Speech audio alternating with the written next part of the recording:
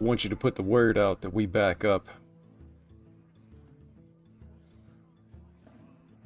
Happy Thursday. Vicious Syndicate report is out today. Going to take a quick look at it, and then we're going to dig into the ladder here. And it actually looks like I've got some kind of an issue. Going to need to correct.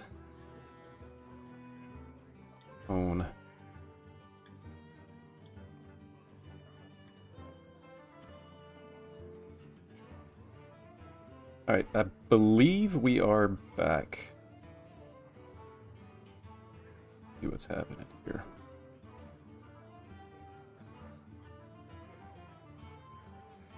Alright, here we go. Back up for real this time.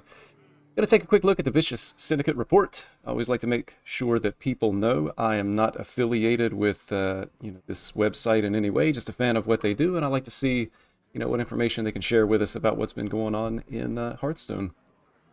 So we're going to take a look. Most recent Data Reaper report. That's vicioussyndicate.com. If you ever want to check this out for yourself, it's actually a really nice tool if you're interested in getting better at Hearthstone. It's also a really nice tool if you're interested in net decking, which is probably the best way to actually be able to play the game. I'm always curious to stop and look and see just exactly how many overall games have been played. This is kind of an indication of whether or not people are getting tired of a particular meta. Of course, this is the first report, I think, since the mini set came out, so a nice robust number here.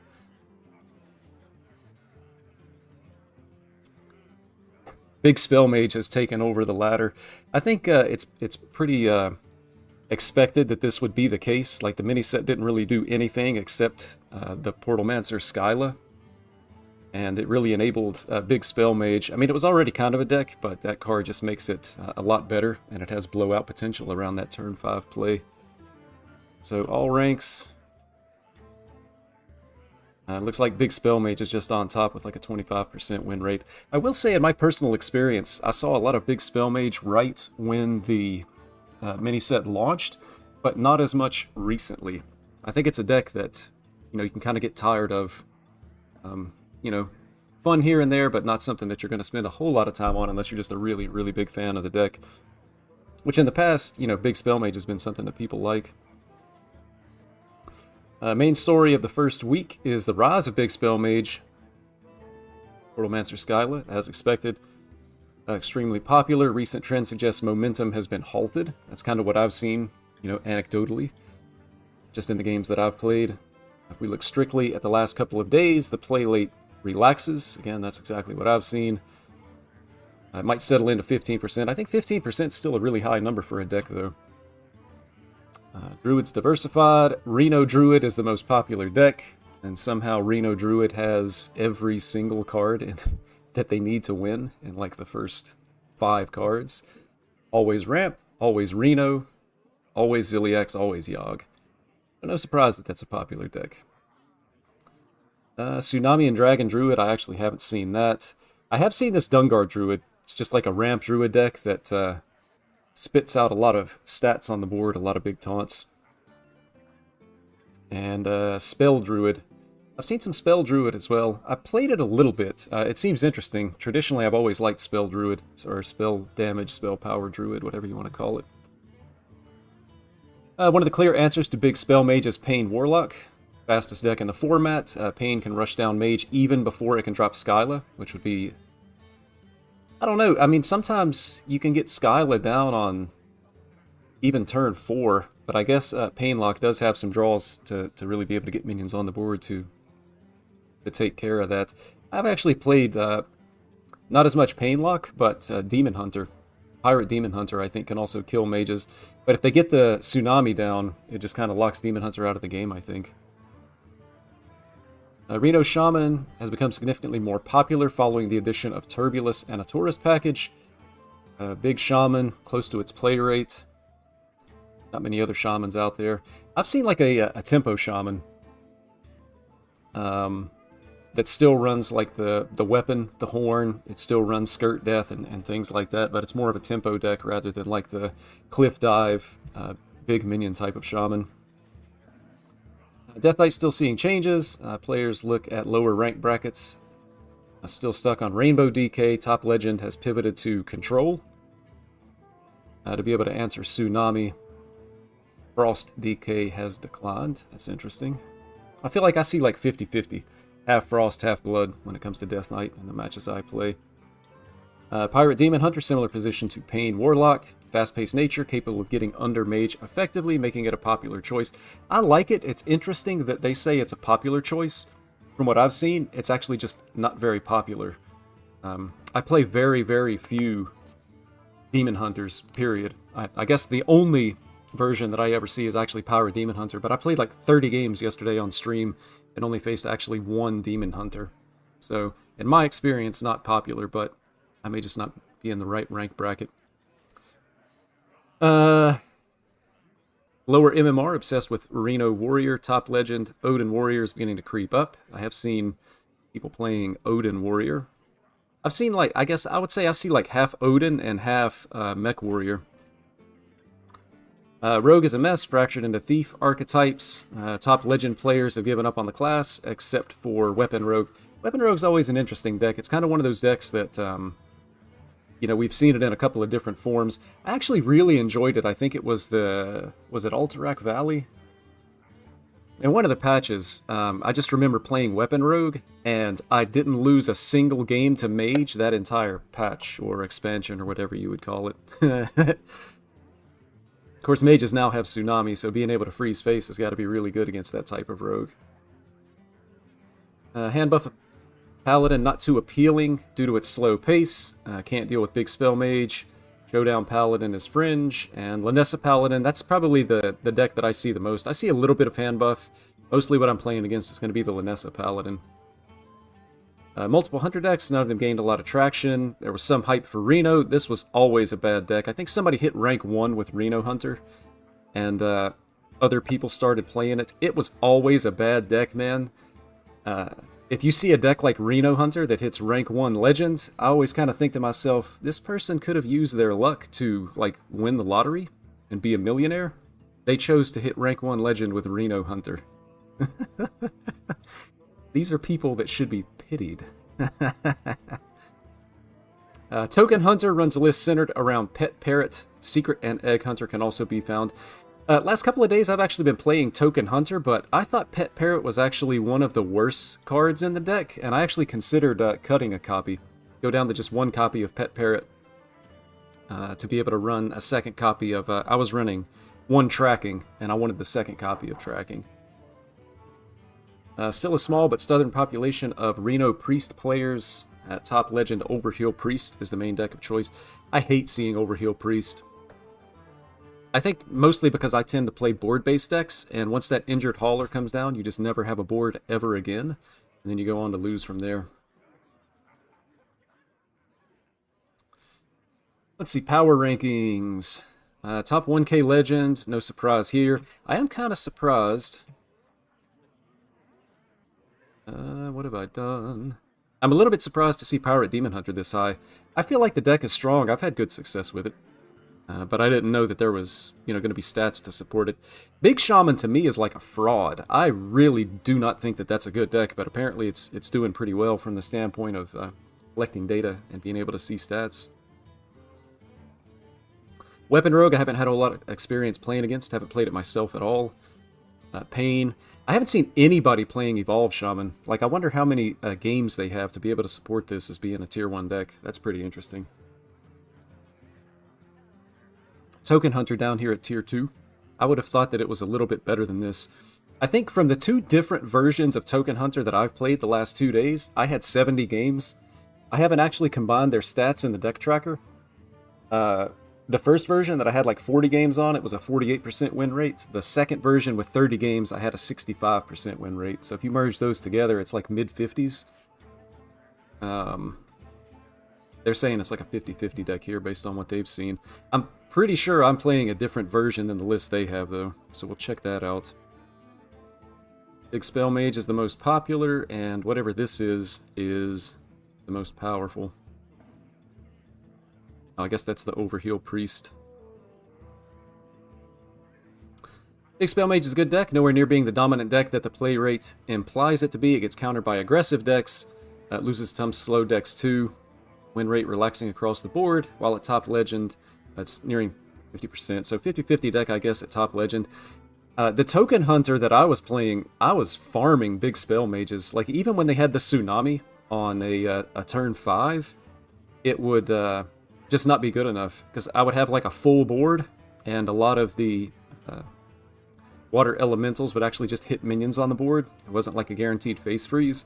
And then if I had down the, what is it, the saddled whatever that gives death rattle to my minions, then they couldn't even clear the board, and I just killed them shortly after that.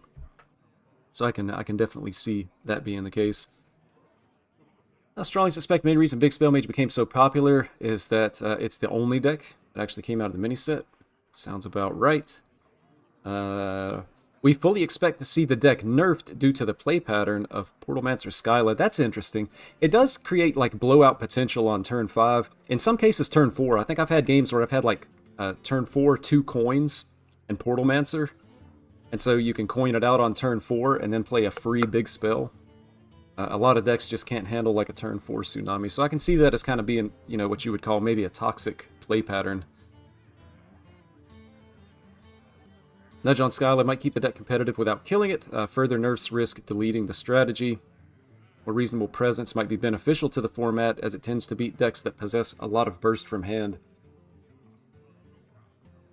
Interestingly enough, I mean, that's the opinion of the people that are writing the report.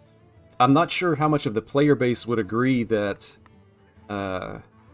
it would benefit the format to have less Big Spell Mage and more decks that possess a lot of burst from hand.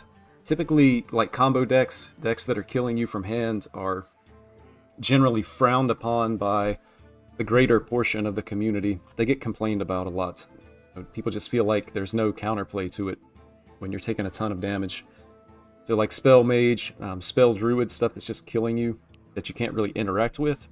I think people get frustrated with that. Not much else in the class. Elemental Mage looked good early on in the format, but it fell off. That happens a lot with tribal-based decks.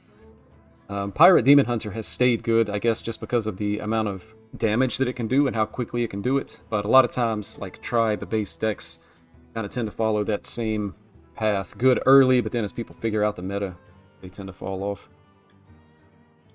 You know, Druid, decent deck with a good matchup against Mage, but hard countered by aggressive decks. I saw that with Token Hunter. I always liked seeing Druids. And then also Pain Warlock and Pirate Demon Hunter give it a hard time. Dungar Druid looks competitively viable with potential to be improved through refinement. Good matchup into Mage, however we don't expect the deck to become more powerful. It also gets targeted by Pain Warlock, Pirate DH, and, in my experience at least, Token Hunter. Dragon Druid unfavored against Mage while performing better against attrition decks. Beating Mage is currently the name of the game. I haven't actually seen in the games, you know, I've played 70 games the last 2 days. I have not played 25% Mages. So obviously, if Mage is the biggest thing holding Dragon Druid in check, the less you see, the better your win rate is going to be. Spell Damage Druid does not look good. It does look fun, though. Has a lot of potential to improve through refinement. We think this deck could be more viable at top legend if it runs Aulonius. That's interesting. New card. Being play. Maybe. Pain Warlock is thriving, just because it's crushing the more popular strategies.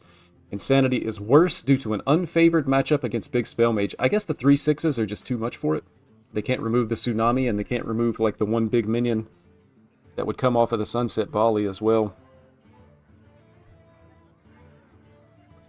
Its general position is quite weak, mostly boosted by the player's infatuation with bad Reno decks.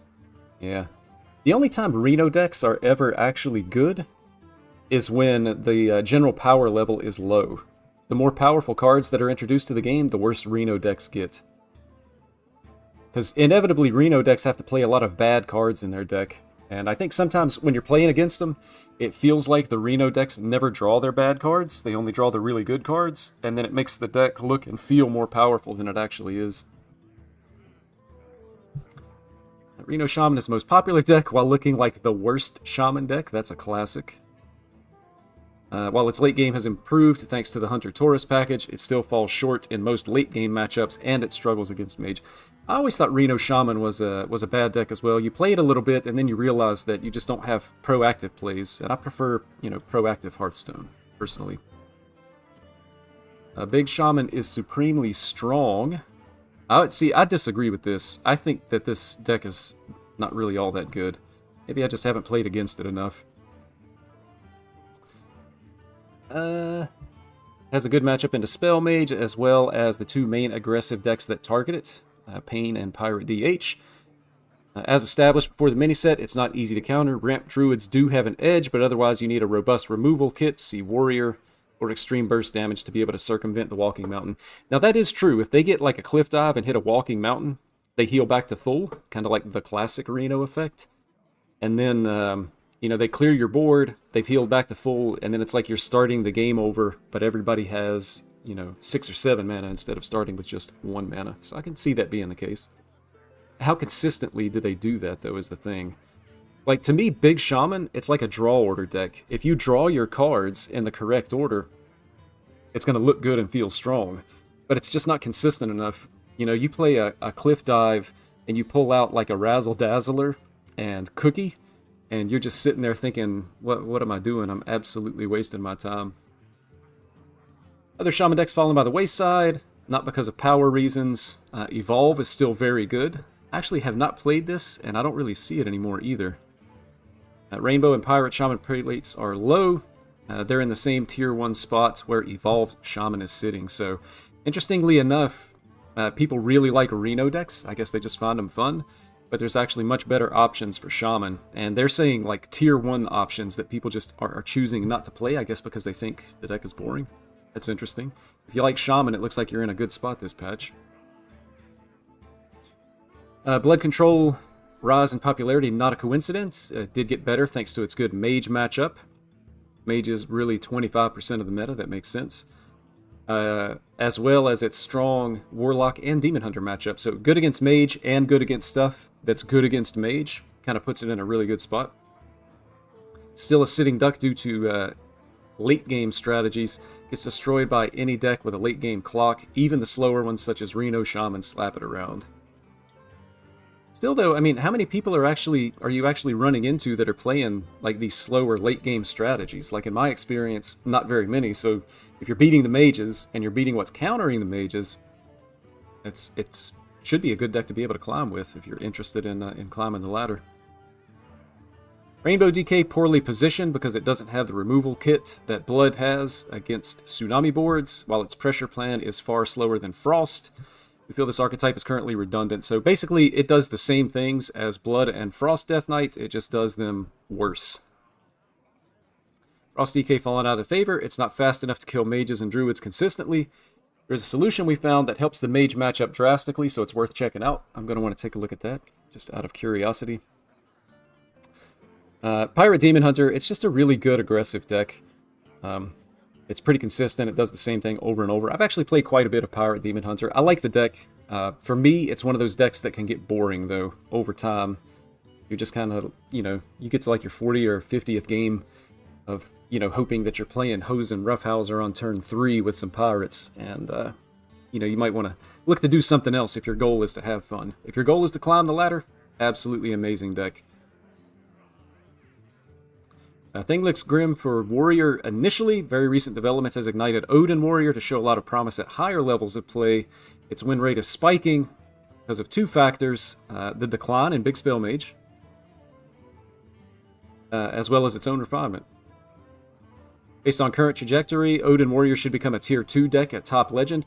I feel like, I look around every once in a while, I'll check out some streamers, and I feel like I've seen more than one person playing Odin Warrior at a really, really good rank. So it's interesting that they're saying that it's a tier 2 deck. I feel like some people are doing really, really well with it. It's sturdy enough against aggressive decks when it's refined. They're saying it can still get a little bit better, while possessing late game lethality that can kill defensive decks. Certainly if you get the Odin Warrior down and you have even just a little bit of ways to generate armor, you can destroy your opponent. And I see some people, they're also going to be running like Ignis, and they'll take the Wind Fury weapon. You can even take like the 1 mana weapon, I think 1 mana can get Wind Fury. Certainly the 5 mana can, I think. But it's pretty easy to be able to kill your opponent once that Odin comes down. But you have to be able to get it down, and it is a 9 mana card. Reno Warrior, biggest punching bag of the format. Free wins for everybody. Second most popular deck on the ladder. But I mean, to me, this just tells me that, you know, some people aren't necessarily playing because they want to win games. They're playing because they want to have fun. Reno Warrior is fun, so I'm going to play it. And as long as you can handle losing, then that's, you know, a good option for you. Every Rogue deck out there is garbage. Rogue is so bad, some of its decks are even worse than Reno Priest. Thankfully, Rogue does have the Tier 1 Weapon Rogue deck. That'll be interesting. If Weapon Rogue is another one of those decks, it's killing people with off-board damage. So, if it gets really popular and it's really strong, you're probably going to see a lot of complaints, just like you would see about, you know, combo decks that are killing people from hand. Again, generally the community just doesn't like decks that are going to be killing folks with damage from hand. Token Hunter, a bit of a sleeper. I'll agree with that. Think of it as another Pain Warlock, Pirate, Demon Hunter type of deck, which rushes down Mage and Druid with great effectiveness. Again, I agree with that. My personal experience was also that Token Hunter beats Warrior, unless they have Chemical Spill Ziliax, which would be, of course, Mech Warrior. I'm also interested to take a look at the list that they have for Token Hunter. I'm almost positive that my list is going to be quite a few cards different. It has some room for improvement through refinement. It looks like a great deck to climb to Legend with. Much like Demon Hunter, it counters Pain Warlock thanks to its damage output. I'd agree with that. It does counter Pain Warlock. Token Hunter loses hard to Demon Hunter, though. Demon Hunter, you know, possibly they just clear your board like with a Hot Coals play, and then you're dead in the water. You know, they can go wider, more quickly thanks to the locations. It's just a miserable matchup. Honestly, I feel like Token Hunter into Demon Hunter is probably like a 90-10 matchup. It really is that bad. I've actually never won from the Token Hunter side. Drops off at higher levels of play. We're a bit skeptical of further traction for the archetype. Aggressive decks struggle to see play when they're deemed redundant, even when they are genuinely strong. And they're saying that's happened recently with these decks. Reno Hunter was overhyped initially, but has come back to earth. Again, Reno Hunter was always a bad deck. It struggles against good decks. Secret Hunter is strong at low ranks. Egg Hunter has stagnated after the launch of the mini-set. Egg Hunter is an interesting deck. I don't play against it all that much, but sometimes it absolutely blows you out of the game. But again, it's kind of like what I would call a draw order deck. Are you drawing cards in the correct order? Like, you get your egg down, but the minion that you get off of the egg death rattle makes a really big difference. It's kind of like play your egg and then see if you win or lose. Just like Wishing Well Rogue, you know, you play your Wishing Well, you play all your coins, and then you see, okay, did I win this game based on what the outcome is? Handbuff Paladin in a weird spot. It loses to Mage and Druid. Players are disinterested in the deck, yet it maintains reasonable performance level thanks to the rest of its matchup spread. Lanessa Paladin getting better each day thanks to refinement. Initially looked unfavored against Mage. That matchup is now even, and it looks like it's going to continue to get better. Fun deck. This has some like power turns too, like Pipsy. Sometimes it pulls like Ziliax, the 4/6 with Divine Shield, and the Titan, and you're just sitting there looking at it like, okay, well, what am I supposed to do now? Overhill Priest, quite strong. It's also really frustrating to play against. I'll be happy to see that deck rotate. Fortunately, I feel like people have gotten bored of this deck as well. Reno Priest is not the worst deck in the game. Apparently, a lot of the rogue decks are significantly worse. Let me get into the decks here. I think this is probably like a well-established deck at this point. They're suggesting Cult Neophytes. King Tide. Just keep in mind, if you're playing King Tide, you're going to want to do that. Oh, finally, Dark Mode works. Dark Mode doesn't work on the main page. Just remember, if you're on coin, do not coin out King Tide, because you're going to be having like a really, really bad day. Alright, this looks absolutely awful.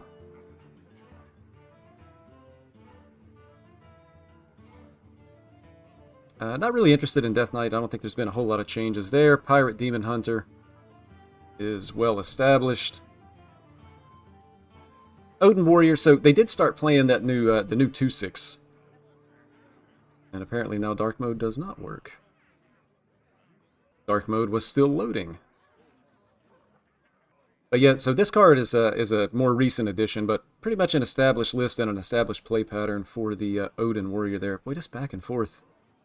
I don't know why Dark Mode doesn't work on their main page. That's tough. Weapon Rogue, that's interesting. I have played against this, I think, one time. The Swarthy Sword Shiner. Set the durability and attack of your weapon to 3. Probably times when you don't want to set the attack back to 3, but getting the durability back up to 3 seems like it could be pretty good in a lot of cases. Again, this is just a pretty straightforward deck. You need to hit a weapon, and you probably need to hit the Sword Shiner to be able to get your durability up. Also, are they playing the, what is it, the Guitarist? They're not. Sharp Shipment, so you have 2 options to be able to add durability to your weapon, which you're probably going to need, and then you have a lot of options to be able to give that weapon attack. Stick Up, man, it just allows you to high roll, like you get the removal or the healing that you need. And then, of course, Deafen, so that taunts don't really affect your deck. I can see why this would be strong. I'll end up checking that out at some point and trying to play it. I was interested in Token Hunter in the list that they're running. So differences from what I was playing. The Gorgon Zormu, that's interesting, but I don't know. Sometimes it feels like maybe you don't have time to actually play the cheese. I tried Mixologists. I did not like them. And I also had Grifta, and it felt like it just wasn't good enough. Like when Grifta was good, it was really good, like game-winning good. But a lot of times it was just dead in my hand. If you don't have a very specific need for the 6 damage to finish your opponent, or the mind control, it's just kind of like a 4/5 that doesn't really do a whole lot. Plus you submit yourself to RNG with both of these.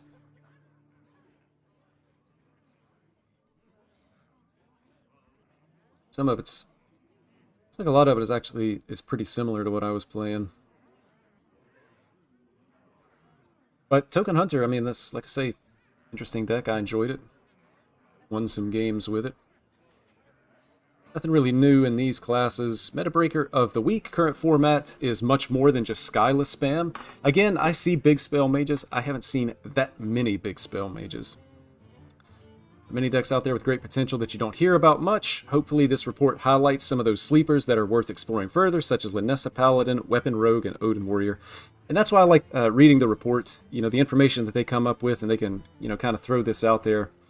And if you're unfamiliar with the Vicious Syndicate Data Reaper report, I think a large enough portion of the community reads this that their report does actually affect what people are playing. So I definitely appreciate all the work that they do when they put it into this. And again, as I mentioned earlier, getting started, I'm not affiliated with Vicious Syndicate anyway, just a fan of what they do. And then you can see down here the people that are responsible for the Vicious Syndicate report. So shout out to these guys. They do a lot for the community, and I put a whole lot of work into this. On a side note, I have always wondered, is this the same guy? Are they brothers? Are they twins? Like, is there one guy that put his own picture, like 2 different pictures up here twice? Surely they're brothers or twins or something, but every time I look at this, I'm like, that's the same guy. Like, they even have the same head tilt. Like, maybe they just rotated the picture horizontally on one of these. Pretty interesting. But yeah, shout out to these guys, man. They do a lot of good stuff for the community.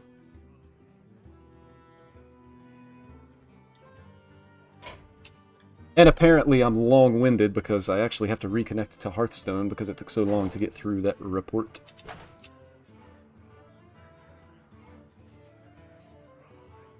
Man, the Hearthstone client is like the buggiest it's been in a long time. Like, I can't even open my friends list. Why does it take so long to open the friends list the first time? Who's feeling me on that one? Also, why do I not have any friends that actually play the game? Maybe that's not a bug, but a feature. But man, I get like, you know, freeze-ups and slowdowns and stuff in Hearthstone that I haven't had, and it just started within the last few weeks. I don't know what they've got going on. Take a quick look at the deck here. So this is Galactic Projection Orb Mage. So really it's almost just like a different version of Big Spell Mage that's going to be running the big boy down here.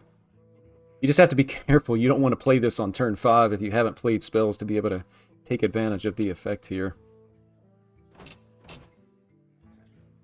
But I'm in the mood for a little bit of silliness, a little bit of foolishness today, so we're going to check this bad boy out. So I actually played one game before I started the stream with this deck. I queued into Pirate Demon Hunter, and I thought, well, you know, that's great. I basically just queued into a loss. And I actually won the game, but I think it was entirely because my opponent misplayed. So I played like Instrument Tech on 2, and they're doing pirate things. I equipped the weapon. I was on the coin, and I created a coin with the metal detector. So I played turn 4 Norganon, and I had 2 conmen in hand. So I played turn 4 Norganon, turn 5 Norganon, and my opponent totally overreacted. Spent 16 damage killing Norganons, while I'm like making their cards more expensive. And I think on one of them I used the deal 5 to be able to remove a really big treasure distributor. And then I ended up winning the game once the tsunami came down. And Glacial Shard also helped out in that matchup, just being able to freeze face for a turn. So I would still expect that this deck is bad against Pirate Demon Hunter. Kind of like the more popular Big Spell Mage. But sometimes, you know, when people aren't used to seeing cards like this, they can overreact to it. Because at the end of the day, if this sticks and you can deal like 20 damage and potentially copy it with a reverb, maybe people are just scared of dying, I don't know.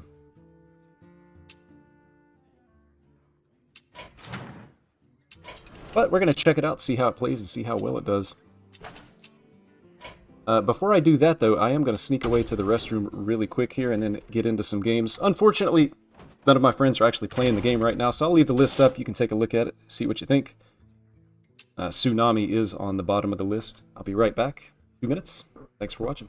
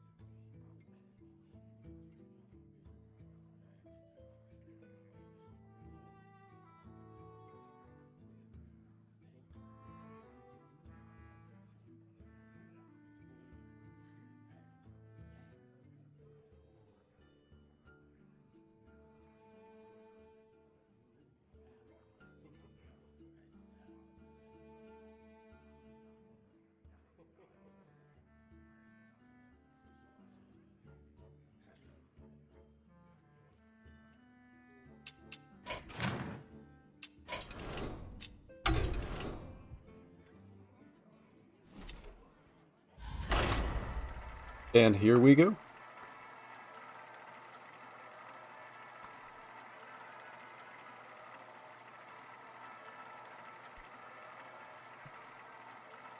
Intergalactic, planetary, intergalactic. Easiest copyright strike of my life. Khadgar versus Malfurion. Because I sound exactly like the Beastie Boys. Behold the magic of death. I think I keep the King Tide Tsunami here. Obviously, I don't want to coin it out, because that would be a massive error.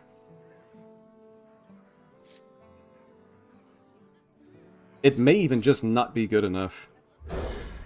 But just the fact that we have it, it's going to be a really strong turn 5 play for us. I think we go ahead and keep it here.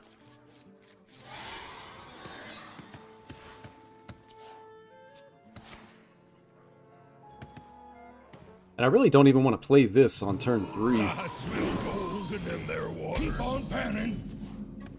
That is unfortunate. They're going to be drawing quite a few cards off of this. They may even play the other one. If they do, I probably just have to coin the Rising Waves. I smell gold in their waters. It's bad enough that they've drawn this many cards already. Keep on panning. Keep on panning. So I think I just have to shut down their card draw here as best I can. So we'll go turn 3 Watercolor, King Tide, and then I want to make sure that I play the one on the left, the expensive one, because that other one is going to get cheaper. Just need to not top deck, which I didn't, so that's fine. Zephyrus in hand, so we can create some shenanigans.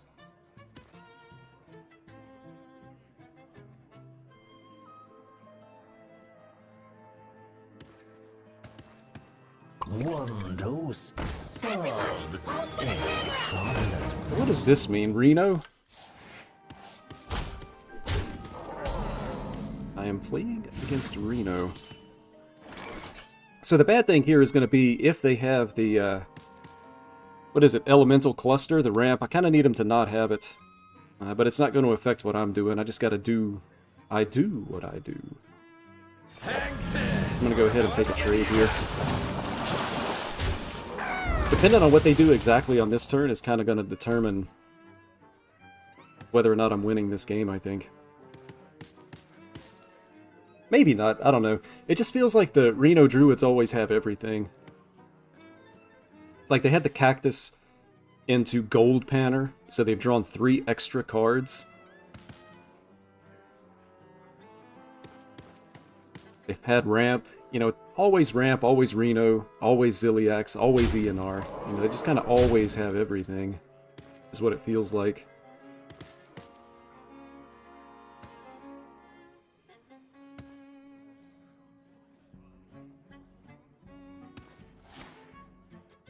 Under the Stars.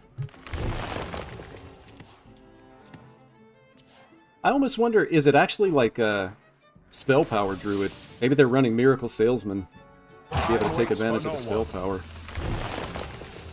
And they just draw a ton of cards. Okay. So we see that is not the case. It is Reno Druid.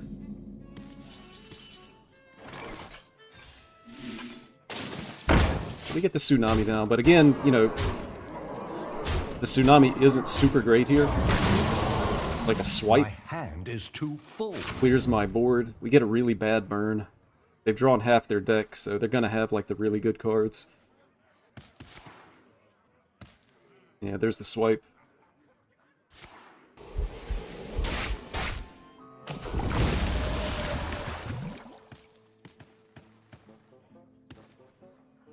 The interesting thing here is that the Norganon is gonna stick though, right? Norganon sticks.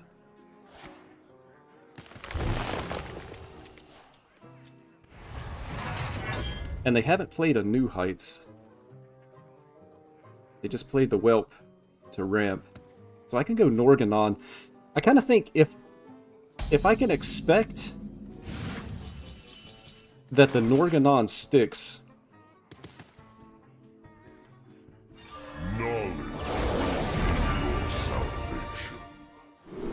What do I play here? Like, this is actually better next turn, I think. Just take the one random secret. Maybe it's enough to throw him off.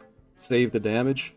Because potentially, like, if it survives a couple of turns, I've got a Tsunami next turn.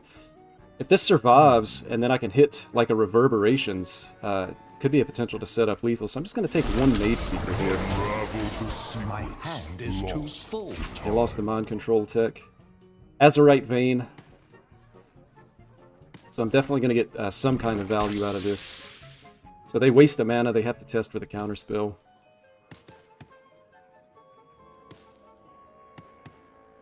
Next turn, I play Tsunami and make their cards cost 2 additional.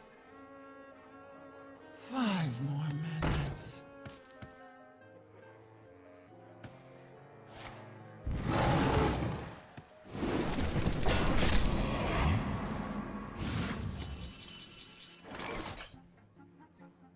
Seems pretty straightforward.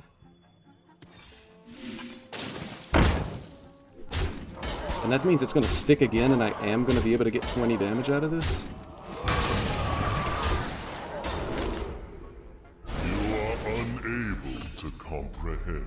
So now we're going to let our opponent see what it feels like to have, like, the opposite of ramp.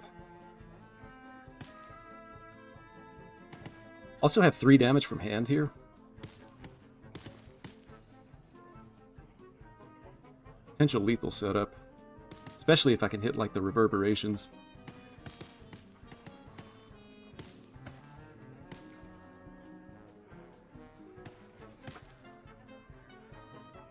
Deal 20.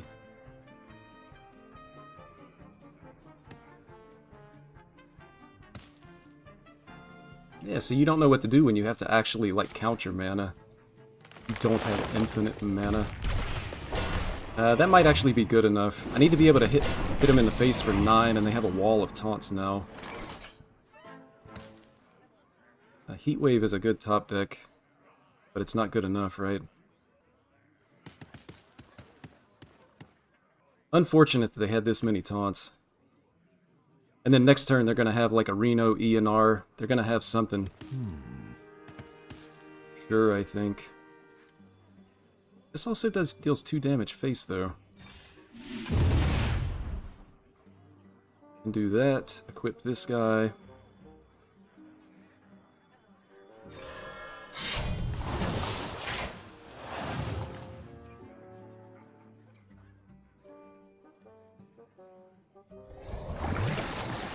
Think quickly!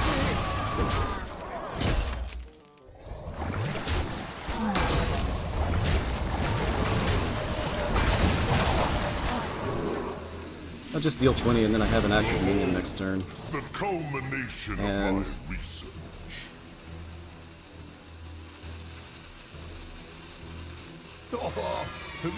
I'm gonna take the hero damage off of this, I think.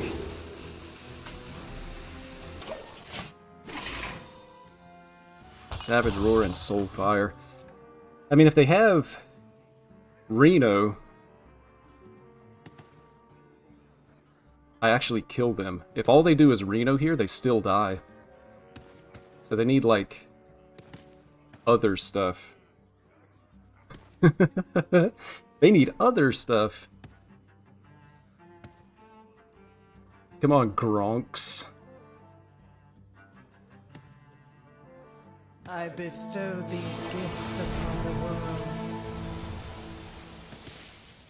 If they just heal the full, I still kill them, right? With the Savage Roar? The virtue of the wild. Looking for a standoff? Careful! It's against The Reno decks always have everything, man. It's so disgusting.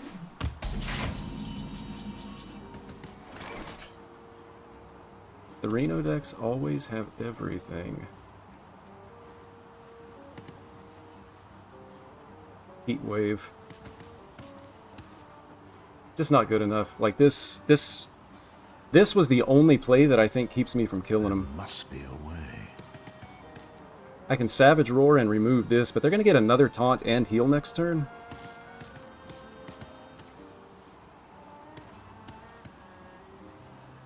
I'm actually kind of close to just being dead. I'll give it one more turn, but this is kind of looking like a concede.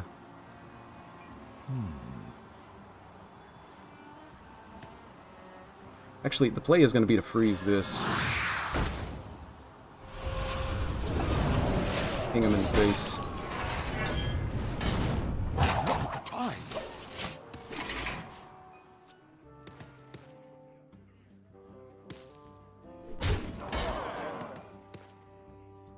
No. Top deck New Heights. That's actually good for me.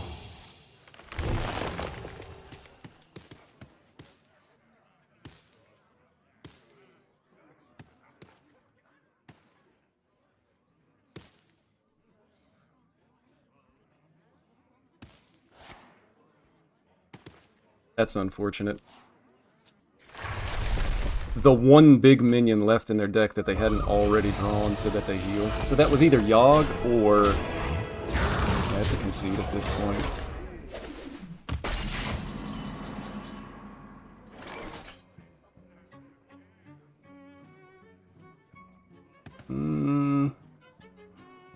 I should really be giving up here.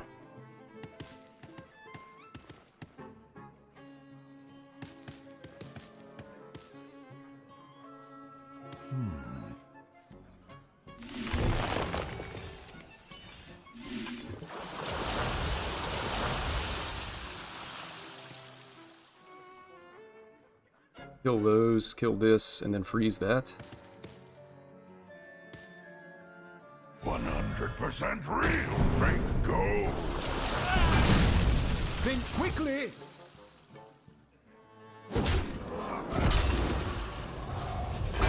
You can just ping this and save my freeze. Still not great though. If they don't play Aviana, I might be able to win through fatigue. But I'm also at 10, so I just die to like the gem tosser here. It's probably a game that I'm going to regret not conceding 5 minutes ago when they had the ENR Reno turn. The classic. The future will not be lost. Top deck the boy. Relaxation for all, and all. Got a lot of potentially bad draws here is the thing, but I kind of have to go for it, I think.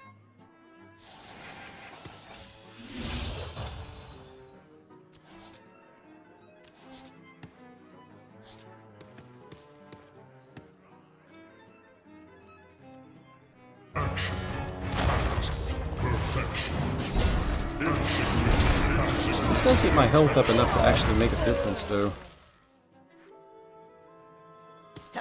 To perfection. Draw the weapon. I'm going to equip the weapon and swing here, even. Think quickly!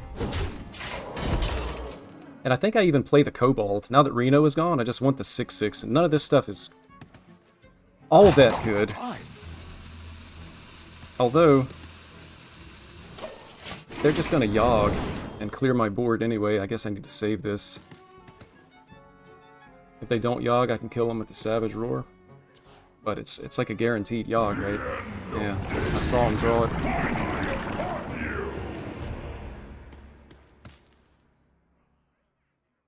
Pyroblast face.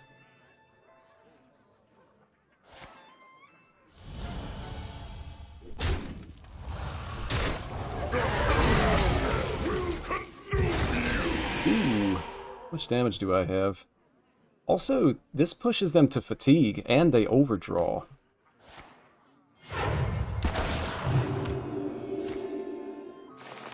Oh, they don't overdraw, and they clear board. Fortunate. I only have 10 damage.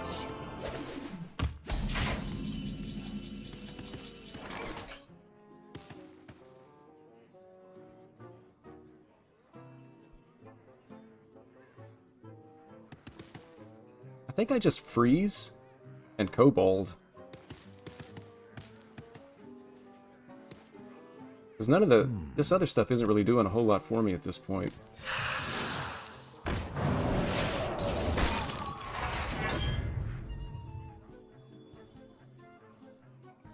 I can even kill this and get a coin for an extra legendary. Quickly! I think I like it.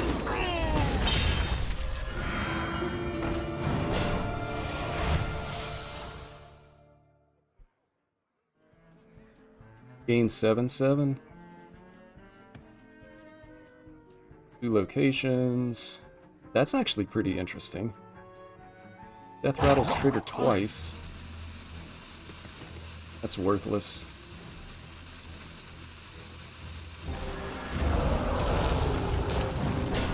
Let the Badlands burn.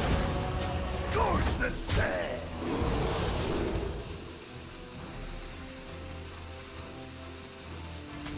Damn. I missed the damage, I roped the turn. I waited too late. This probably wasn't even the best pick. I've got a lot of like bad minions that I can get off of this. But Reno's gone, Yogg is gone, ENR is gone. They don't have Gem Tosser. If they don't play Aviana, I think I'm winning this. I think I'm losing this. It might still be okay, though. They don't have any more swipes. I can buff the board. 9, 10, 11. Guess they can remove with this.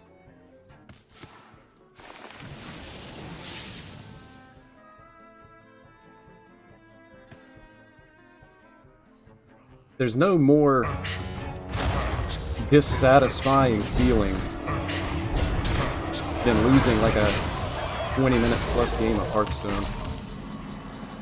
Ziliax was their last good play. I actually draw nothing here. And the rest of this is trash. I don't think that the locations do anything.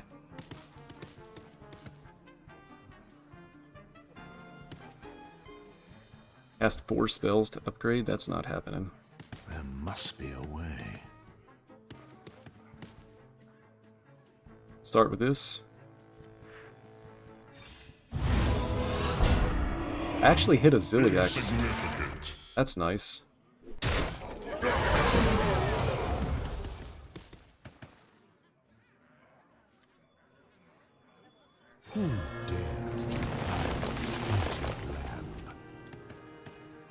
Scorch the sands!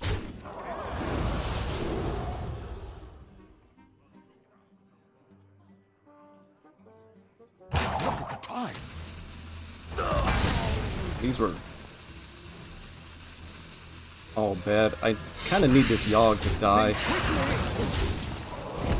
Because I don't want him to steal the Ziliax.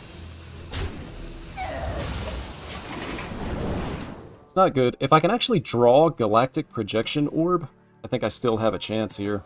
But they're going to steal the Zilly, trade, and then punch me in the face for 14. A little light on cards here. It's been a lot of emotional ups and downs this particular game. Probably mostly downs. I'm out.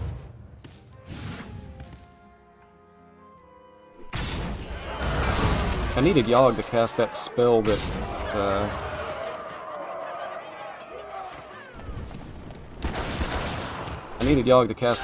makes them draw a bunch of cards so that they die to fatigue. A Sleet Skater is a good draw here as well. Like, I can just ping the Yogg, freeze this for a big heal. Stay alert, my children. Danger.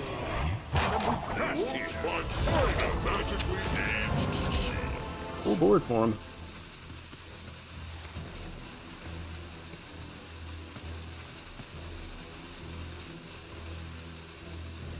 I can play this and ping it, but it only leaves me 9 mana. What's the chances? How many of these can I get? It's my only choice, right? Like, I gotta do something.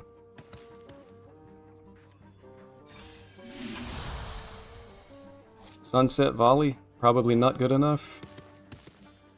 Definitely not good enough.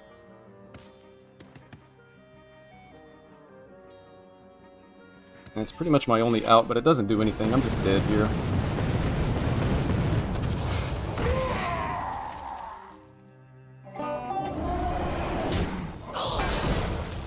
Unfortunate, man. The Galactic is bottom 9.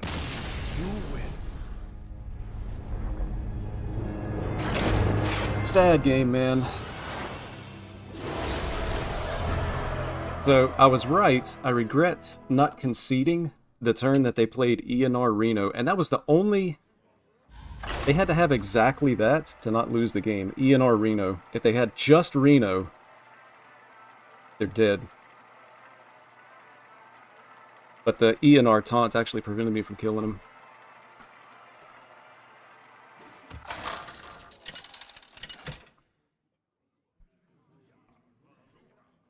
Lady Prestor versus Saranoyo.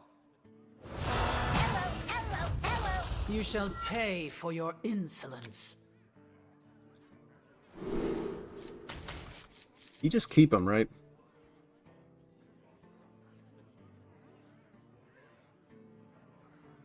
I'm already going to have a coin in hands, and if I can hit like a metal detector, I can actually get it out on turn 4. I have the metal detector, Paladin is going to be playing minions, so I'm going to have a turn 4 Portalmancer Tsunami. Most likely.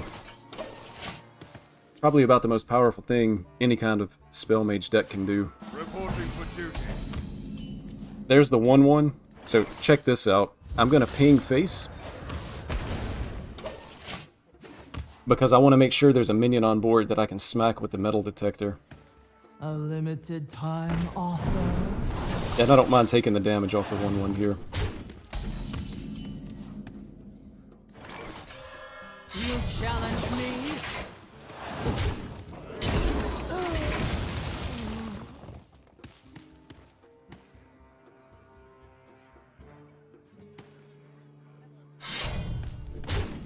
Yeah, I'm gonna freeze their face as well here.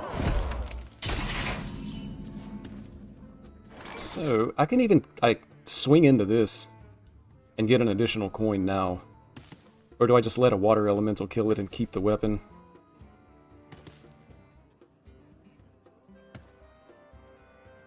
I mean, I probably want to save the weapon Whatever shall I do? swing.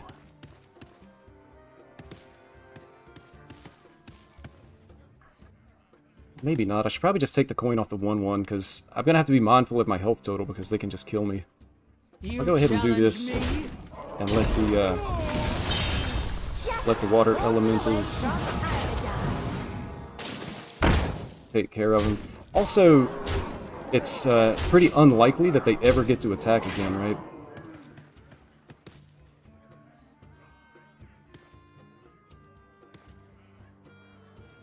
May have gone slightly overboard on the size. They actually weren't dead here.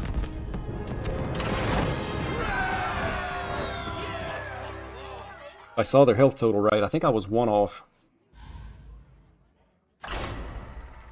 They were close to dead, though. Also, I can't really call it Galactic Orb Mage if I never draw the card.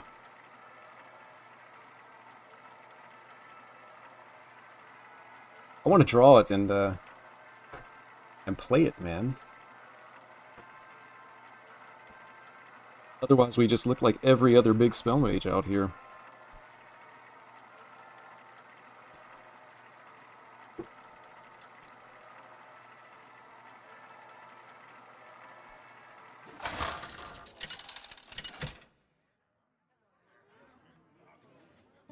Khadgar versus. So this should be a really bad matchup against Pirate Demon Hunter for the deck. Now! Behold the I don't even think I can keep the Portalmancer. I need like earlier stuff, because if I'm just waiting for turn 5 to do something, I'm gonna already be dead.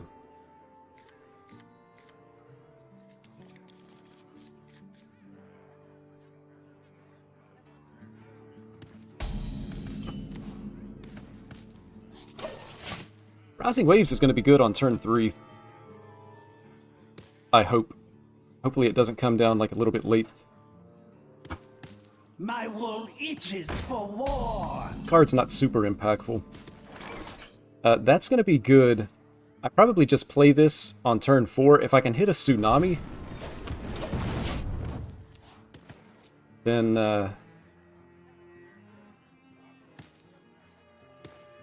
it might actually just win the game. Kind of regret pinging this now.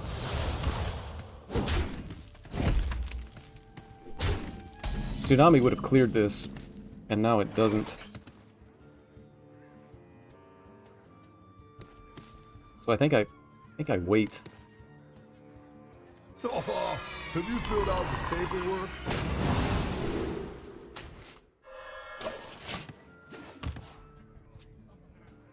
Probably don't actually make it to turn 8, and this is going to be near worthless. That means they do play Quick Pick, but there's not a whole lot of value in destroying the 1-attack weapon.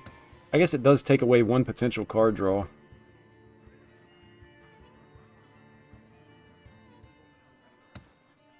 Good hit! My turn! Here's the Roughhouser. So that trade is really good for me, because now Rising Tide is actually going to clear the board. Actually, I take that back. It does leave up this, but I still need to get rid of the Roughhouser. And it damages face. Other option is King Todd into Galactic Projection Orb, but I haven't actually played any spells, so that's going to be a no-go. Observe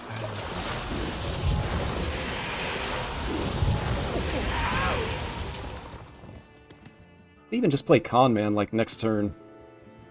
They have a board full of one-attack stuff. Also got potential for like a star power. Package tight for treasure trap. Prepare to take off. It looks like it is going to be a Con Man, though. Like, I clear their board, they take damage, and it's going to leave me with a 4-2.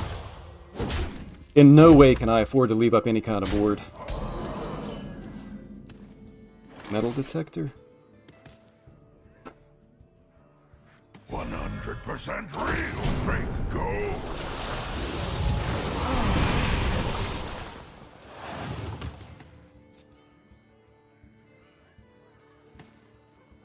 I need them to have a weak turn. Like, if they have a Paraglide turn, I don't even know if they're playing the Paraglide version, but if they waste a turn...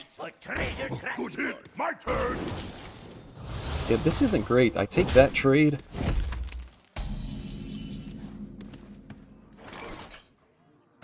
Heat Wave.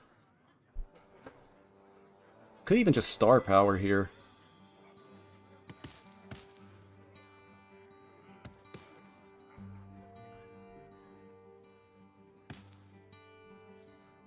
Heat Wave, weapon, and swing into this, take an additional 2 damage. How likely is it I die from that? I guess it's really bad in the event of... There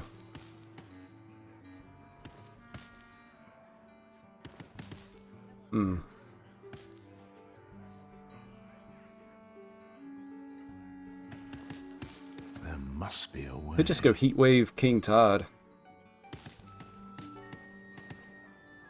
Because that would allow me like a Twisting Nether next turn. Take the trade.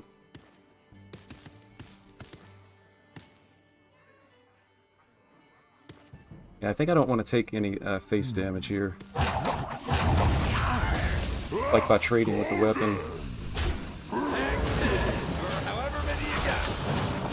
And then this also means that they're not going to be able to do like some like Burning Heart type play or something like that.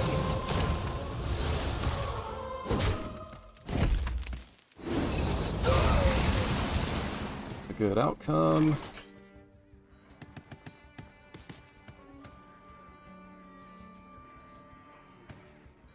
I can Twisting Nether, and then that kind of has me set up for Star Power on a different turn. Also, Twisting Nether is an 8-cost card, which would be better in the Galactic Projection. Another option would just be to freeze this. But then if they attack, I take the face damage. I guess I'm not going to be taking as much damage as I'm healing, though, by playing the freeze. It's kind of weird to not play a spell, though. But the tempo King Tide was probably still just correct. 5. And it's still a net gain in health. Time.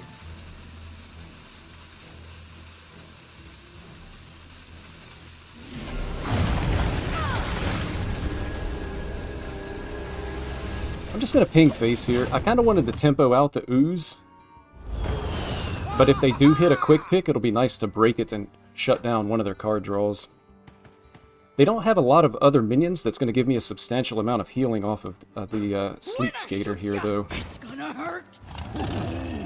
I'm flying. And the damage is continuing to trickle in, but my opponent is, like, out of cards. There's a Tsunami. I could even take just 1 damage. I take 1 Star Power to clear the rest of the board. That puts me at 13. My opponent's only going to have 2 cards, and I'll be able to coin Tsunami next turn. And reflect. Think quickly!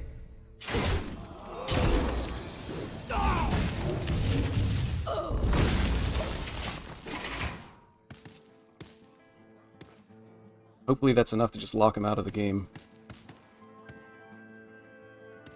Hide behind your servants. I will still fight.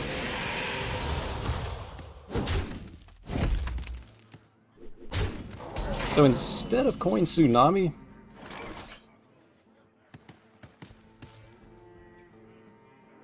almost feels like I need the Sleet Skater here.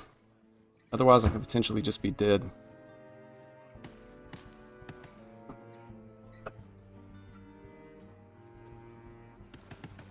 There must be a way.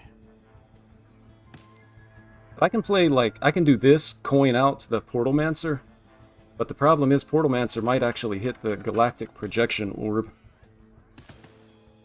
I guess if it does, it's not a problem. I could still play, like, the 10 mana Tsunami next turn.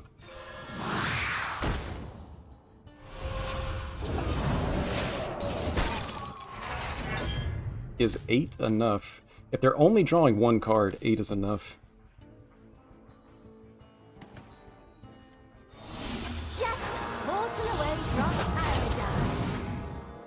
Okay, it actually did hit the Tsunami, so I just need to not be dead.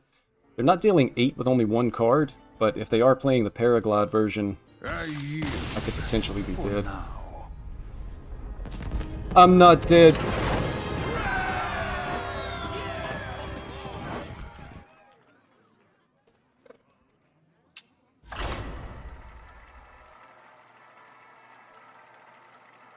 That was the sound of my opponent rip in pieces.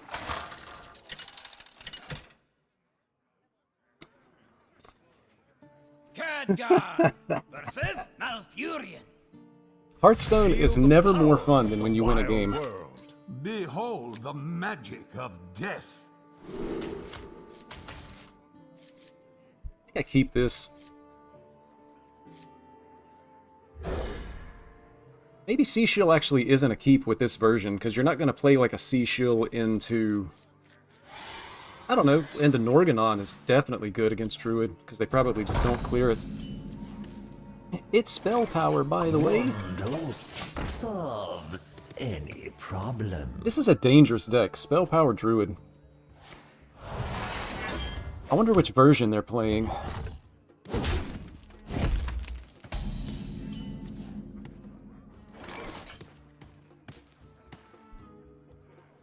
And is it worth it?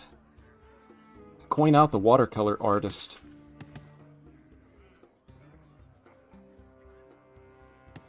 I kind of think it is. Get the Tsunami in hand and start reducing the cost. Observe and reflect. Just use more.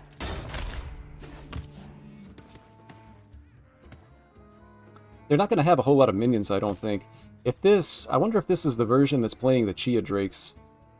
Or if it's the Owl version. This is kind of scary right off the bat.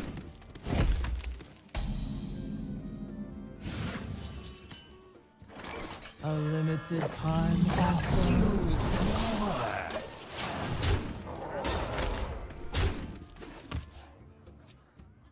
So next turn, I can just, like, equip the weapon, punch them.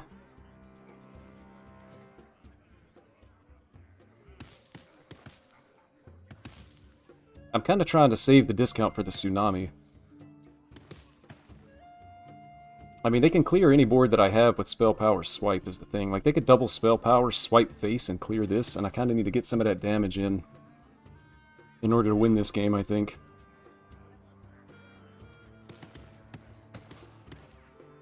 So I kind of need, like, either rogue cards or neutral cards in order to save that. But I'll be able to play it on turn 5. So it's still, this line still gives me a turn 5 Tsunami, so... Turn 4, just equip the weapon, punch face most likely, and to turn 5 Tsunami. And if they don't clear here, then I'm actually able to push, like, 11 damage.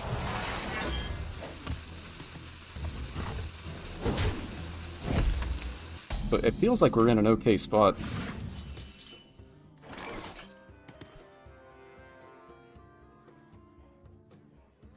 I mean, I just do it, right? They can still double spell power swipe the King Tide. How does the damage work? These guys are all going face. Just use This would set them to 12 and they just die to the tsunami next turn. If I play the King Tide, they can swipe the King Tide, but that's their entire turn.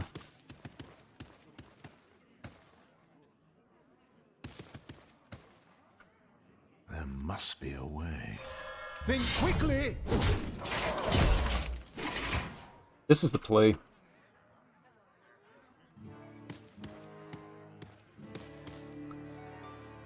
They need to, like, swipe and hero power to not be dead.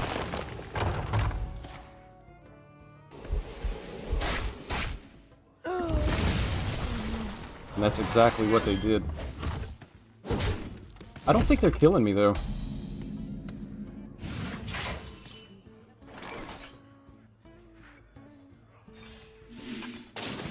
Quickly! Alright. They're at 1 health. Already got the weapon in hand, so I've got, as of right now, I've got 4 from hand. So they either need to kill me, or they have to deal with the board and heal. But I don't think they're killing me with the amount of mana that they have. They would need, like, double funnel cake.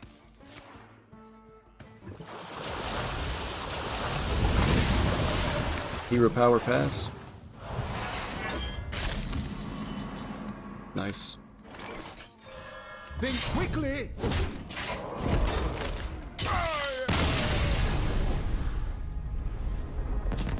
The rare game where King Todd is not the right play.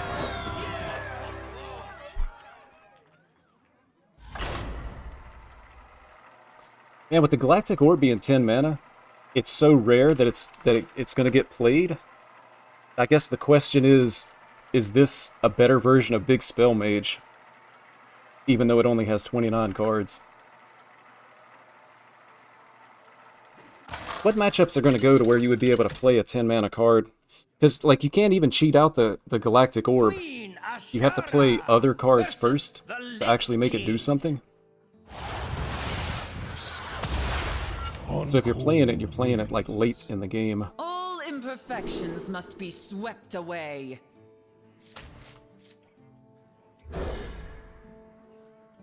So against maybe Warrior, some Druid games,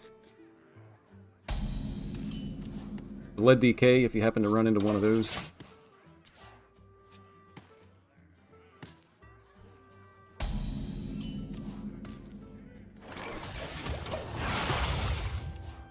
So this is either Mining Casualties or Dreadhound Hunter. They always have one of those. Those cards are so good. They either have nothing or choose to play nothing, which is interesting. A limited time offer. Let's get the Sea Shield down. If I can hit like a Norganon.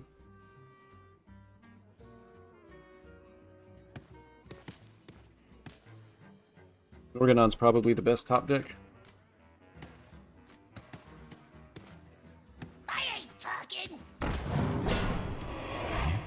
Aren't you impressive?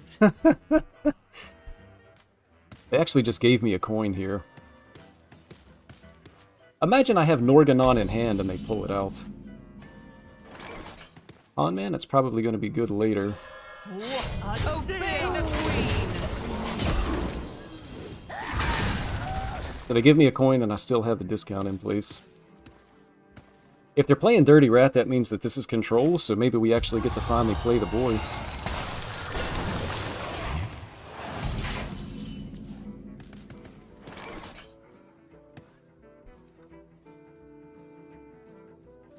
I think I'll just go ahead and clear these. I need to start packing spells into the Galactic Orb, because this is where we're going to have the fun in this game, is playing this guy.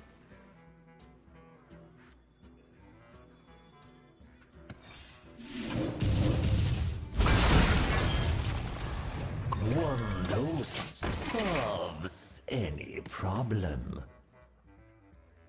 Star power in the con man. 100% real, fake Aren't you gold. impressive? So they had a good rat on that one, but I guess their thinking is, you know, maybe they don't realize that we're playing like a Galactic Orb style deck. So they're trying to hit maybe like a King Tide and a Portal Mancer. But I mean, it's kind of risky to play this. They played the first one and they knew that we did not have... Golden! Obey the queen!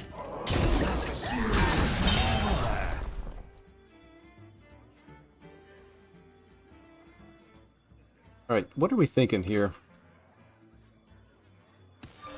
For the Norganon. It's definitely not damage. I mean, one Mage Secret doesn't really do a whole lot. This buys us like one turn, I guess. We can do Secrets the following turn. And then if we get to the point where it's still on the board, extremely unlikely, You are unable to comprehend. then we can Reverb and kill them with the 20 damage. What are the chances? Probably not very good, right? I don't think they're removing it this turn, though. See what they've got. Death Strike is 5 mana. Catch my hounds! 3 mana, this guy isn't great. And Threads isn't enough, right? Clears everything else.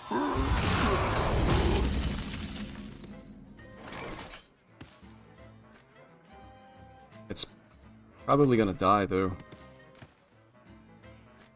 And Reverb for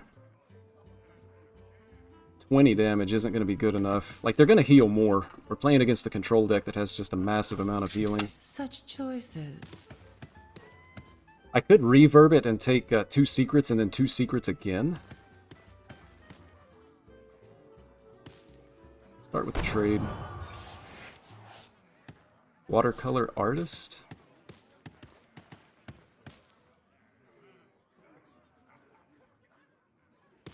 I can save the Reverb for like a Yogg or, you know, something on their side of the board. So I'm just going to play the secrets here.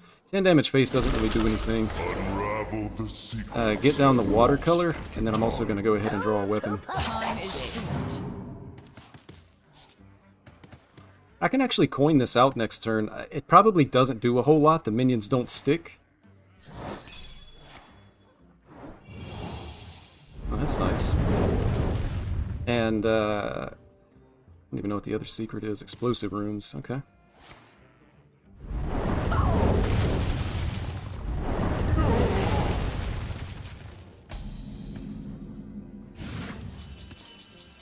I coin it out onto an empty board. They take 12. And then it also packs the spell into the projector. Anything else that I do is just going to be like equip the weapon and basically do a whole lot of nothing. So this is kind of the only play that I have here.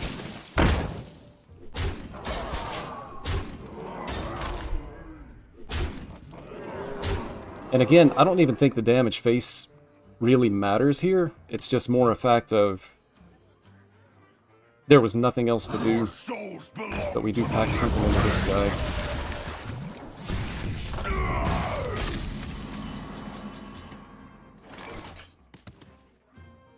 And again, I kind of have nothing. Do I ever just coin this out? I probably want to wait for maximum value for that.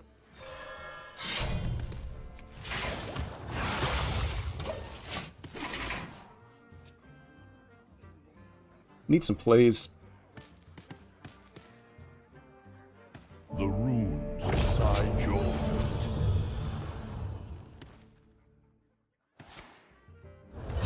Unholy, symbol of death. So I think I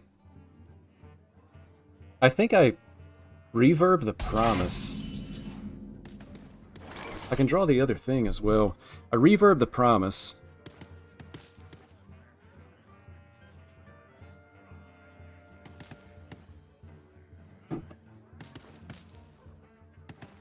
And then I can actually clear their board.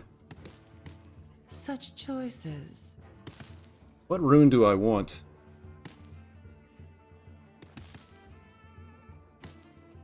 Alright, take the Reverb here.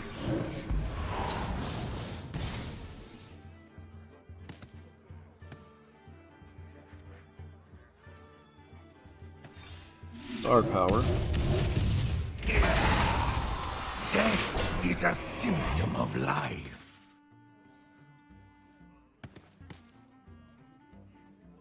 Vaulted Magma. Time is And then I'm going to take Frost. That way I save the spell damage for the next turn.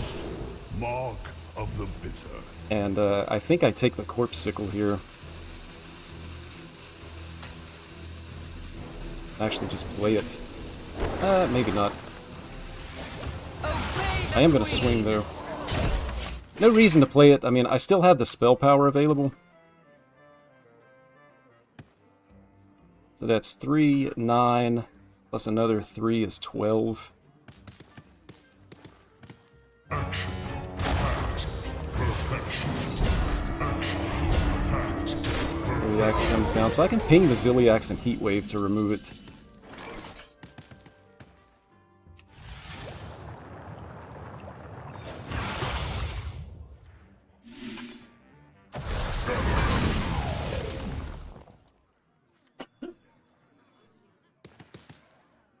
Let's get down the Marin.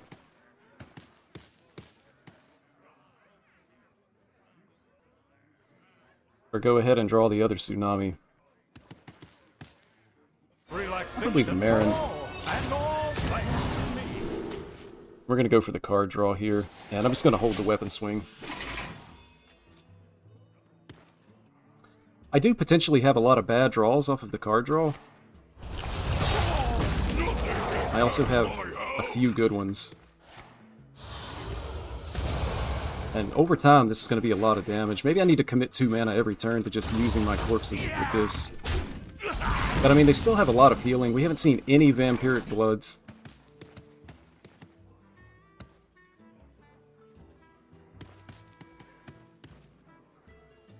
Probably just play it. Again, packing spells into the Galactic Projection. Other option, draw. It's not a whole lot of super compelling stuff that I could hit, though.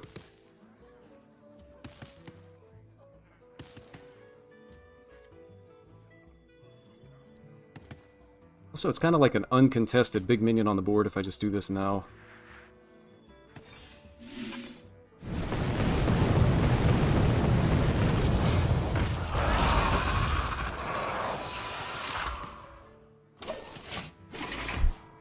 So they're still going to have Yogg to like mind control something like this, which could be bad. Peak of the Devil.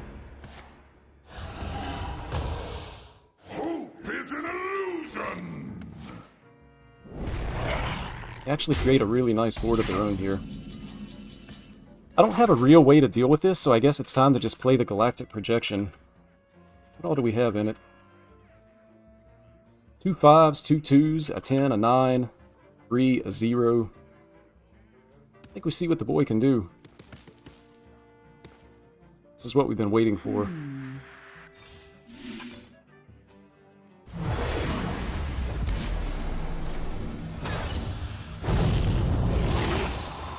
Reverb Yogg? Come on, man. Reverb the 1/1?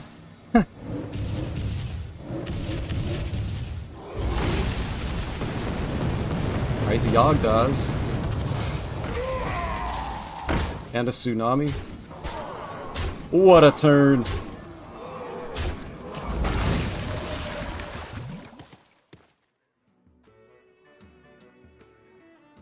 I ever coin the Corpse Sickle here?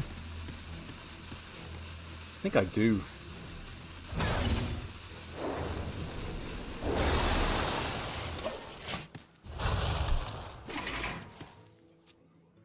Alright, so they need to address the board and heal. They should have second Soul Stealer. Obviously, they have a lot of corpses for Corpse Explosion.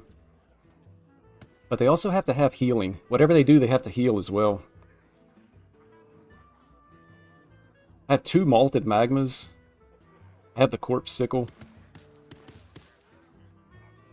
And also potentially hit like a immediately playable Tsunami with the Wondrous Wand. I definitely have the potential to deal a lot of face damage here. Alright.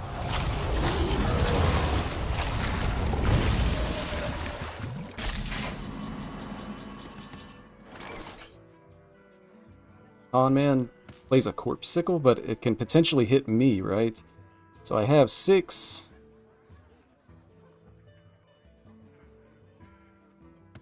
Then I only have 8 mana left. Close, but no cigar. A conundrum. 16 cards left. Tsunami is just lethal. If I can hit it. I guess it's time to draw. A lot of potential bad draws. Zephyrus might be able to find a way to win here as well. Double Sleet Skater. Corpsicle hitting face would even put another Corpsicle in hand, though.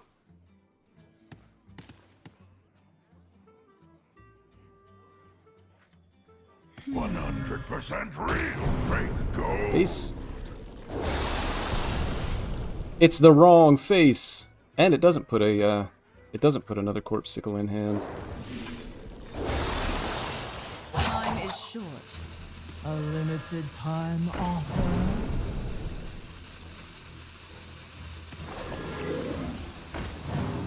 Hearthstone is being mean to me. Oh, it does put a Corpsicle in hand. Okay. End of turn. For some reason, I was thinking it comes into your hand immediately.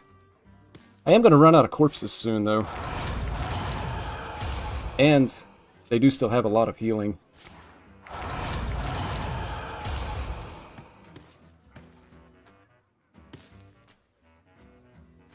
So they have one more Soul Stealer, one more Corpse Explosion. But they're starting to run out of healing now. Have they played both Death Strikes? I think they've played both Death Strikes, but it may have only been one. That's the problem when you turn off opponent deck tracking, but it makes you think more.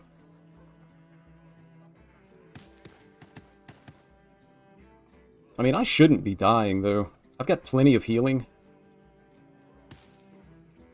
They're going to fatigue first, and a lot of their powerful stuff is gone. I think we're just winning. It might take a lot of time, though.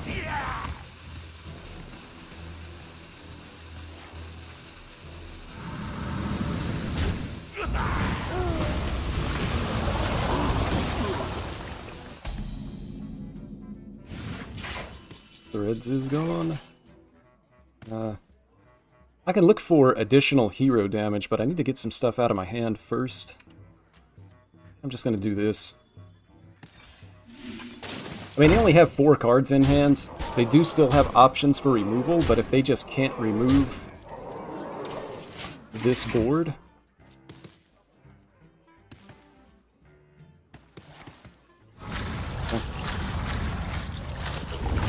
That's fine.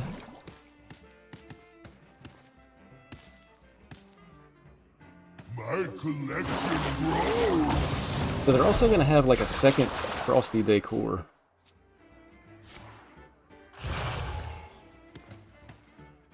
Quartzite Crusher. Really, Foam Render is good. The Quartzite Crusher is good. Sickles. Is it ever time to, Is it ever time to just Kobold? Random legendaries win the game? Maybe not yet. Such choices. Kinda need a little bit of hand space. I think I'm gonna do this twice.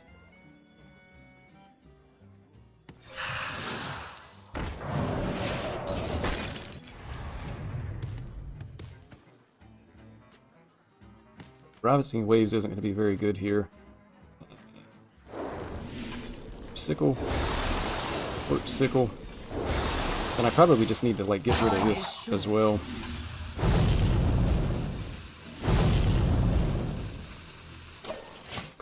A little bit of a lethal setup here.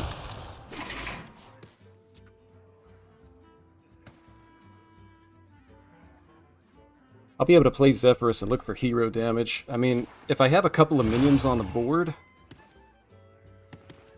I probably should have swung in case they do have the Quartzite Crusher. I mean, I'm basically holding this for no reason now.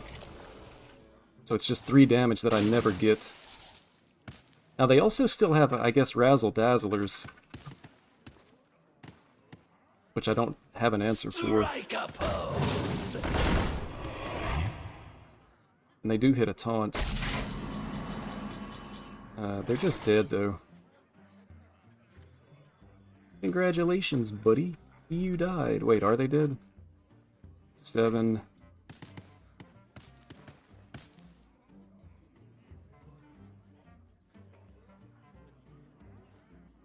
Yeah, they're just dead to the spells. That's 6, and then oh, there's only 2 drinks here, though.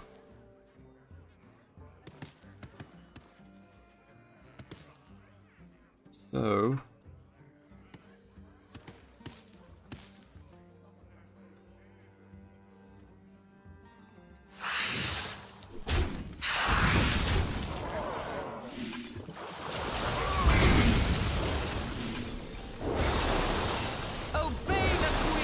there's probably a few different ways to do it, but we'll do it like this.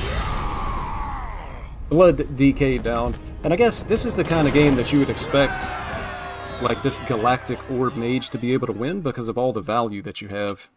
Blood DK just kind of runs out of stuff. They have a lot of healing, but they don't have much of anything else. And that sets us to... where we at now?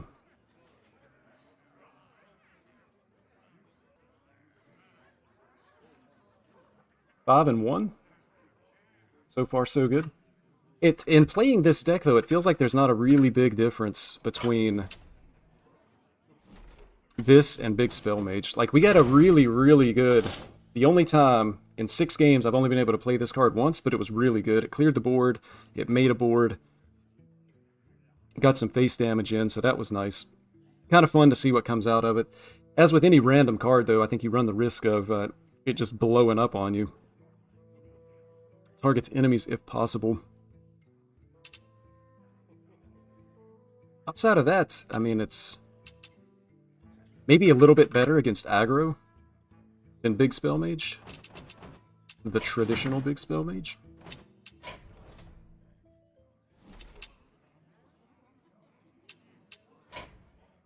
Alright, I'm going to sneak away, take a quick break here. I'll be back in just a couple of minutes. I'm going to leave you guys with a spectate game to watch. Be right back.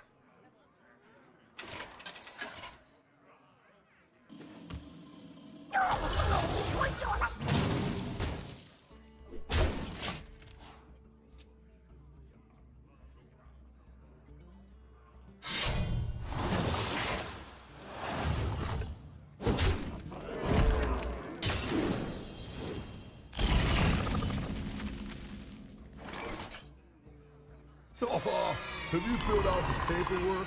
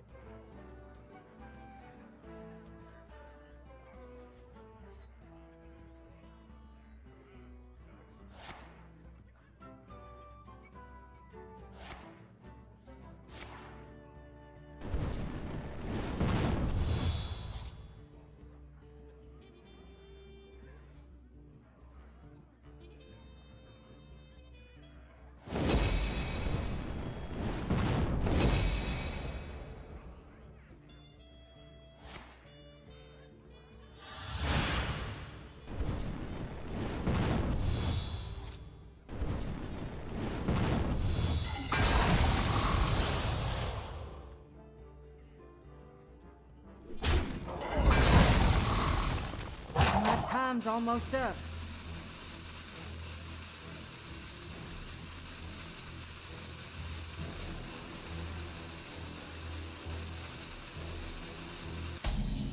Well, I hope you guys had fun watching the rope burn. Unfortunate.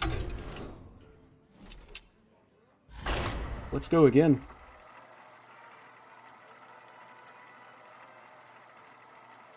It's so sad, man. Like, you know, if I'm watching somebody else, occasionally I'll watch somebody stream for a few minutes on Twitch. They spectate a game, man. It's like an exciting game, cool plays, great stuff happening. Man, I spectate somebody while I go to the restroom, and it's a person roping. Never lucky. Lady Presto! Alright, Demon Hunter. Again, I'm expecting this to be a bad matchup, but so far, Make my own. we're 1-0. You shall pay for your insolence. I'm going to keep the con, man. Rising Waves 3 into Rising Waves 4. It feels like there's times against Demon Hunter that if you clear their first board, you can actually just win the game. It depends on how much damage you take right off the bat. Package tight for treasure transport.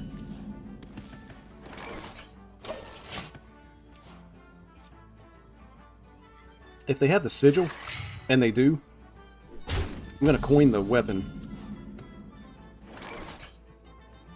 So I've got coin weapon into rising waves into repeated rising waves. You challenge me? Into star power.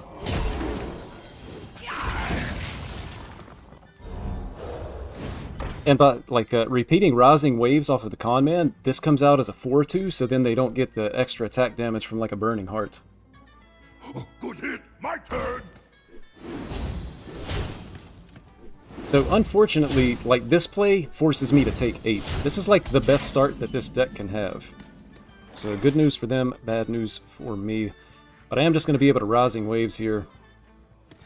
And then trade for the Hosen.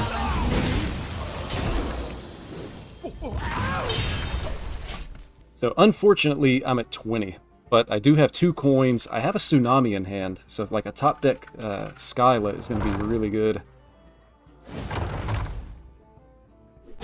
This is bad, though. Instrument tech. I think I just replay the rising waves. And then after that, I'm into like a star power, so I still have more removal. 100% real. Fake gold. The other bad thing is, like, so many of their minions are like low attack power. Sleet Skater isn't gonna do a lot of healing for us here. My opponent, I was hoping they were actually gonna swing into the 4-2. Like, definitely the correct play is for them to go face. Push face damage. My wool itches for war. I do clear this with star power, and I kind of have to.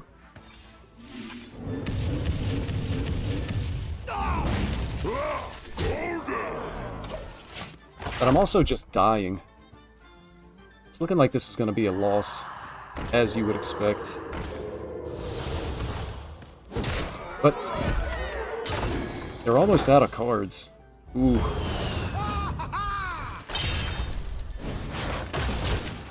So I'm just dead to acupuncture.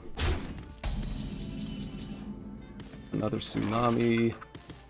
Looking pretty dead here. Isn't even a guaranteed clear. Yeah, I'm dead. Golden.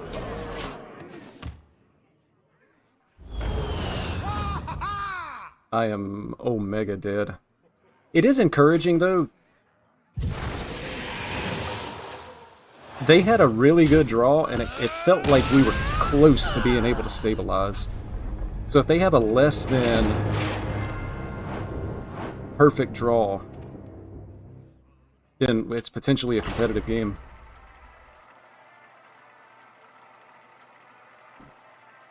Distributor into Sigil into Roughhouser. If you play Pirate Demon Hunter, that's exactly what you want every single game, so expected to be a bad matchup. So not really all that worried about losing that game. Khadgar versus Garrosh. Victory or death. Behold the magic of death. I think we keep the combo here against Warrior. If it's Mech Warrior, I think we lose. If they have a like a turn 5 Ziliax play. If it's like Odin Warrior, I think we could actually just be fine. I'm gonna get down the Salesman with the Portalmancer in hand here. I mean, there's really no debate, you're just playing it, but having that 1-cost spell is gonna be good for us if and when this ever dies. Go ahead and get this down as well. So hopefully our opponent, like, kills this, and then I'll be able to Tsunami on turn 4. Do you have this in a bigger size? And that's exactly what I'm going to do. So I'm going to make this trade. Just a portal away from paradise. What a deal! Our opponent has Brawl, it's bad, but they kind of have to have, like, exactly Brawl here. Garrosh's Gift is going to be a turn late. So if it's Odin, they run 2 copies of Brawl. It's probably pretty likely. If it's, like Mech Warrior, I think they only run, or they may only run 1 copy.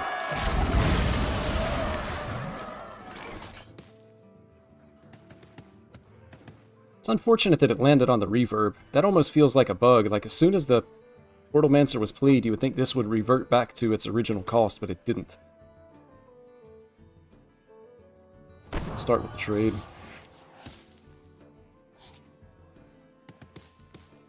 I don't really have anything to take advantage of the King Tide here. Have you filled out the paperwork? Damage to the hero. A deal! King Crush making a comeback.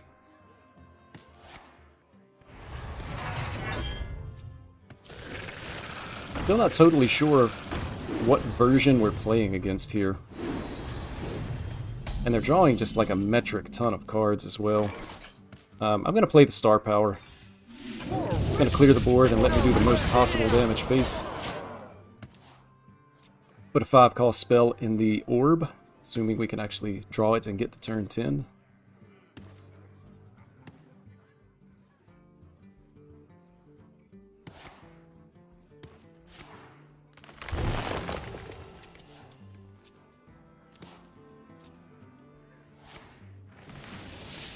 I feel like this is Odin Warrior because we haven't seen like any kind of taunts at all. No Tortolin, there hasn't been the 4-8 mech.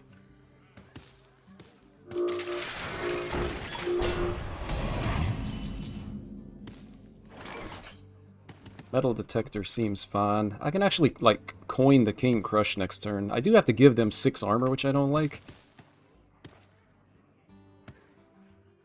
But that is the way it is.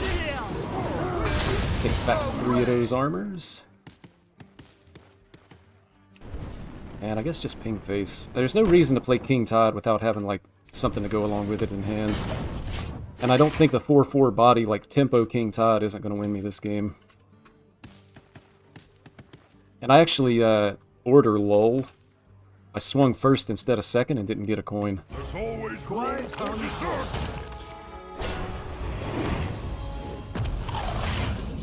Unfortunate, but not the end of the world. Star Power. More wishes? No way! Think quickly! We got the good order this time. Get the King Crush out. If nothing else, they have to address the King Crush, so they can't just drop like a turn 9 Odin. They need to deal with this first. Because once that Odin comes down, I'm basically just dead. Also good news, they have not forged anything yet, so they can't play an Ignis. Execute. Got 5.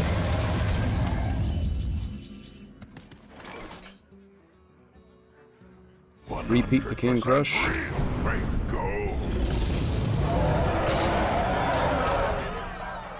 And I think now I make their spells cost 5. Because I'm going to play this Galactic Orb next turn. right? Potentially it just kills him. I mean, there's not a whole lot in it, but I think it's going to be good enough. And actually, so next turn, I'll be able to play Lava Burst and Orb. So they still need to clear here.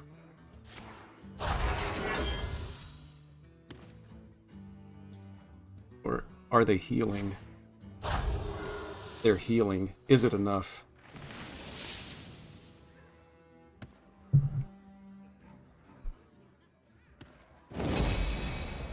Sanitize.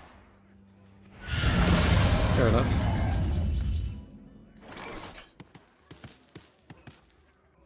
Yeah, I'm just gonna go for it.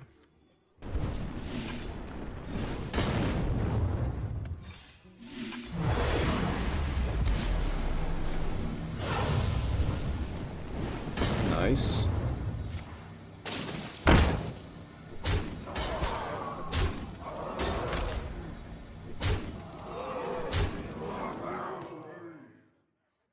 One dose solves any problem. Alright, so again, they need to heal and clear here. Problem is I don't have any damage from hand, and I Ham ate the Norganon. It's a brawl. Oh, that's a shield block, so that means they have the brawl. Oh, they have the sanitize. Okay.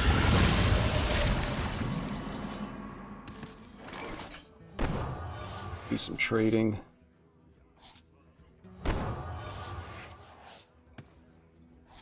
A limited time offer. Just gonna hold the glacial shard here. If the Odin comes down, then I'm gonna want to freeze their face.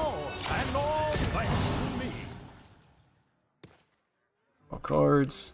Assuming that they just haven't drawn the Odin yet. They play the Odin for free here. I freeze their face, and I shouldn't die. Second New Heights. Crown, that's not good. 50 goggles. Yeah, it's unfortunate, man. I came up just a little bit short. And I don't even really have a good way to be able to clear this board.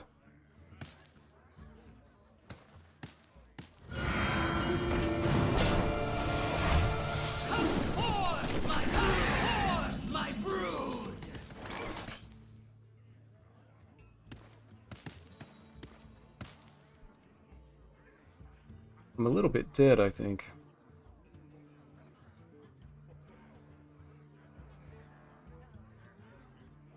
Just a little bit dead. Maybe more than just a little bit. I can heal back to full with the Ziliax, and it puts taunts in the way, though. Kind of feels like this game is over.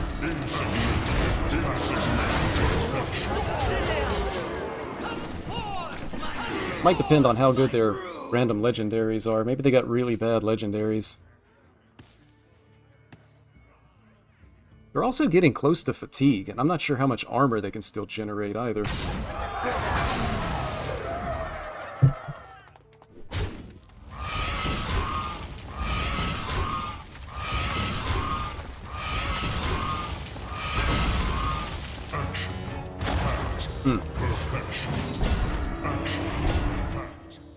So that's actually out of their deck, and it wasn't created.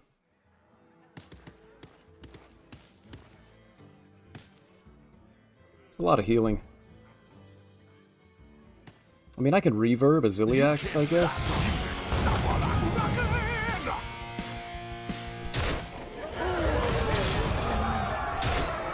Maybe they can't spend exact mana. It's still not great. Like, reverb costing 8, like, really, really hurts, too.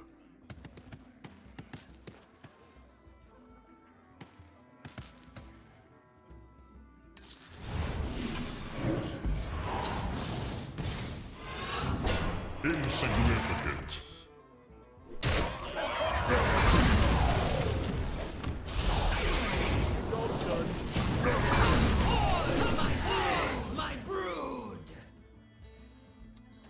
So, I'm taking 25. If they have some kind of a weapon, I just die. But I think this was the best play that could be made. It still kind of, it goes back a little bit to the Portalmancer hitting reverb when it was discounted rather than the snake oil. I'd never seen that interaction before. I probably still would have made the same play on that turn, but I just wasn't expecting it.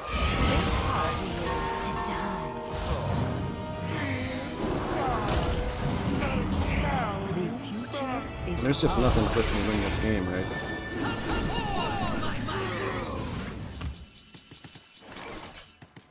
It's just over. Well done. You win. I was close. I had him down to 2. But just a little bit too much removal and too much healing for him this game.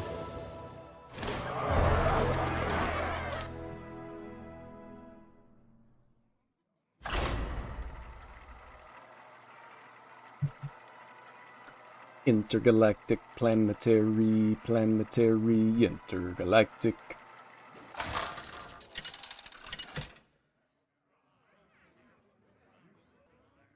Khadgar versus Lunara.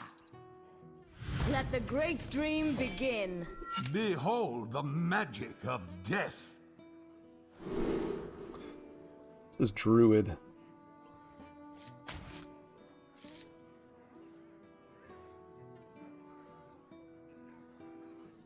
Do I keep watercolor?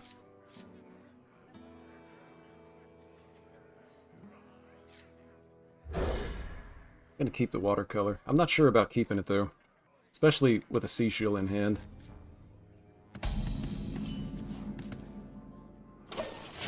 I guess it's fine, because I can go turn 3, turn 4, turn 5, and then I think that gives me a turn 6. Oh, it's also spell power. It's interesting. Ping on turn 2, significantly less interesting.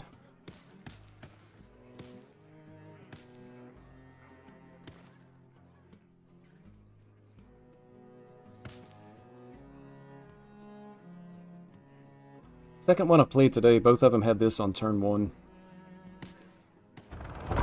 Both of them had double location now also.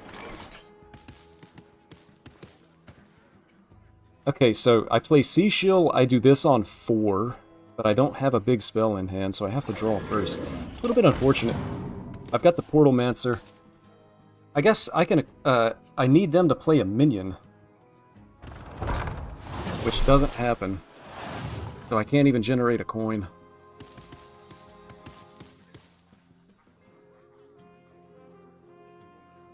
So I'll have a 3-mana Tsunami on turn 6.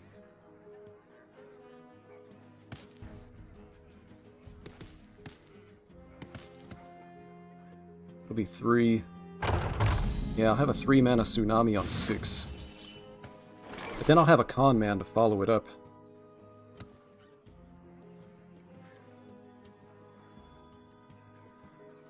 A limited time offer. Also, I mean, the other option, well, not really an option, but the other thing that could happen is if I top deck a Heat Wave, then I'll be able to play Portalmancer Heat Wave on 5. But I definitely need to put my opponent on some type of a clock here. I mean, I guess pretty much any board can be cleared, since they had both locations so early with the swipes. But if, like, all these go face, and then the second one all goes face, I think we can win. The problem is I'm just slow. And actually, now that I think about it, I am playing it this turn. This is what happened last game. It's going to switch with the 1-mana Rising Waves, or the 1-mana Reverb. Just a portal away from paradise.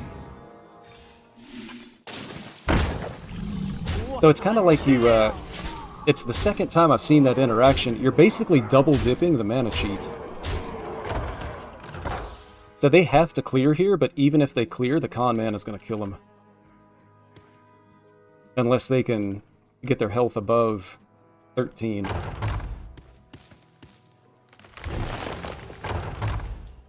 I don't think they're killing me on turn 5 either. That's going to be important to remember, man. The Portalmancer actually double dips the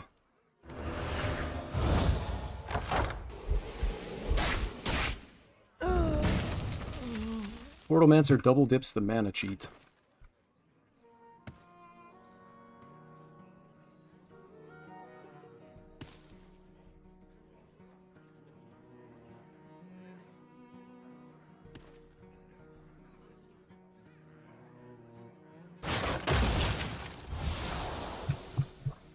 Is that another swipe?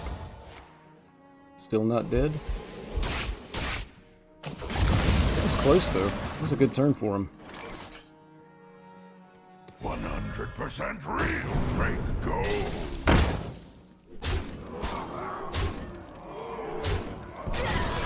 Close, buddy.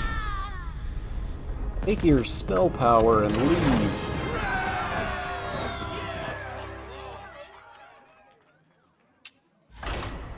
That was only possible because they had double location in hand. I think they had double location in their opening hand. I wonder if you're supposed to keep both. Maybe you do.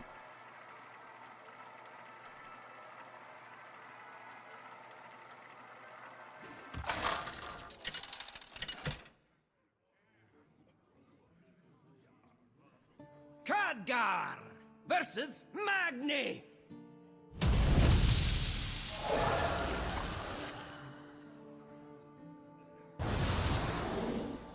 For Cosmodon!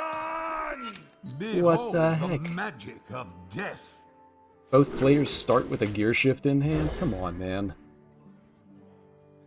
I don't even know what card does that. They're playing something strange, and I don't like strange.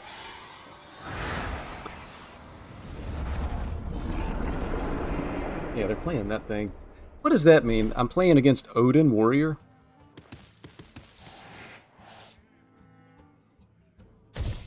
Turn 4 Norganon, how good is it? So against Odin Warrior, I mean, I'm sorry, not Odin, it's Reno. Playing against Reno Warrior.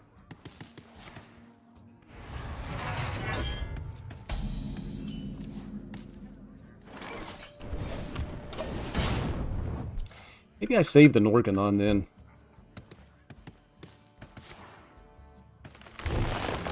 Oh wow. If it is Reno and they have that on, okay, this is pretty good. Obviously, I'm not going to do this on...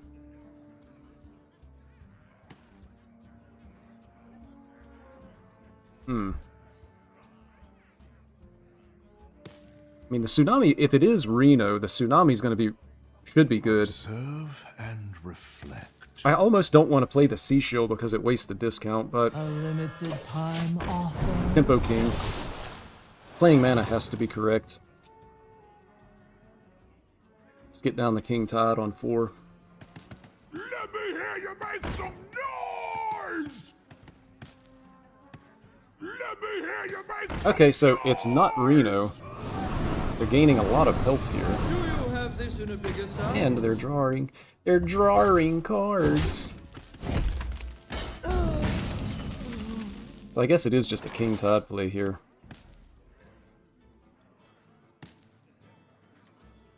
Hang 10, or however many you got. Tsunami's gonna put in work next turn.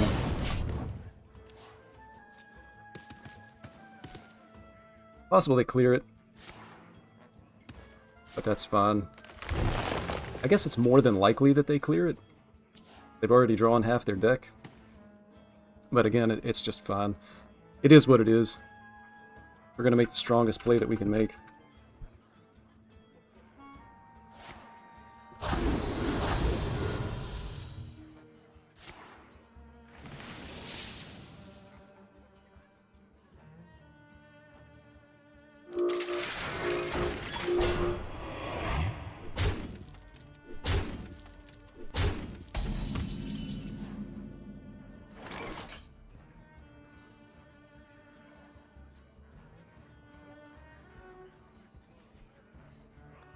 Yeah, so I think we still just Tsunami here. I mean, they're going to gain more armor off of this. That's kind of inevitable. But then I'll be able to, like, Portalmancer Sunset Volley the following turn.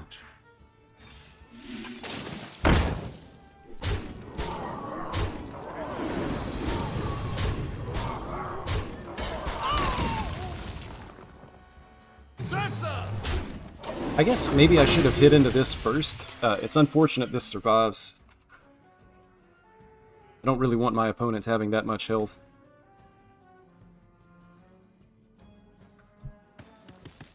But I can go Portalmancer, Sunset Volley.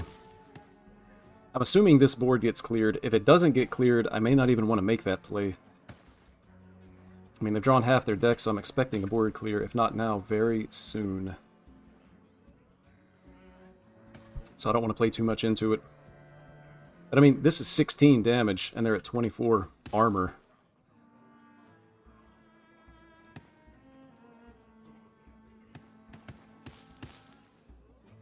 I could make a Zephyrus play here. Alright, there's the board clear, so I am going to make this Portalmancer play.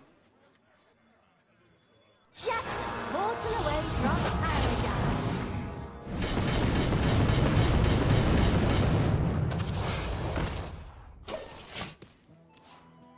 And again, I think I would expect that this board is going to get cleared as well.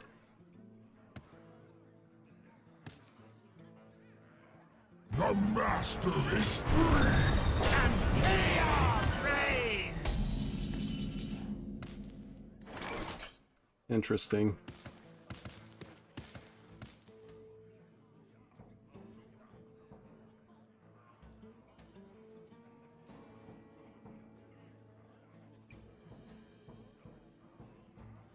I could Norganon, but with the reverb in hand, I almost want to save the Norganon. Because if I can find a way to get this to just stick for one turn, then I can summon a copy and have 10 damage face. So maybe start with the Zephyrus and see what I hit. There must be a way. Have you filled out the paperwork? I mean, these can deal damage to minions as well. Is it ever this because of the Galactic Orb? Probably not, right?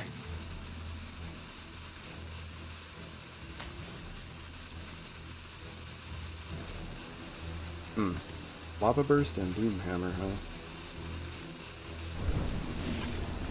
Step on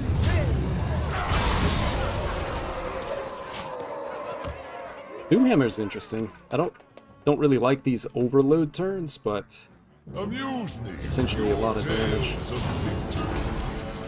Here's the Odin, so I kind of need to freeze face and freeze this as I punch him.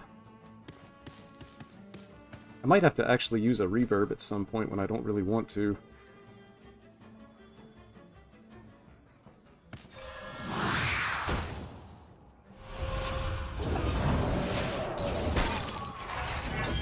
Nice to meet you. More wishes? No way. Also have the problem where I'm not killing them. I mean, I do have like a Pyroblast. That's not super good.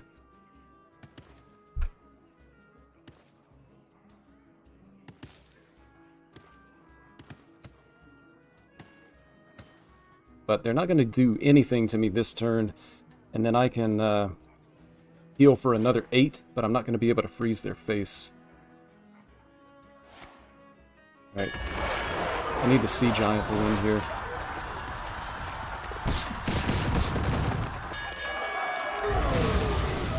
You are skillful indeed. That skill is insane, brother. Alright, so here's what we're doing.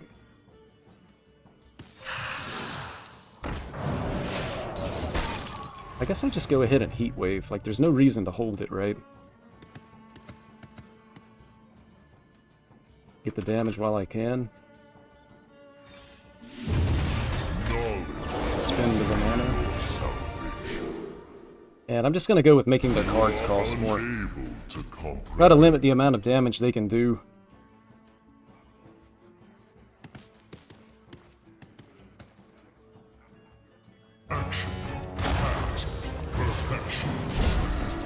It's unfortunate that the Norganon dies. And they go back to full health here. So I can reverb the Zilly. Clear one. I feel like they're just going to have too much damage is the problem. And I'm not killing them.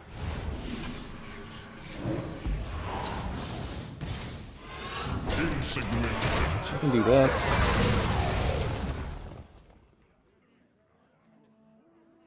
Gear shift shuffles the weapon and the coin. I should probably do it.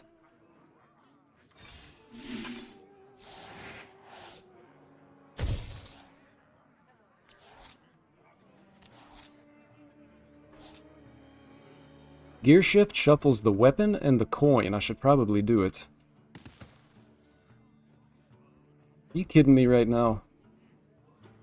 And I mean, there was only one coin. And it's back to that amount of mana.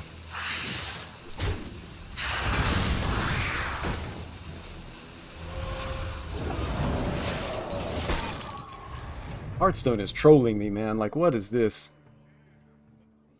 Gear shift and draw exactly the cards that you shuffled. I guess this could be a different one, but... looks like I'm just losing here.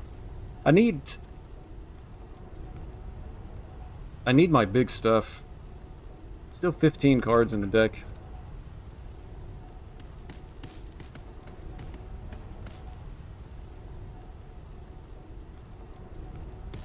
But I feel like I'm just dying. I'm going to be dying very quickly if they hit like a Wind Fury weapon. I've got one more freeze, and then I'm going to have to deal with this as well. So if I hit like the Zilliax, I can clear that.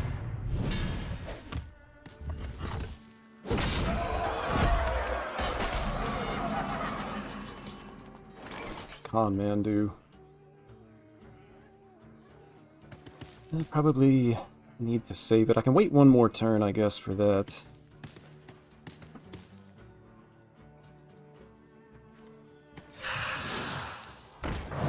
But that means they may have taken even like the 10 mana weapon. And if it's like the get 8 armor as you swing, I'm just going to never be able to kill him.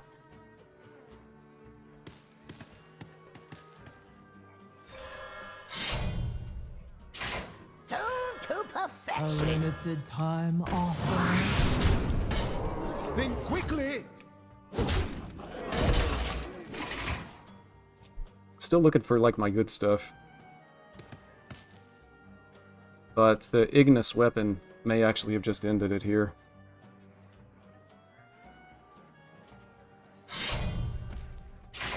Eight cost minion. Alright, well that's a low roll for him. At least.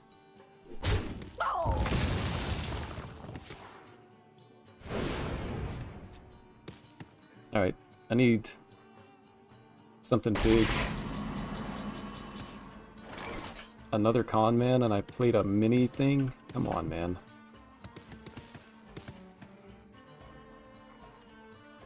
Guess I have to. 100% real fake gold.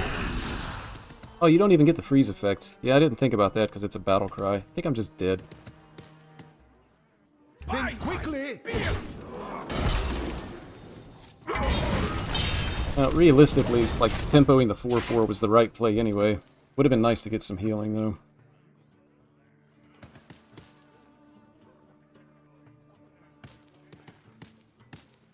So I've got one more turn to hit something big.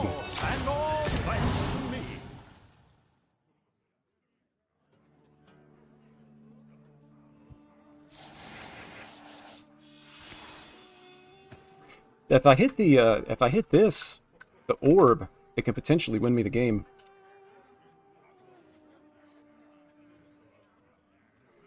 I don't know, it's not great. They must have had some really, really bad options here if this is what they picked.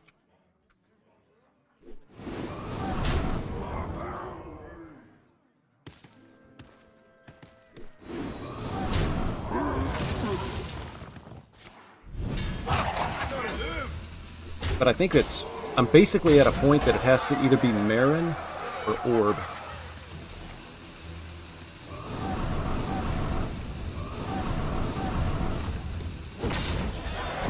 And even that may not be enough. Tsunami's not good enough. I guess I've got Tsunami, and then I can double coin Con Man, but probably not enough even still.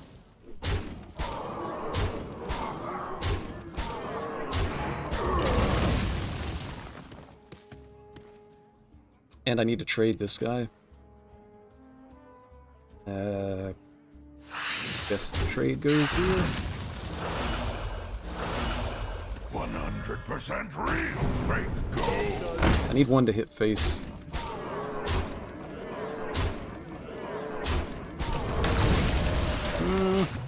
I should just be dead here.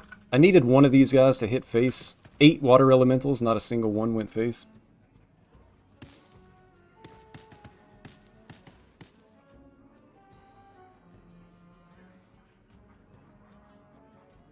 And if they don't kill me, I'm still have to have either Marin or Orb. Second Sanitize, though. Maybe Ziliax is good enough? Oh, I'm just dead. GG. Well done. You win. Imagine one water elemental hits face, I'm still in the game. I had 8 tries and missed every single time.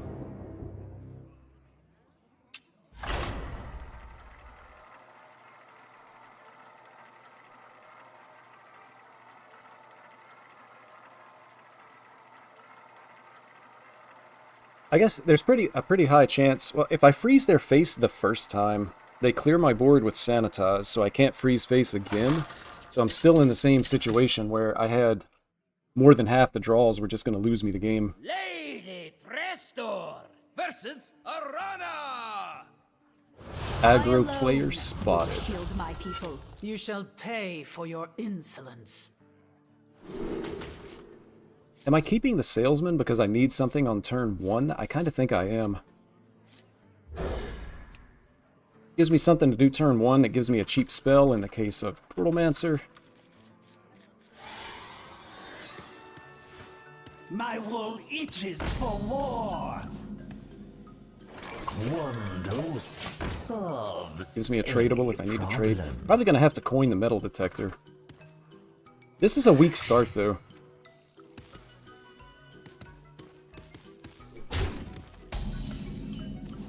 Like this is, you don't keep this. I think if you're keeping this, you're actually playing the deck incorrectly.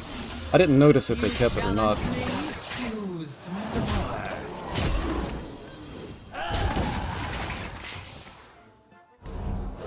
So, kind of need to dodge the Hose and Roughhouser. And if they play the Captain, South Sea Captain, I need to dodge that too. I guess if they play Roughhouser, I have to swing into one and then I can double coin Star Power, but that's probably not going to be a game-winning line either.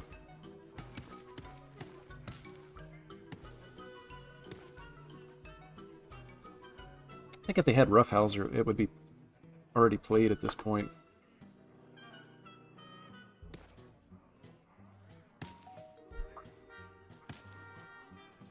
If I can, like, trade Watercolor Artist to start discounting a Tsunami, it probably comes a little bit late, but it could be right on time. Good hit. My turn. And they actually rope the Roughhouser play. 5, 4, 3, 2, 1. Trade and Rising Waves, I guess.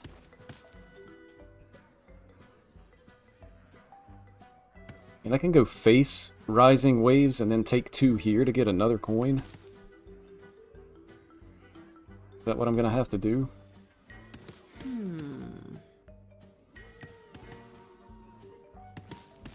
I probably need the coin. I don't really like the play, but I'm going to have to.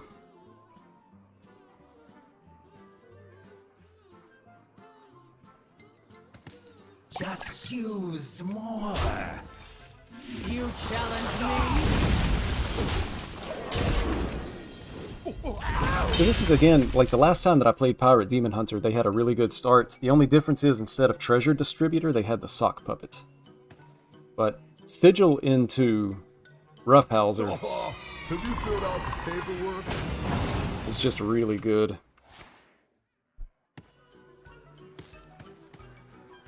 Package tight for trader transport.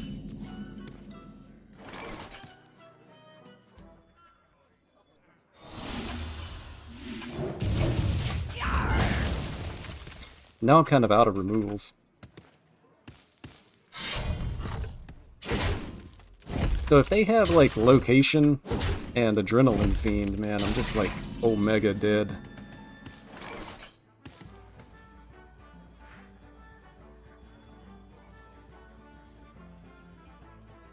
This doesn't even get me there, does it? That's 8. And I'm like 1 off from being able to do it. If I coin this into this, I still can't do it next turn. But I can do this. I guess...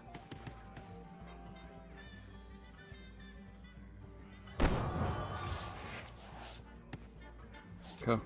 A limited time offer.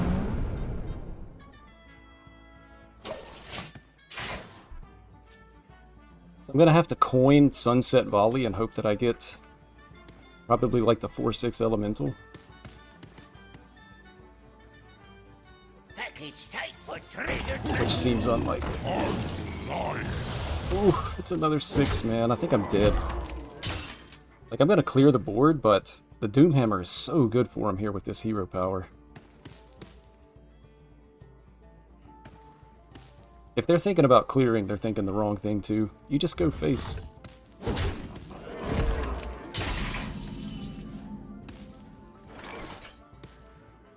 Man, I needed top deck Glacial Shard would have been pretty clutch here as well.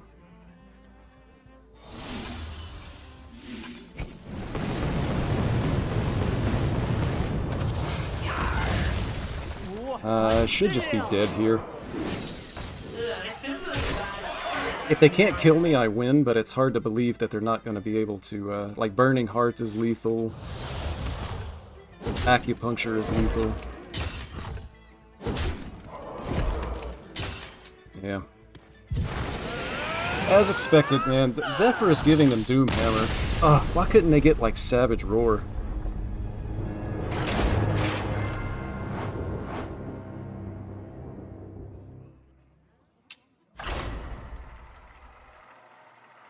They needed to get, like, Savage Roar, Acidic Swamp Ooze, because you don't even always get exactly what you're rolling for.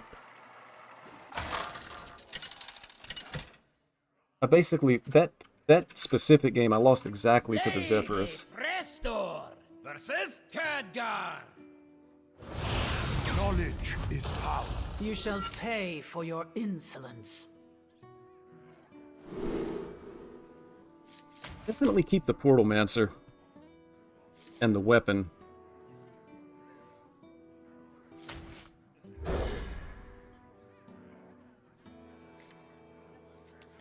Ooh, I got the King Tide and I'm going first, but I don't have a spell.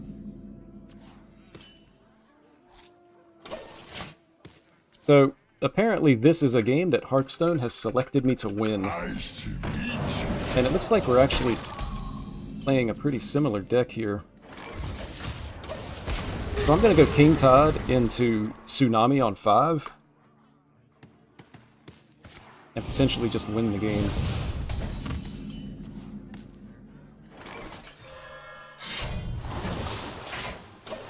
I'm going to save the weapon swing. Kill a minion here would be nice.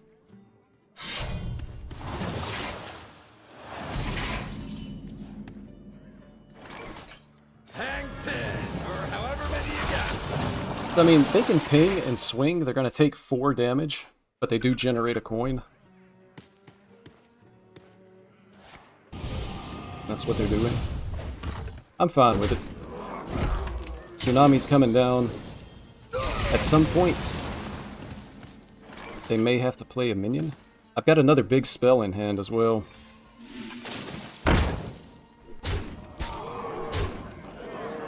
One coin is enough to win the game. I think I actually just take the damage here. I've got Norgan on for a 5 burst.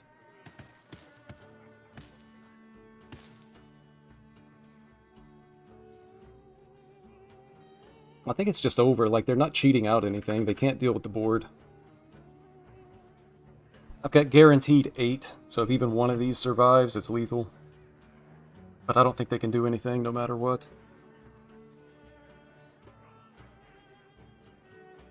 Well done. You win. I don't want to be that guy. Alright, let's take a look at the list and see if there's anything that we want to change here.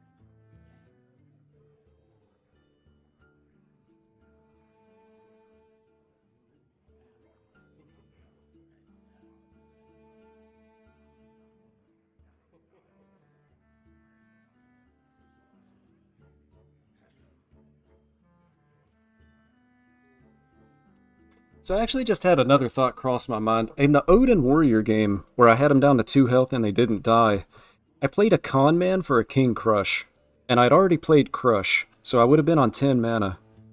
Was the play Con Man Doomhammer, and I just not make the play? I don't remember if I was overloaded, but I shouldn't have been, because I played King Crush 2 turns in a row, so I played Crush on 9, turn 10 I played Con Man, and I would have had the Doomhammer in hand. I may have actually just misplayed that game. I think I could probably cut Heatwave for another Glacial Shard, because I'm seeing like a few Odin Warriors and a few Pirate Demon Hunters. Being able to freeze face is pretty valuable. At the same time, like, Heatwave is good against Demon Hunter boards.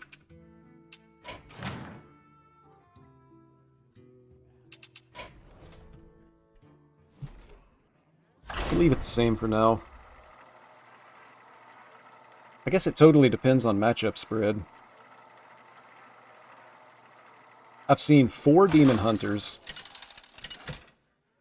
Actually, Pirate Demon Hunter is my most popular matchup with this deck today. Khadgar versus Thrall. This is actually the first Shaman. Fear the coming storm. Behold the magic of death. We got the lads, but we can't really use them. Not without help. I gotta try to find better stuff.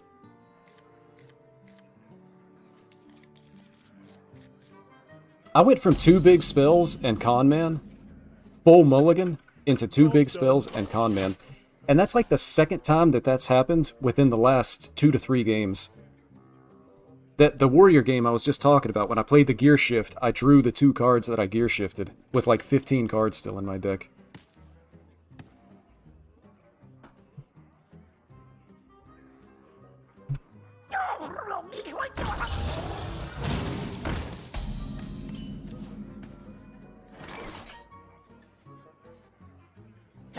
To perfection.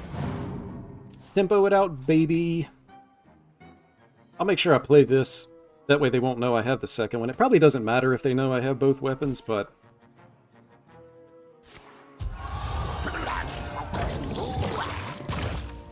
That's unfortunate, but at least I do have a way to be able to kill it. Glory! I'm here for the gold!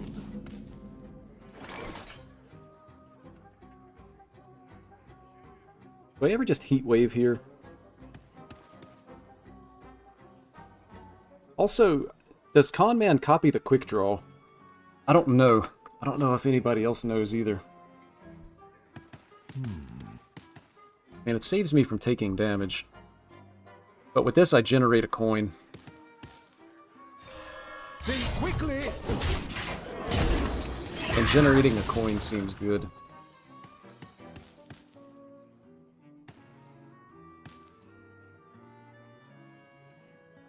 I'm actually basically generating 2 coins, so if I hit like a top deck Skyla, I can actually just play it right away.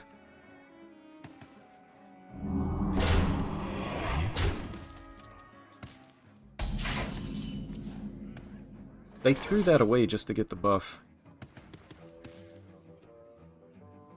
I can clear the board here.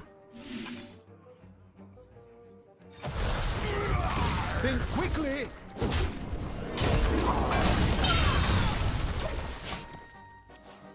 So I've got lots of big spells, I have Con Man, I have coins. Probably just need to keep generating additional coins. And hope that I draw into...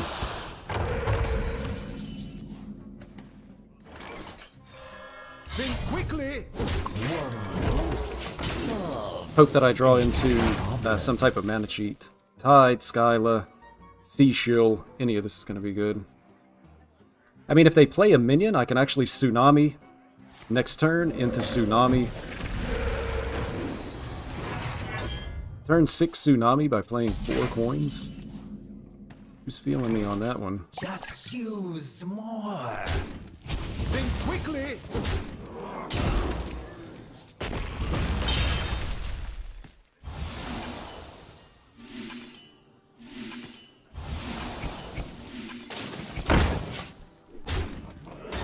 Next turn, I've got another Tsunami.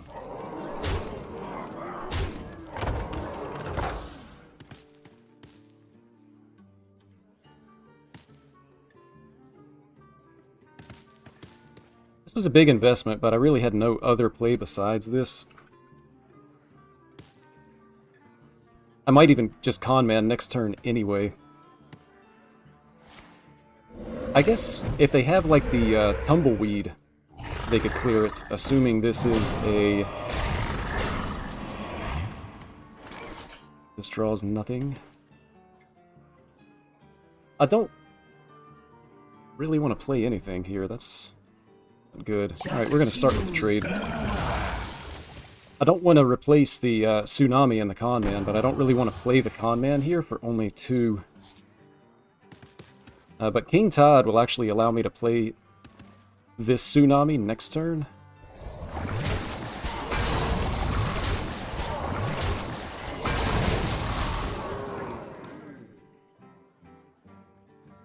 Hang 10 or however many you got. So I'll be able to Tsunami on 8. I've got Con Man on 9. And then I've got this on 10, which I think... It's got 2 Tsunamis in it. What else does it have? Nothing. Oh, 4 coins. And then a 2-mana spell. Could just be over here. My opponents, if it's Reno Shaman, they could have the Tumbleweed, but if they had Tumbleweed, they should have gone Tumbleweed first. Alright, I think this is lethal. Well, I don't think it's lethal, it's just lethal. This Tsunami, right? Oh no, it's King Todd now. This is Tsunami.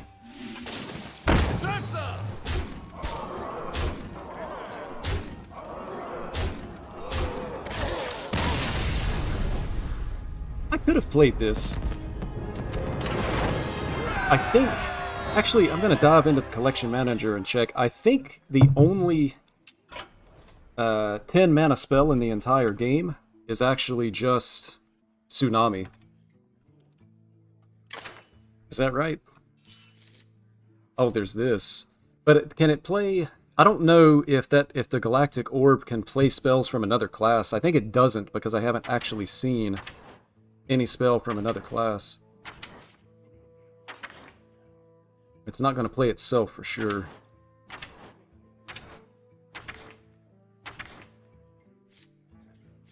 table flip. So if it plays only Mage cards, then it's like a guaranteed tsunami, so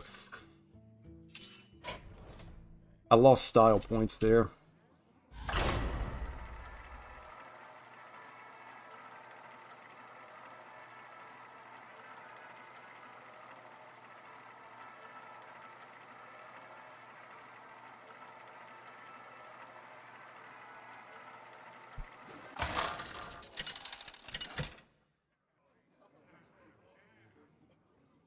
Lady Presto! Another Demon Hunter. Arana! Hopefully they don't have Sigil on 2, Roughhouser on 3. You shall pay for your insolence.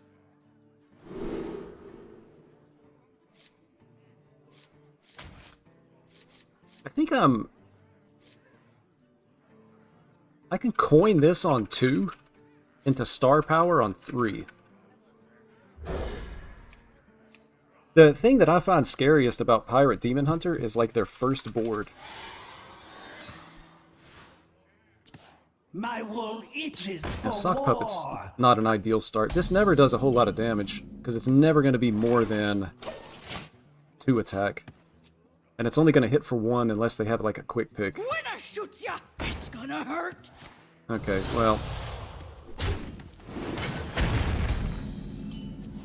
As usual, Hearthstone is making me look stupid. I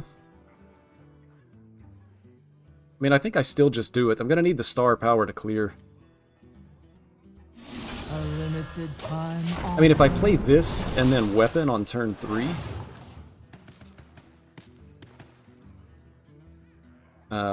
I'm just going to be taking damage, and as of right now, there's nothing on the board that dies to the weapon. Could potentially, like, bump with this, but nothing guaranteed.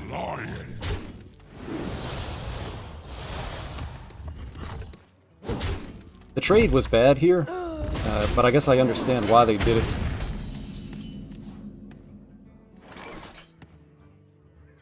I understand why they did it.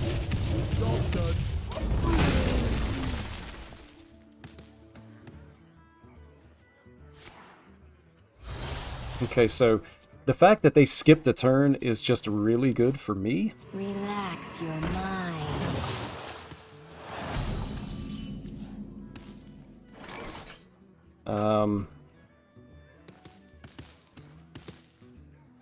And save the Rising Waves. Let me just get this down. Get the Tsunami in hand. I may just need to Rising Waves next turn and, like, play this. I would like to be able to get a King Tide down, but I just don't have When I time. shoot ya, it's gonna hurt.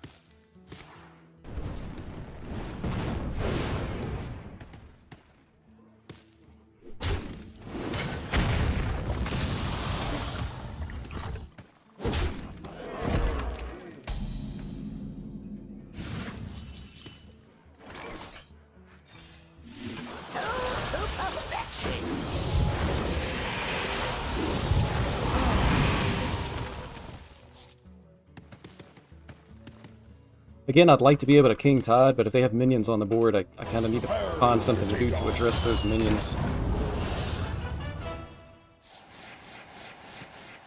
If I can King Tide and Tsunami... No 1/1s? No 1/1s?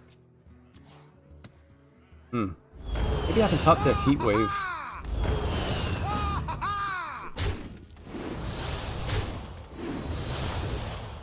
See, they should have gone face. They're not even playing all that well, and I'm still just losing because of how bad the match is.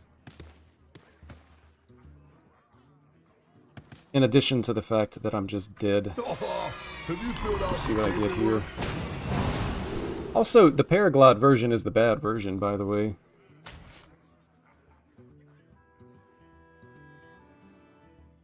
Until the end of the turn, this does nothing. You challenge me? Well, I should be dead here. I mean, I've got a Tsunami next turn, but I think it's too late. Although, if I'm not dead, it's a big if, I can trade for a 1/1 and then double coin a Zilliax. Heal for 12? And hope that they didn't draw Kane? It's kind of like my best bet.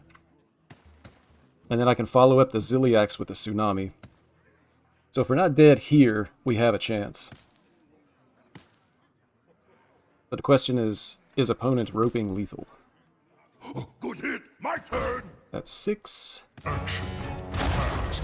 Perfection. Are they one off? Unless they need Burning Heart. They're actually one off. Do I die to Kane, then? Oh, I actually can't generate another coin, though.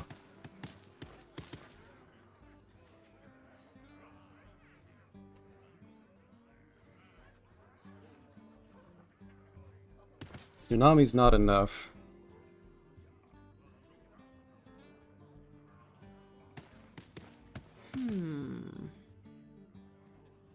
Bump here.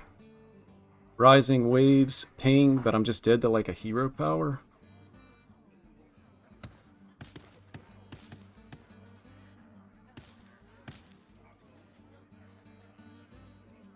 Dang, that's crazy, man. I just needed a coin for the Ziliax.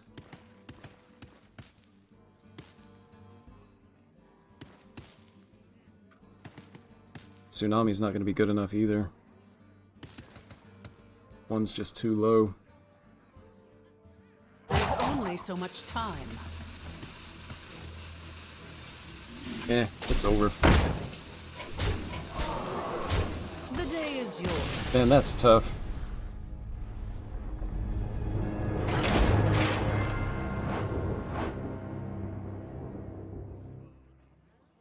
Some of those games feel so close, man. If I ever had...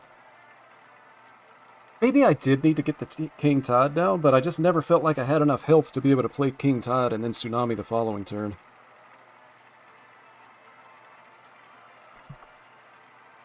Because Demon Hunters can easily do, like, what, 10, 12 damage, even with no board. So if you leave a board up and you're at, 16, 18 health, you're basically dead. Lady Prestor versus Jaina. You asked for Not even it. basically You shall dead. pay You're for literally dead. insolence. Alright, give me the King Tide. You ever play Battlegrounds? Ooh, we got the King Tide. Now I just need a spell. I do not play Battlegrounds. I haven't played Battlegrounds in, we got a spell too. I haven't played Battlegrounds in quite a while. I smell gold in them there waters. So they're playing like standard big spell mage. I'm actually just gonna have the Tsunami on turn 5. Yeah, I'm more of like a standard Andy. I think we just win by virtue of going first and having King Tide and Tsunami. Because they're not going to be able to cheat anything out. Time offer. Or they're not going to be able to cheat out Keep on panning. anything relevant because of the King Tide. Hang 10, or however many you got. Kill this, shut down the card draw. It's also a value trade. No. They do play Norganon though. You are unable to comprehend. I'm really surprised that they're playing Norganon. I really thought they were playing a more standard spell mage list. They totally counteracted the King Tide here. That's a good play for them. A limited time offer. You should try out for a fresh burnout break or whatever. So fun. Yeah, I might have to check it out sometime. Frank, go. Knowledge will be your salvation. Unravel the secrets lost to time. 2 secrets. So I can actually just play the Rising Waves here. They got second Norganon, but they didn't use an ability, which seems kind of strange.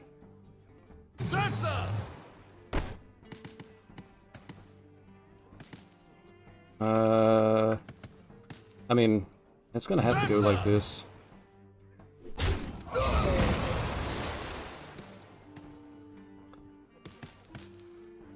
I guess What a hit deal! this guy. Rising waves.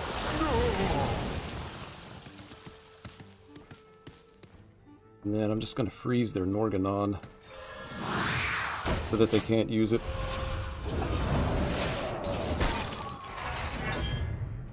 So it's looking like Azurite Vein and the Ice Armor thing gain 8 armor.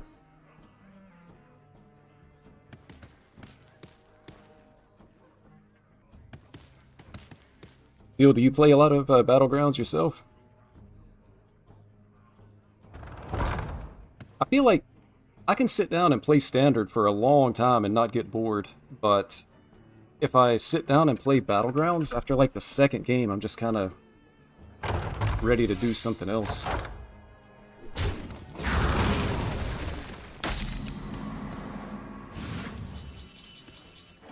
Is it a randomly created...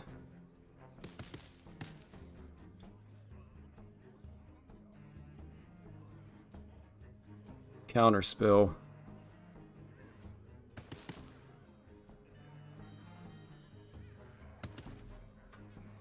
Curious.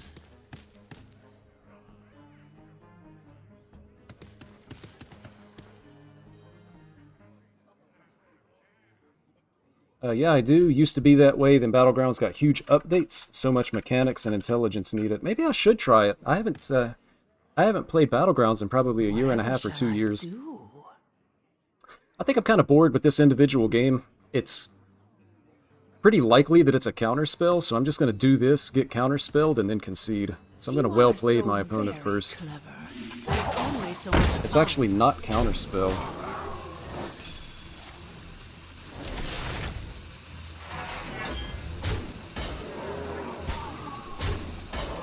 I'll just do this for the explosive.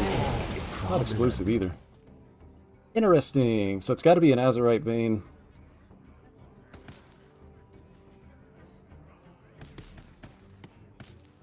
I was really expecting that to be counterspell. So now I've got Con Man for a second Tsunami when I need it. Just a portal away from paradise. What do they have? This. Nowhere near as good. That's pretty good.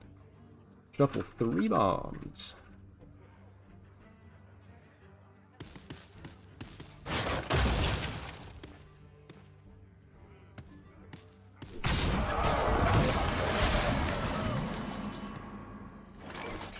So I don't want to play the Marin because I'm basically giving them a Marin. One of those has to be an Azurite Vein. Probably start with the trade. Just use more. I guess I should have bumped into this. Rather than that. Ooh.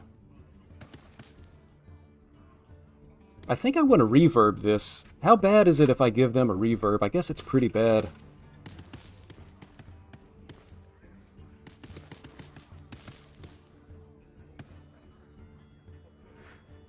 Curious. Because if I reverb, then 100% real. they can get another one. I'm gonna make a play like this and just hope. But that's not bad at all. So now, A limited time offer. Safety is not our concern. it's frozen. That's fine. That's not fun, but it could be a lot worse. But I can actually, like, reverb one of these if I feel like I needed to shuffle bombs in the deck. The bombs probably aren't that big a deal. Nice and healthy. Lots of healing.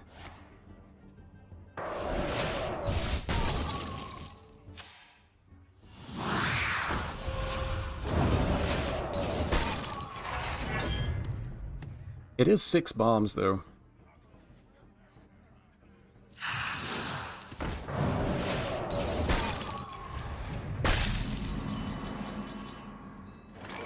Alright, how much damage is this? Not enough.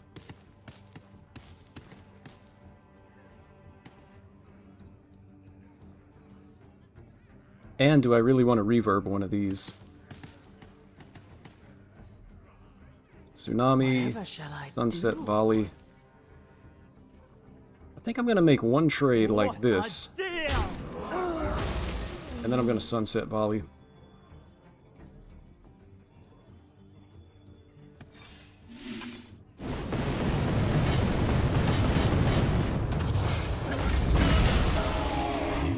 And hopefully the 6 bombs in my deck don't actually kill me here.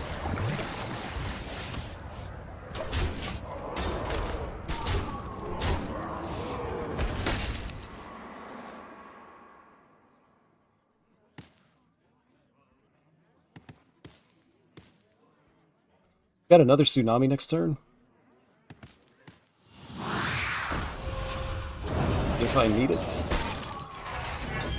They're gonna heal again. Freeze this.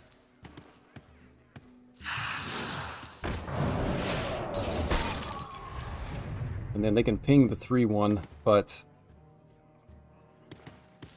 it's not good enough, right? Like I just Tsunami for the 1 minion. Oh no, they're at 18. Tsunami for 1 is not good enough. If I can play the Marin.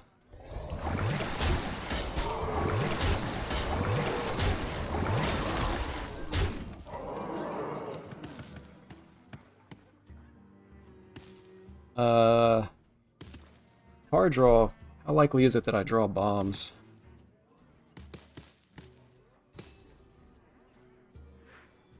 Relaxation for I feel like I'm just winning this game. I'm actually going to take the crown here.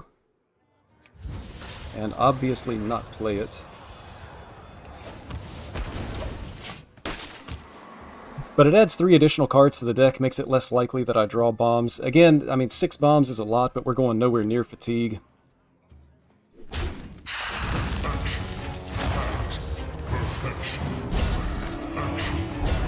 So the Ziliax heals him for 12. I can play my own Ziliax.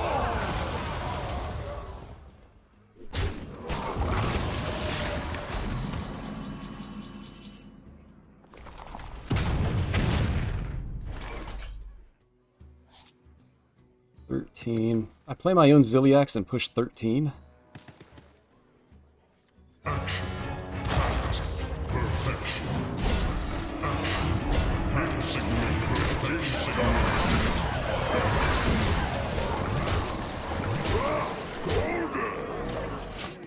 Just keep their health total low. It feels like we're winning, it's just taking a long time to get there.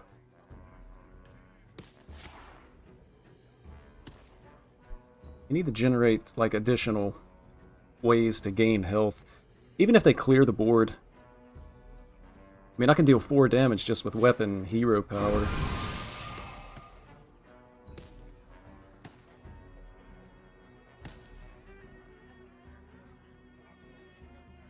Tsunami would be 12 on an empty board, yeah.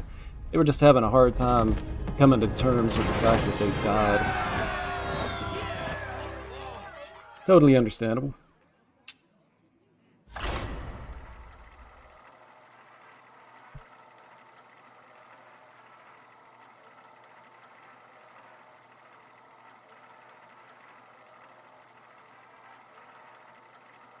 So I think that puts us at 9-6 with the deck. I wonder what our record would be if we were just playing like the standard big spell mage list. Probably about the same. Queen Ashara. But we wouldn't have had the fun of being able to play this twice. Your corruption has gone too far. Haven't my you gosh. caused enough trouble? Something's going on here. Do I still lose? I mean, if they play a minion, I Tsunami. If they don't play a minion, I Tsunami. I guess if they do play a minion, I can actually Tsunami on 4. The last 2 druids I faced have actually been spell power, so could be spell power, could be Reno, could be dragons. for no one. If it's Reno, they're gonna have like double ramp into an early Reno to win the game. Reno always has everything, right?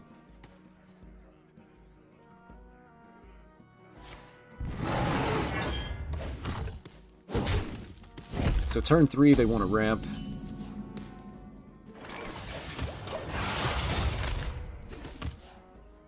So we equip this on 3 no matter what. We'll play this on 4, Tsunami on 5.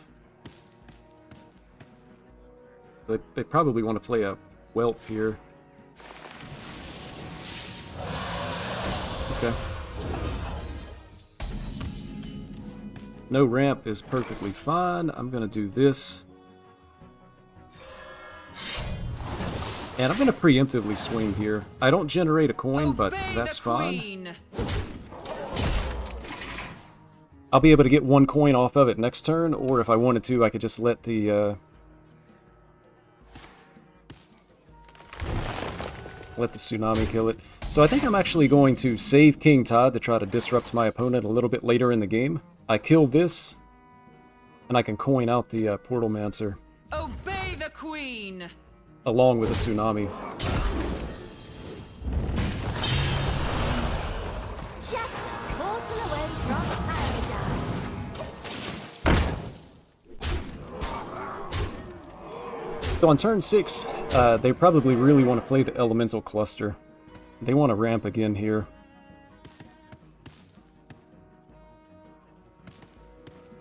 That's how they're going to get to, like, their... assuming it's Reno.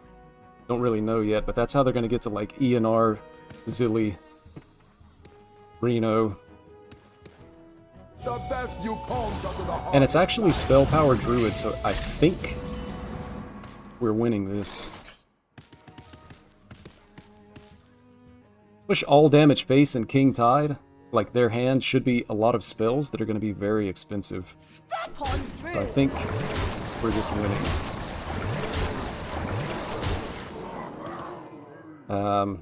I mean, they do have ways to gain health, so like ping to set up lethal isn't going to be good enough. I think this just kind of locks them out of the game.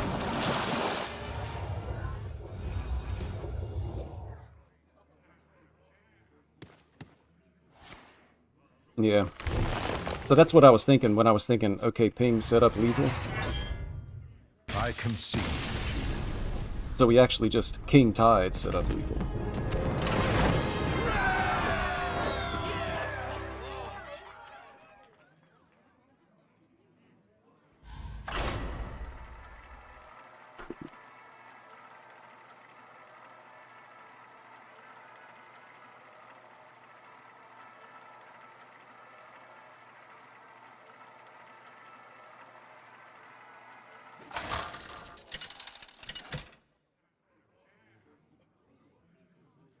Khadgar versus Jaina.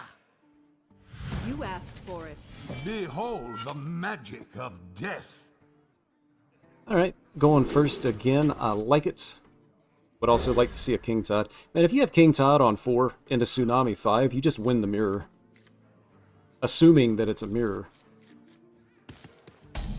But nobody's really playing Elemental. Kind of the only question is... Any problem? Are people playing Galactic Orb, or are they playing... Oh, it's this deck. Forget everything I said. Problem. So I think that means this is Sif Mage.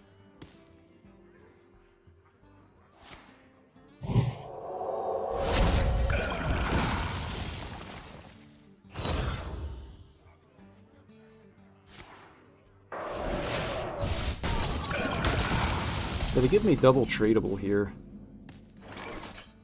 Probably just want a Sea Shill, just in case something good happens. Do I, though? They're not really going to have minions, so it's, you know, getting a coin is a pipe dream in a lot of cases here. Also, I think they've played... What are they up to? 3?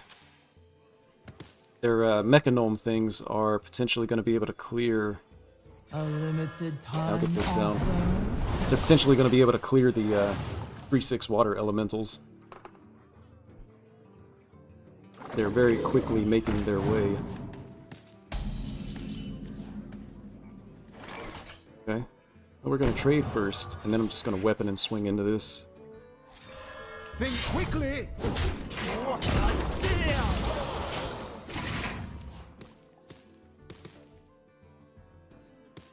Hopefully there's no King Todd from him. If there is, hopefully I top deck a big spell, not orb.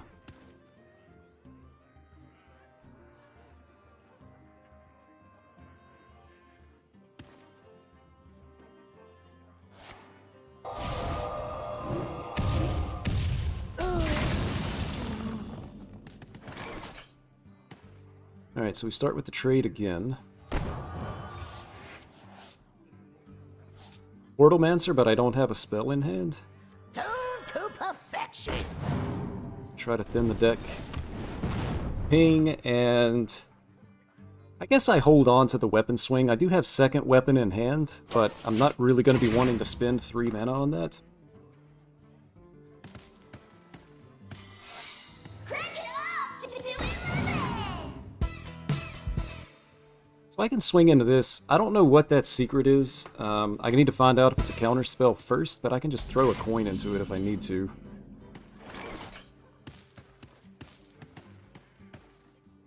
It's really unfortunate that I'm not getting a spell in hand.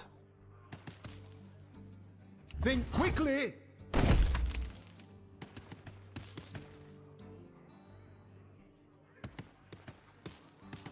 I'm probably going to have to test with the coin no matter what. If I play this and it's Azurite Vein, then they're just going to get a copy of Zephyrus, which I don't really like the idea of that, so I guess I can just re-equip the weapon. Think quickly!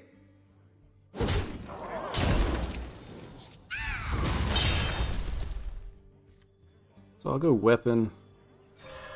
Don't break it. And I guess I'm going for an additional Sea Shield here. A Tempo limited King. time offer.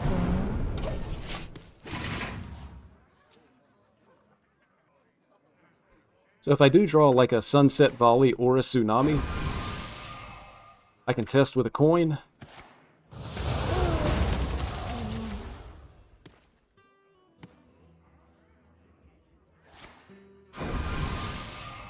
And still be able to play it even without the Portalmancer here. And my draw is just really bad. Oh, have you filled out the paperwork?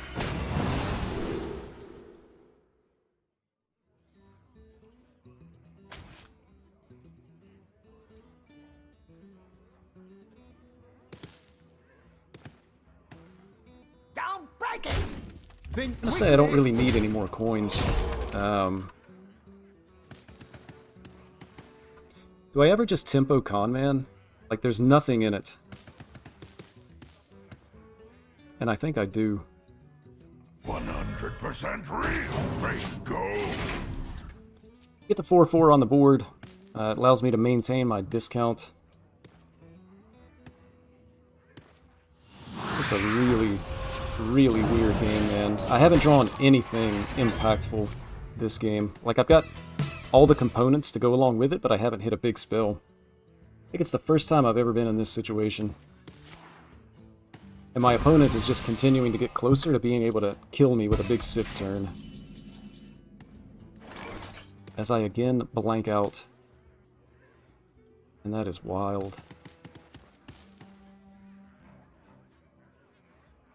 Guess I can just go ahead and test for the counterspell. There it is. Don't break it. Grab another coin. Ace. I don't really want to tempo a con man. I'm gonna tempo a Ziliax.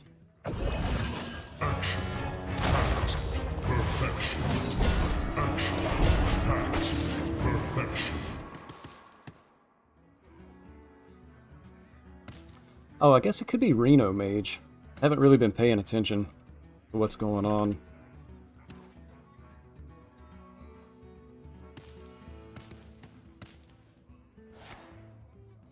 Reverb.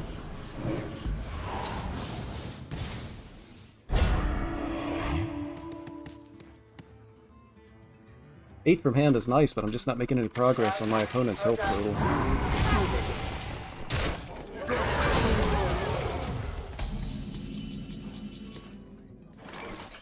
Galactic Orb with exactly no spells inside of it? Come on. I have a coin inside of it.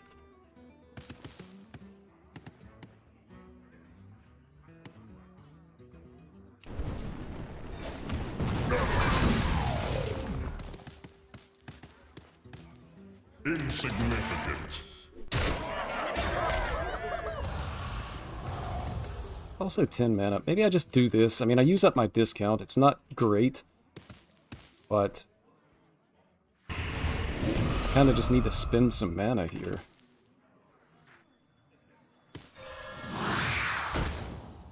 Tempo this guy to force him to do something.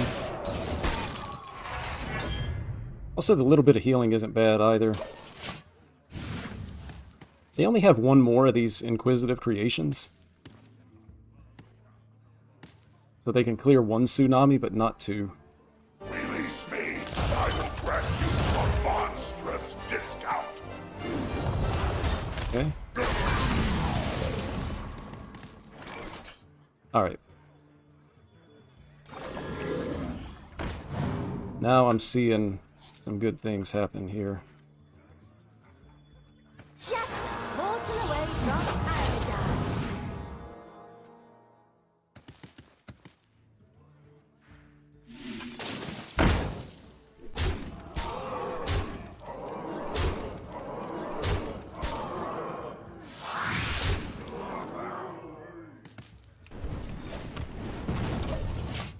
It was a little bit of a gamble. If it hits the Galactic Projection Orb, it's not terrible. I just have to play the Tsunami the following turn. I assume this means they're not killing me here.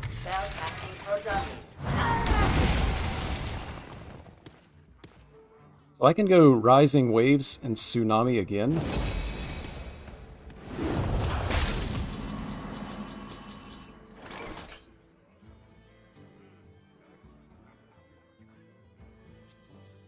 I Lightning Bolt, Rising Waves, and then the Tsunami kills him, right? Oh. No, it doesn't, because this now has the Rising Waves in it. So not a super ideal play here. This makes it a lot better, though. They're not killing me now. I'll be able to play the Galactic Projection Orb. Yeah, I messed that turn up. That wasn't good. I see the beauty in every grain of sand.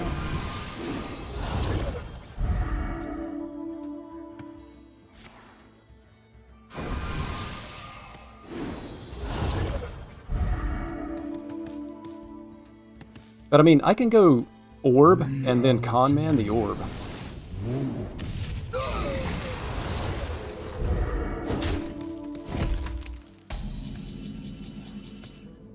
Norganon.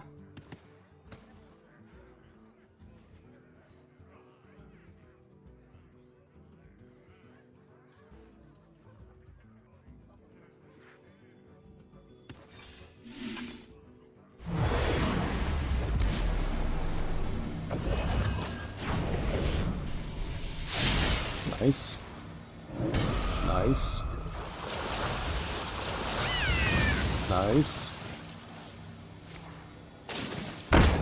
So he's dead, right?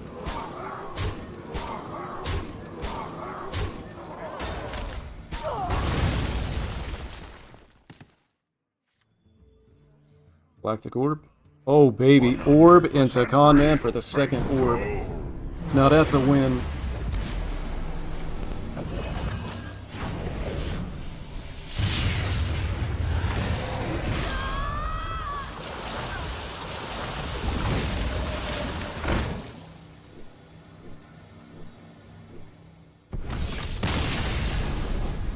Nice.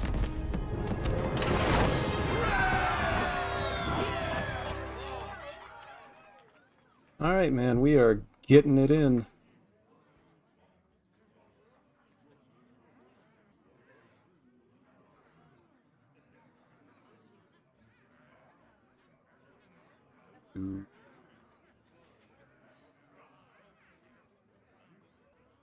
Let's see. I at? 1 man. Mean.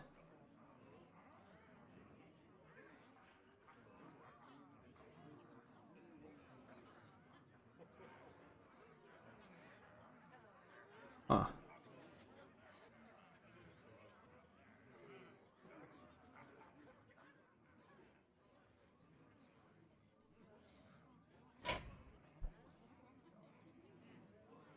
Alright, let's take another look at the deck here.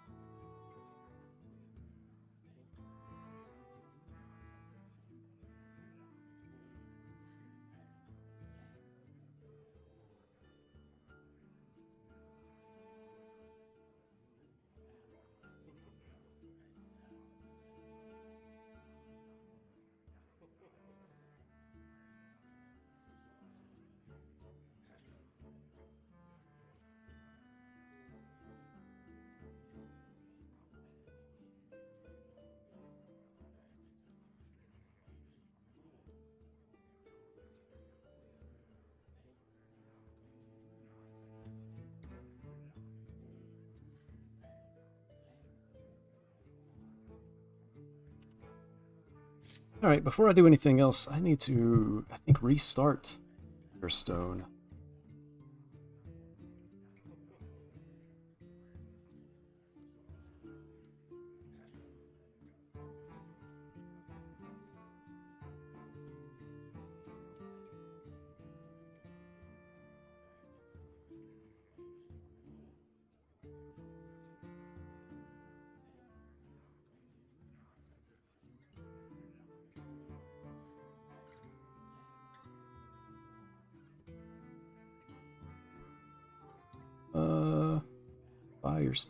Firestone. It is. Man, I wasn't expecting to have to do like actual work.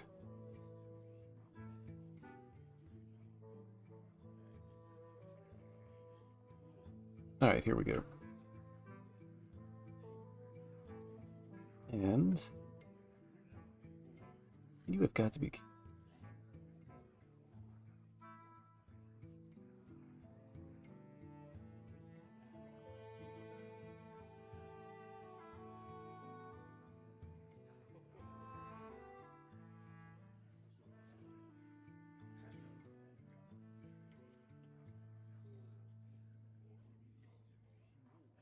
Okay.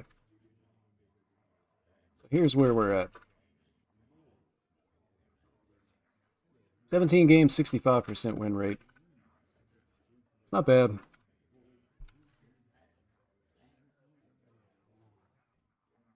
And Firestone is giving me problems today, though, which I would say is not good. Okay, let's keep it rolling. I gotta be honest, I'm gonna have to actually read the card text on Galactic Orb again, because it seems it's actually just repeating the spells that are played. I thought it cast random spells of the same cost. Recast a random spell of each cost you've cast this game, targets enemies if possible. But I played it twice in that last game, and it just recast the cards I had already played. Like it recast a coin, recast Lightning Bolt, Mind Blast, Tsunami, and it did it 2 times in a row.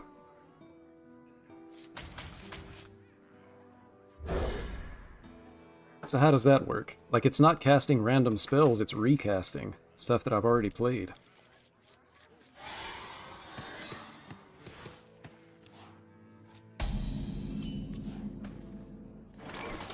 But that is not what the card says it does. Is it bugged? Anybody have any infos on that?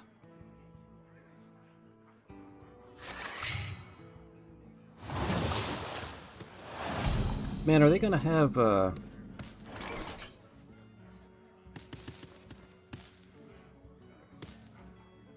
think I'm actually just gonna ping and pass turn rather than play this to get the weapon. Specifically because I'm afraid that they're gonna have Cookie.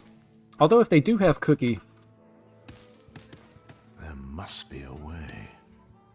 I guess it's fine.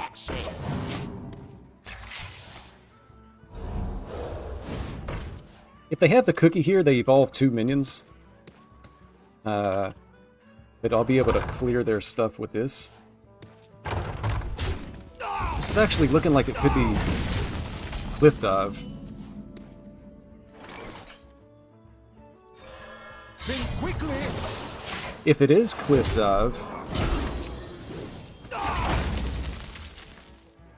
I might actually be in trouble, because once they have like the weapon and skirt death, like reasonably I could expect that they're going to be able to just heal up. Feel that healing beat. Watercolor?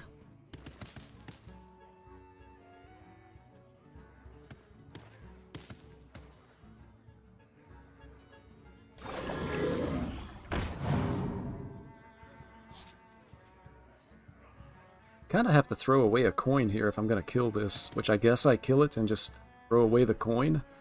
I don't want to risk overdrawing. I mean, chances are it doesn't matter, but I mean, if I overdraw, I've got a lot of stuff that I really don't want to see destroyed. So I'd probably rather just lose the coin.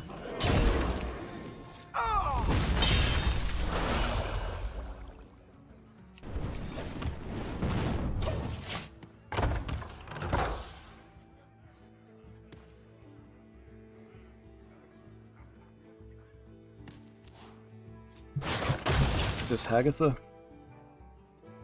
They should have. Strike a pose. Oh. Why did they get the 10-10?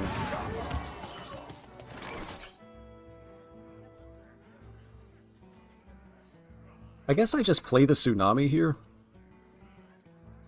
If I go 5, 4, 3, 2, 1.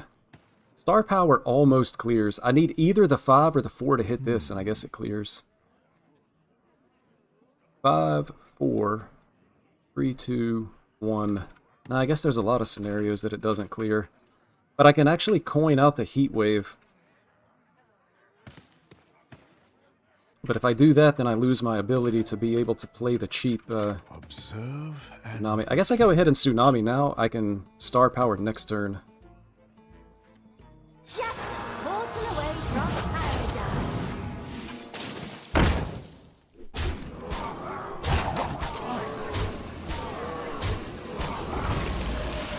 So that's actually like best case scenario for me. Everything got frozen.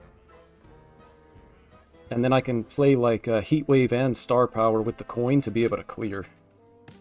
I'm assuming since they didn't play Hagatha that they have second Razzle Dazzler. Here comes the Cliff Dive. So they clear the board and then they evolve.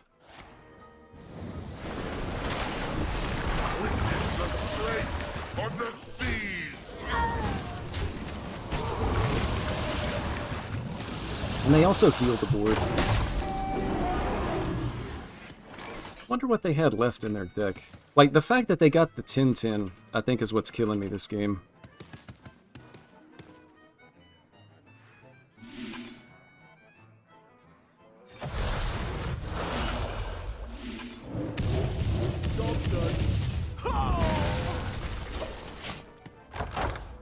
The fact that they got the 10-10 is what's killing me this game.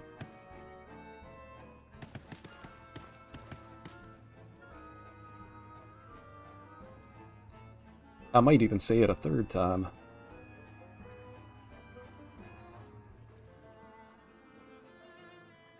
That's a cool looking frog too.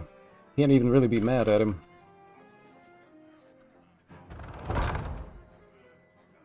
Double. Now play the Hagathon. Boys in trouble. So I guess second star power clears, but I'm taking 14 damage, and I'm not doing anything else next turn. It actually doesn't even clear now. Alright, I think I've seen enough. Well done. You win. I still don't think that that big shaman is a good deck, man. Like, you have to draw your cards in the right order, and even then, there's times when your cliff dive is going to be bad. Like they got,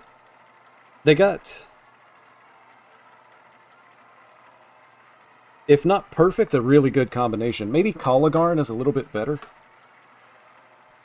than the Walking Mountain, but the fact that they got the Titan to be able to heal the minions that were on the board made a big difference. Especially with that 10-10. Versus Rexar. All Versus Hunter, I wonder if they're imperfections playing must be Token swept Hunter. away. Maybe Rayquaza is an Uncorrupt fan.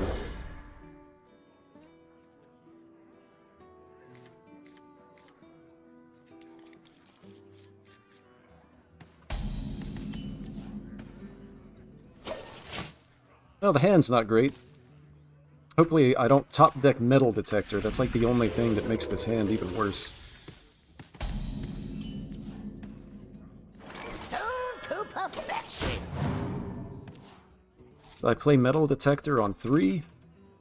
Start snatching coins. Play this on 4. So they actually are playing Token Hunter. And they have a really good draw as well.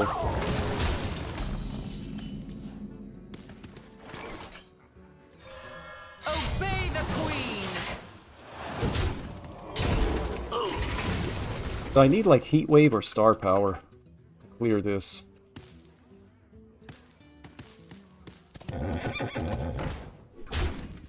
I can still clear it, but I take a lot of damage off of that. But I don't have the,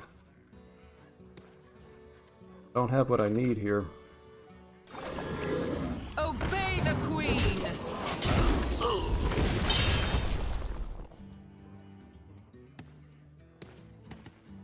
Plus they have kill commands. I think I'm just already dead here, to be honest. No one's going to believe this. Ooh.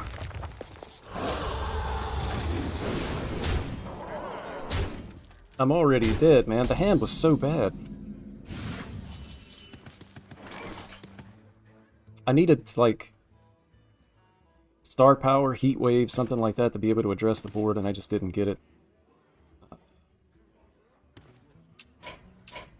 Next time you'll be It's the end of that chapter.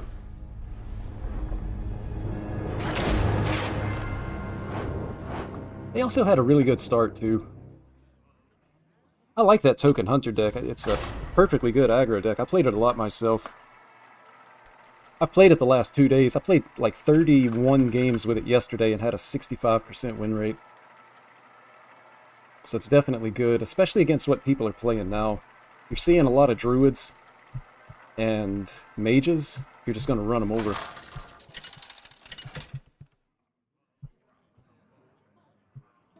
Lady First paladin I've seen in a while. Uther.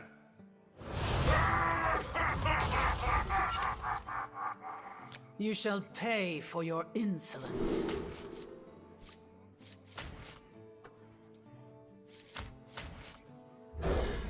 This looks pretty good. 3, 4. Tsunami on 5. I've got the Con Man on 6. Like, I can even coin the Metal Detector on 2. 2, 3, 4, 5, 6. All while removing and generating coins. Seems pretty good.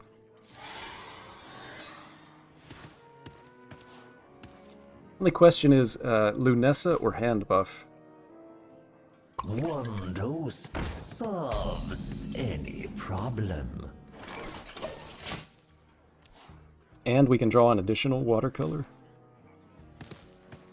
I mean, the other copy of Tsunami.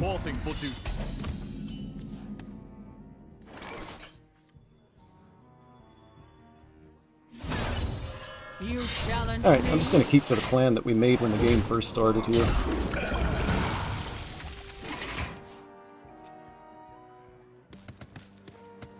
I kind of need to dodge, I guess, the early Pipsy, but even then, maybe I'm okay. What did they hit? 144, so that's not a Linessa. You challenge me.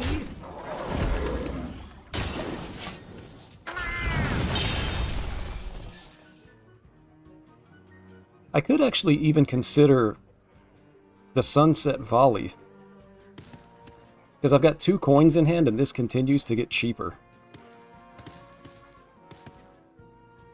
So would it be better to Sunset Volley on 5, Sunset Volley on 6, and then Tsunami 7? That seems better than doing it the other way around, right? Who could put a price on such powerful artifacts? I could. What are they looking for? Probably card draw? Maybe damage? I guess 6 damage if they're playing Linessa.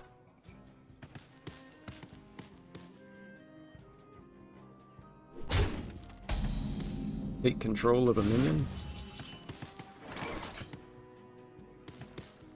I think I just have to, like, take the face damage here. Get down the King Tide. Hang 10, or however many you got. Maybe it is better to go Tsunami into Tsunami because I'm freezing face, and that's going to mean that they're not able to, like, hit me with the weapon. Also, the fact that they have the mind control for a turn means that if I just have, like, the one minion on board, it's going to be bad for me, potentially. They actually decide to trade here. I think I'm okay with that. Question is, do I trade myself?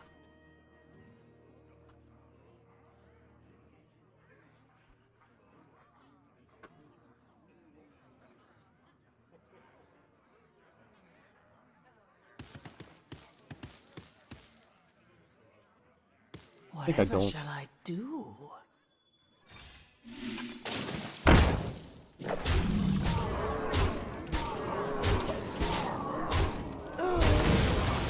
Alright, we got the face on lock. Still kind of hoping that they don't have Pipsy here. I mean, they can mind control 1 and trade, but that's fine. I'm going to have an additional Tsunami coming down. Mixologist doesn't really do a whole lot for him either. Like, if the Resurrect a minion would be good if they had played that Living Elemental, but they haven't.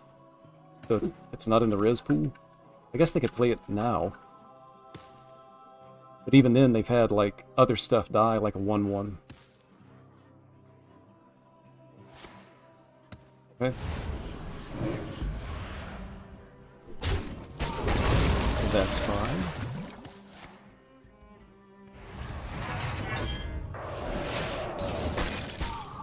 Also fine.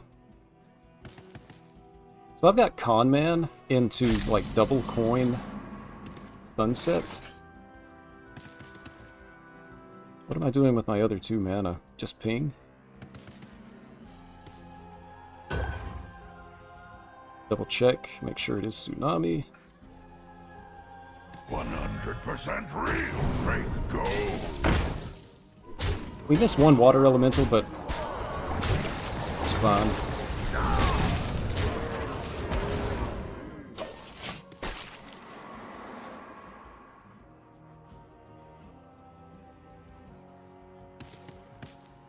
I think we're just winning this.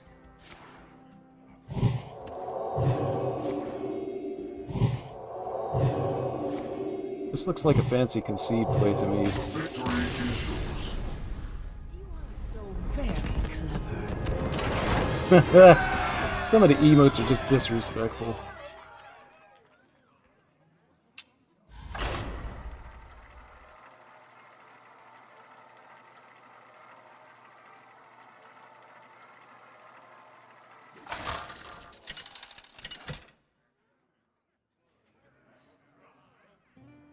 Khadgar versus Scabs. I like my battles the way I like my food. Tough. Behold the magic of death.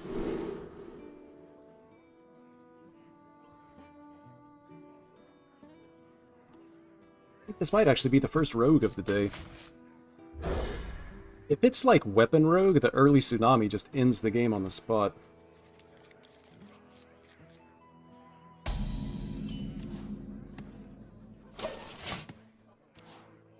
If it's wishing well rogue, it's a toss-up.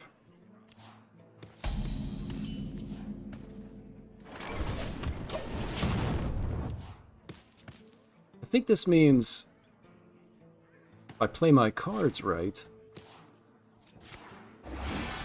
I'll be able to get a turn 6 tsunami. It's kind of a weird coin, wasn't it?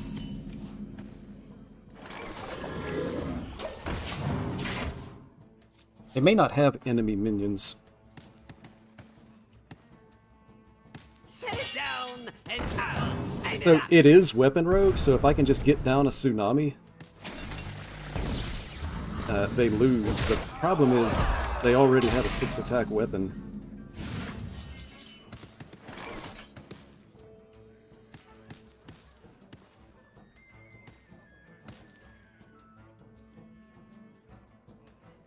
And it's going to be at least one turn.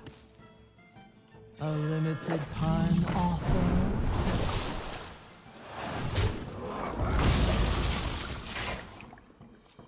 So next turn I basically just have to pass my turn, hope I'm not dead. Ooh. And I'm actually just dead. That's crazy. This has to be an above average draw.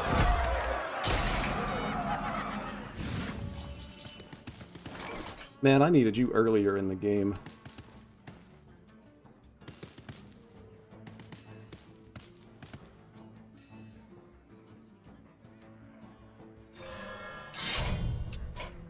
Well done. If I could have traded for the 3/3, gotten a coin, I guess it's still... Weapon on 3, trade, Sea Shill on 4, and then I could have coined out the tsunami. And it would have been just enough to win the game. But I don't think Weapon Rogue gets that big of a weapon that quickly on a consistent basis. Maybe I'm wrong. I haven't actually played the deck. I've just seen the list. Lady Prestor versus Illidan. Right into another bad matchup, too. Now! You shall pay for your insolence.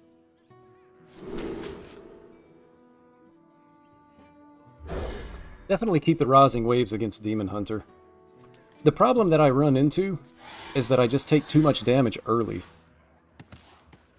And I can never stabilize. I feel like I'm due for a Demon Hunter Hero Power turn 1 play.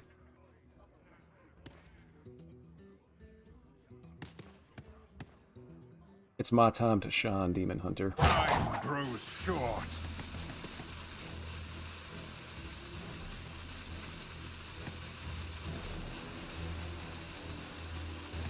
Maybe it's my turn for win trade. Well, it's not a win trade, but I'll take this.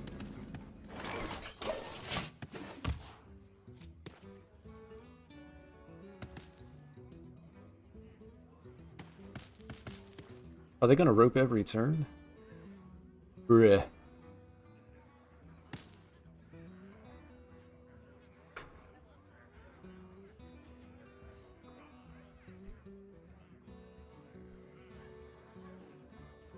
I'd like to have something to do turn 2.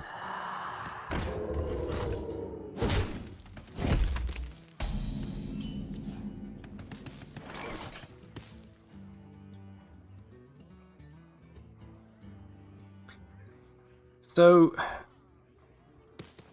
I kind of need to equip the weapon here. I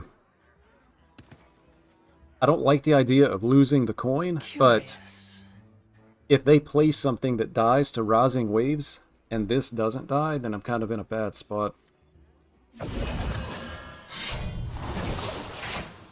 I am going to get the coin back, because I can attack this with my face, take no damage, and generate an additional coin. A little bit of healing available. But the only minion that has like a meaningful amount of attack is the tourist, the 5/6. So you're not going to get a whole lot of healing out of Sleet Skaters in this matchup. But so far, what the Demon Hunter has done has been really slow. The issue is I'm not hitting any of my mana cheat.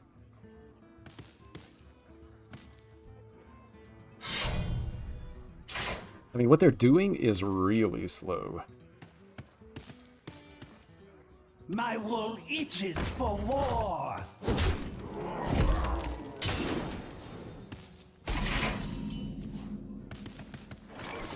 I think I take the coin and Rising Waves just to get rid of this.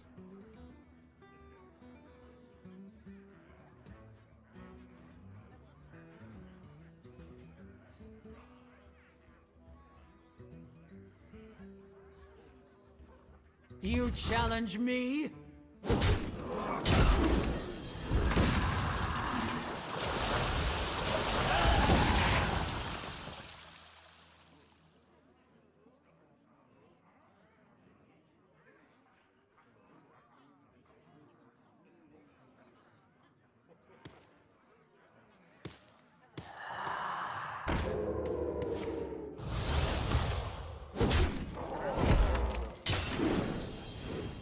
My wool itches for war.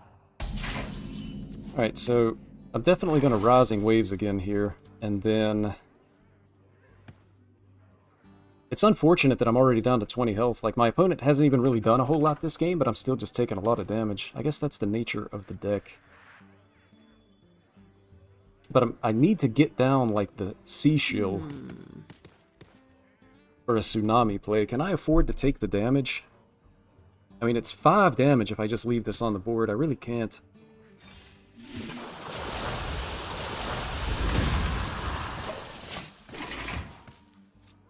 Maybe next turn I just have to take the risk of playing Sea Shield. It's going to be like the only way that I can win the game is if I can get out the early Tsunami. So assuming they play a minion that I can kill, I kill it, I Sea Shield, I ping, and then I can go double coin Tsunami on 6. They're actually just not playing a minion here. It still works if they play a minion next turn, though. Tuned to perfection. A limited time offer. I need them to put something on the board. They may be intentionally not playing minions because I have the weapon equipped. I'm not sure that's correct from their point of view or not. If I can Tsunami with this health total, I should be winning the game. I just have to actually get there. If they don't play a minion, it's going to be two more turns, which would be cutting it close.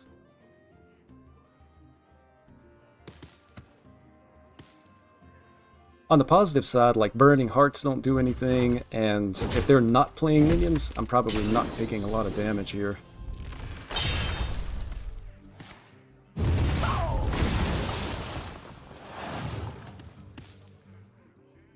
Good hit! My turn! Roughhouser.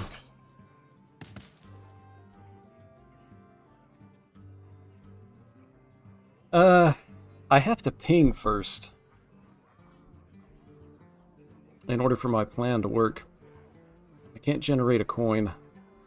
So do I ever just coin the Sunset Volley? What does that do? Turn 7?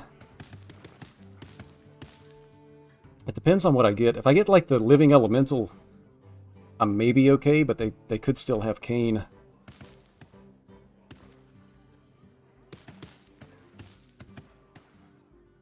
Going into turn 7, I kind of can't play like a mage thing. Maybe I just Rising Waves here.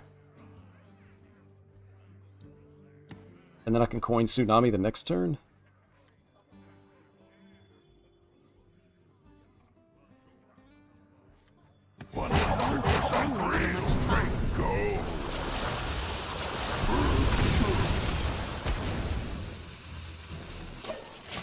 going to hold on to the weapon. So I can coin Tsunami next turn.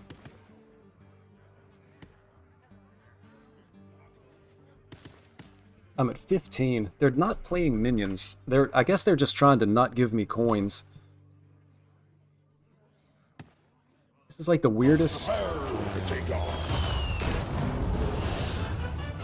Pirate Demon Hunter match I've ever seen. Hide behind yourselves. I will still find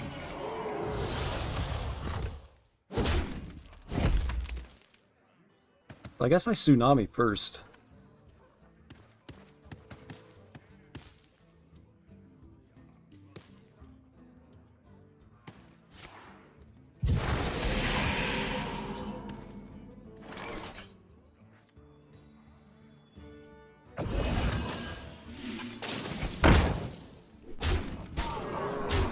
Nice.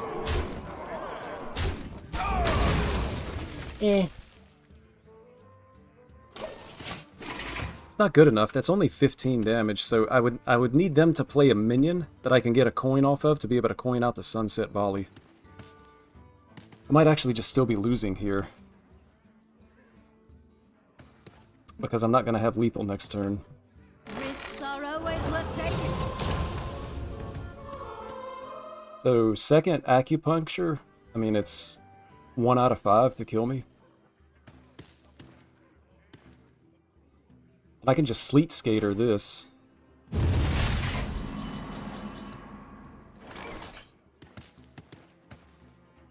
I guess I just Sleet Skater this. I can even do it twice.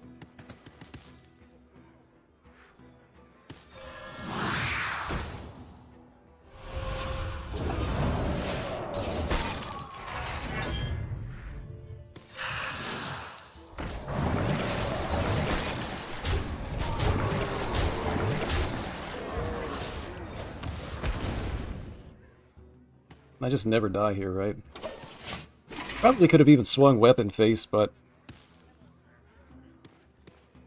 yeah, I guess it's correct to swing Weapon Face here. I'm not really saving it for anything. Second Hot Coals. I still just kill him. It's like it's over. I'm pretty sure that my opponent misplayed here. They should have been playing minions and aggressively going face. It's the second time today that I've seen a Pirate Demon Hunter do something weird. The very first game I played with this deck, I got out a turn 4 Norganon. I was on the coin and an extra coin from the weapon. And then I played Conman on 5. So I basically had Norganon into Norganon, and they were actually sinking their damage into killing these, instead of going face. So if they had gone face, I would have just died. Instead, they let me hang around in the game and then kill him. Time grows short. Always remember, if you're playing Pirate Demon Hunter, punch him in the face.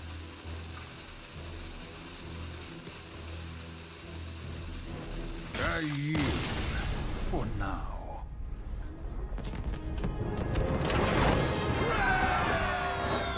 They wrote to the loss, though, so I guess they won a prize. In their own mind.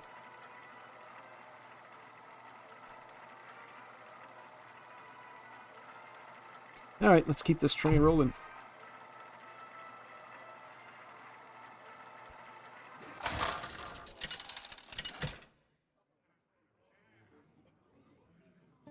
Lady Prestor versus This should be a good matchup for the deck. Let the blight begin. If You it's, shall pay for your insolence.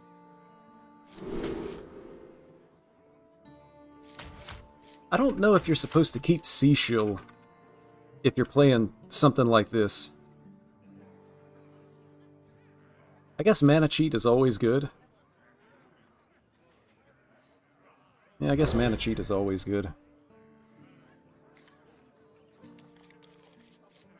But if it's like Blood Death Knight, we actually just outvalue them by virtue of this.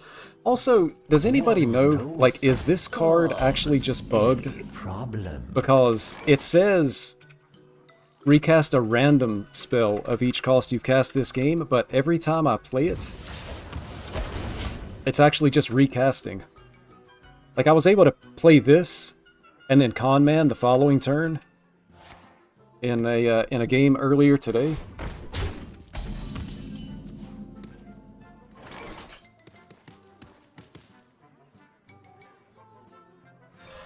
You challenge me?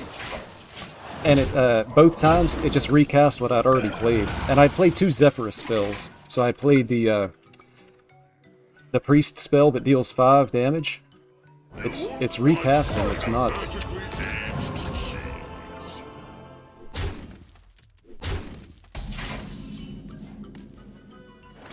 You challenge me? It's not playing random spells.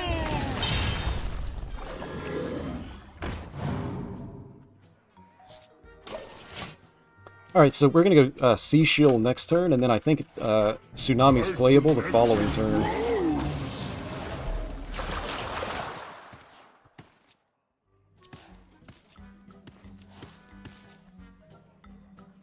They just drew 4 cards, so I guess we're playing against Frost. Any problem? I'm taking a lot of damage here.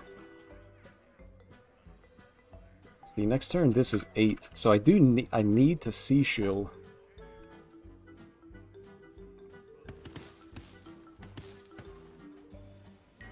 But if I Sea Shield, I can afford to spend a coin too, right? What if I hit here? Rising Waves, coin Sea Shield. This goes to 6 next turn. I don't even have to have the other coin to play it.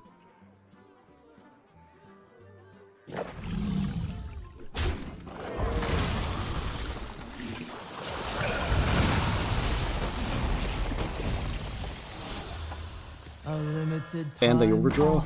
I don't think the overdraw really matters, though. Over eager. Although that's a good overdraw.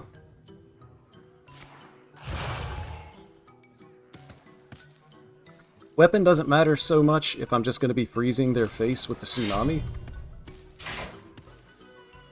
Also, that's not a foam render.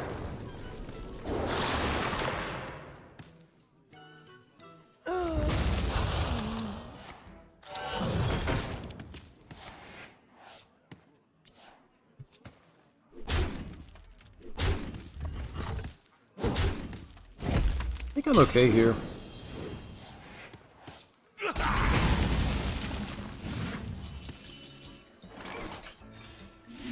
I would like to see one hit face, though.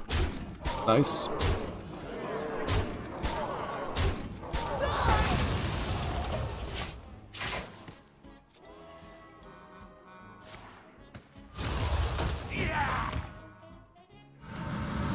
Yeah, I'm fine with this. I mean, this means that I'm not taking face damage, and then I'm just gonna Con Man. And it's gonna freeze the board again. And they're gonna take 12 here.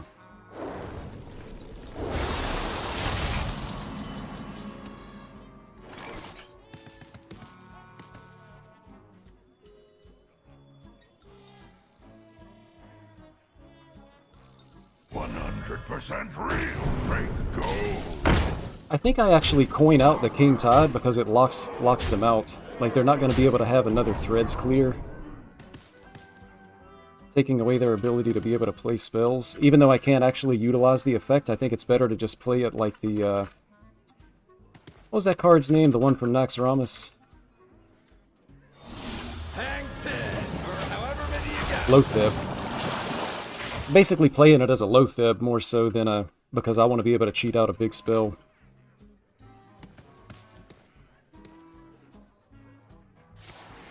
So they kind of need to have a Razzle-Dazzler that prevents me from killing them. You could use a trim.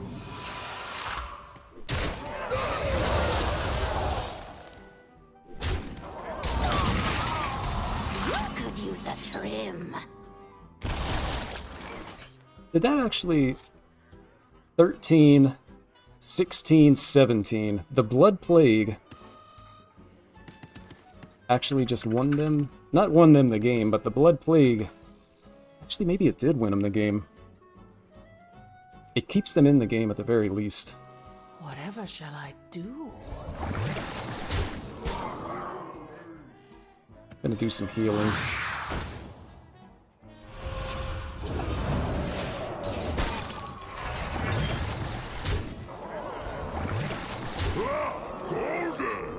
I need to set up lethal for next turn, I think. Can they kill me from 10? They burned one corpse sickle. They would need like hero power and several things that can just go face. There's only so much time. But the only way I set up lethal was to equip the weapon and punch him.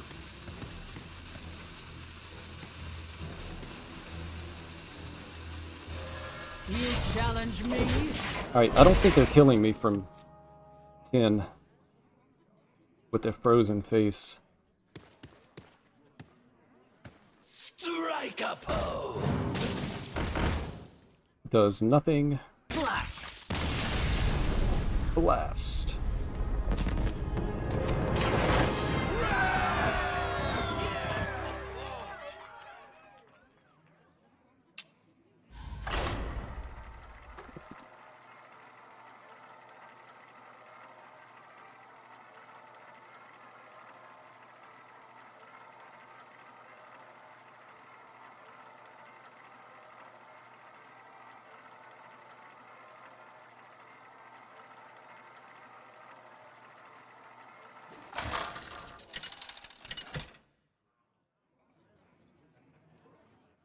Queen Ashara versus the Thunder King. This is not my first guerrilla war. Another shaman. All imperfections must be swept away. Kind of got a dream hand here. Could have done without the second metal detector, but 2, 3, and potentially just play this on 4 with a tsunami. Kind of depends on what our opponent does. If they play a minion, I guess I coin out a metal detector. They don't.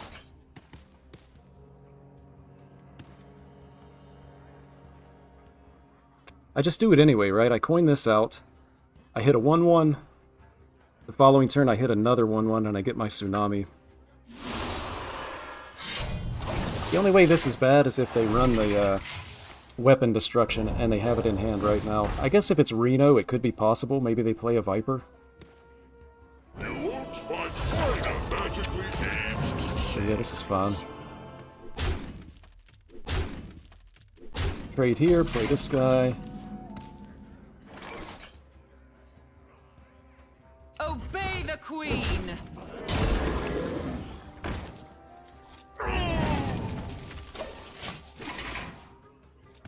The only way this doesn't work would be, like, if they trade all their minions into this and then don't play a minion.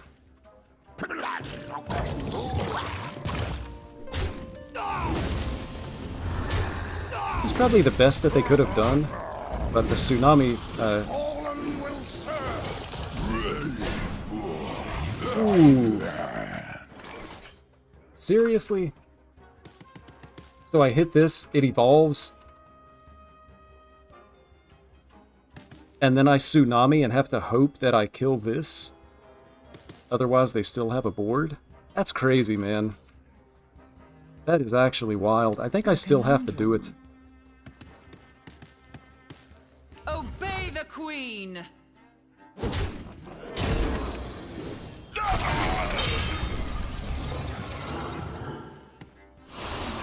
Just a portal away from paradise. I really need this to die, please. Please. Thank you.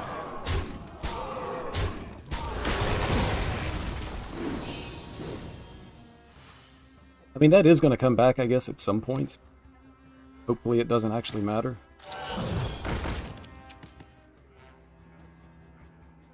They got a pretty good 3-drop here as well.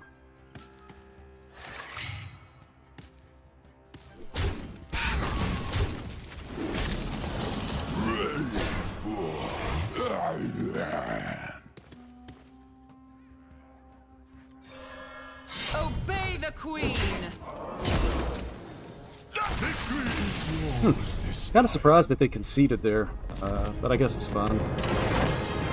I guess that's okay. If I was in their position, I don't think I would concede, but I guess they're just assuming that we have like a con man to be able to replay.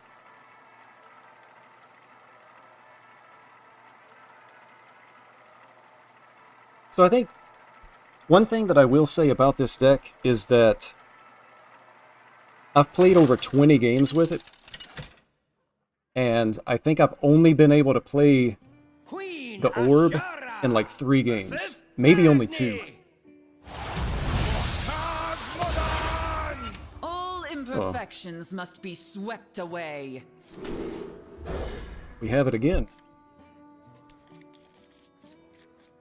I can even play this on 5 for a 2-mana Tsunami on 6. Like, who cares if Heatwave costs 10? But, so it's really playing, like, almost exactly like Big Spell Mage. It just has different stuff in it. Like the Reverb, Norganon, Star Powers. But the only games that this actually comes into play is against, like, control decks, slower decks. Potentially like this warrior. Maybe we actually get to play the boy this game.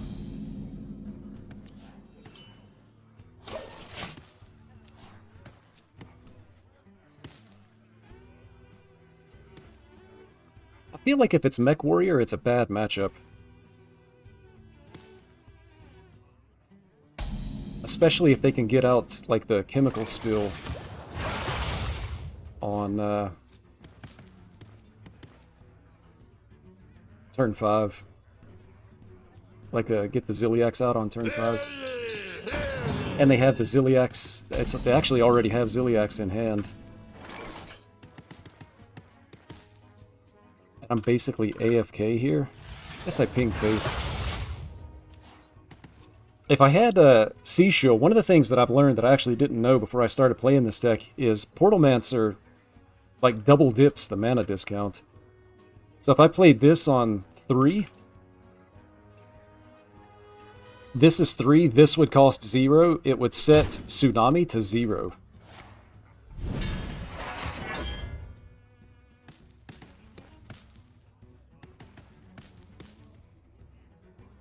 But they didn't have ramp, so that's good. It's really going to come down to whether or not they have... Oh, I'm still AFK. Can't even really afford to Heat Wave. I guess I just ping face again.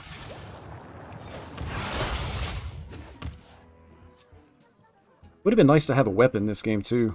I missed on weapon and I missed on instrument tech. So I've got this on 5 into Tsunami 6. Follow-up Tsunami on 7.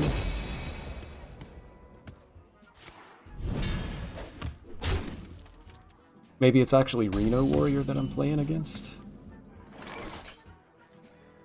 Just a portal away from paradise. I could even like double Tsunami the same turn. That's ridiculous though. Would be a waste of resources.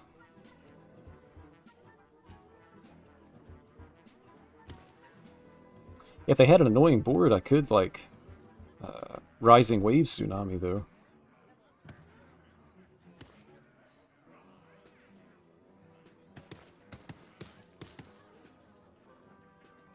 Thousand needles! Are you ready to rock?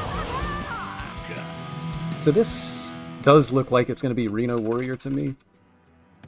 Hopefully we just overwhelm their ability to be able to clear boards. So turn 6. Probably get a Marin down at some point as well. Ooh, there's a King Tide. Not good at the moment. Step on through.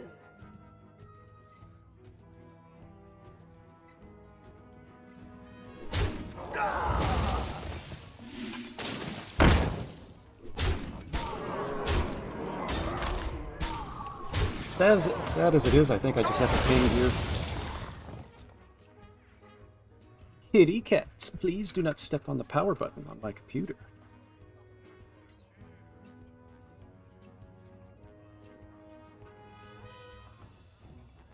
The kitty has a bad habit of jumping up on my the tower for my computer, and she always lands directly on the power button and turns it off.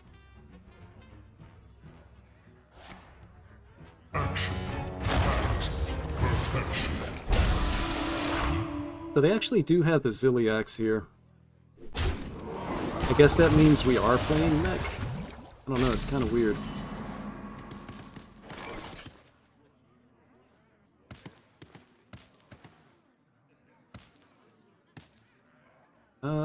What if I just go weapon, swing, ping, trade once,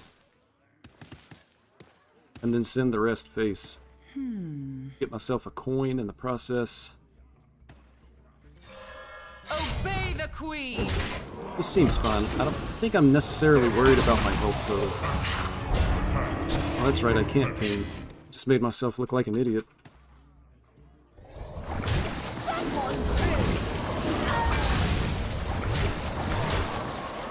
100% real fake gold. Yeah, that has to be like the most common mistake in Hearthstone. Attempting to ping the Ziliax. Who's feeling me on that one?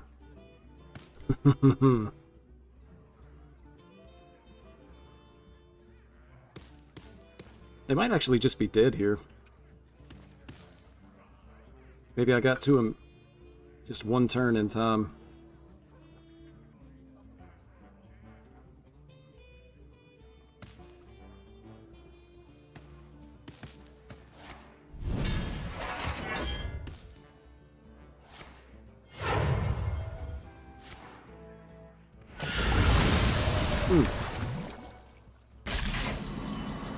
They were actually able to clear the board. That's crazy, dude. I guess I take card draw off the Marin. It's like a totally different game now. Relaxation for all, and all thanks to me. 8 cards in hand. That's fine. This guy down as well. It's really unfortunate. I don't think I've ever seen a mech warrior playing Sanitize. I guess it's possible that it's still just Reno.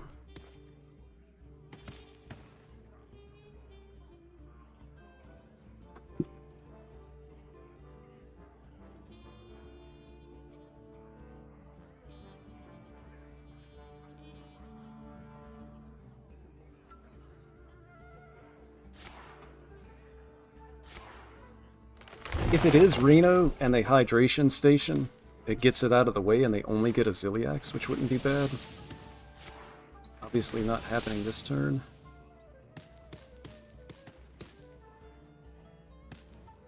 The problem with the card draw here is I've got like some really good draws, I've also got some really bad ones. Like Norganon is good, especially with Reverb in hand. Obviously Tsunami and the big spells are good. But like if I hit this stuff, I'm gonna be super sad.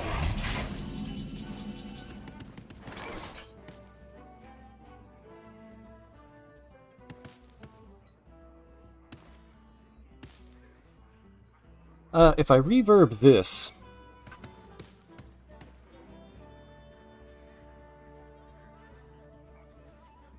Such choices. 8 damage is gonna go face. It should be reverb, hit here. I'm gonna send 8 face. This should still go face. 14, 17, 18. A conundrum.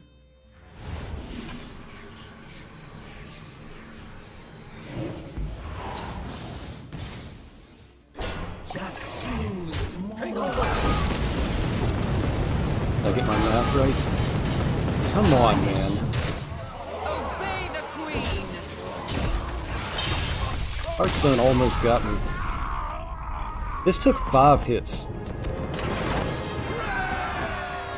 So you knew this was going to take 1, or you would at least expect it to take 1. But then most of the rest of the hits just went face. Like, what's that all about?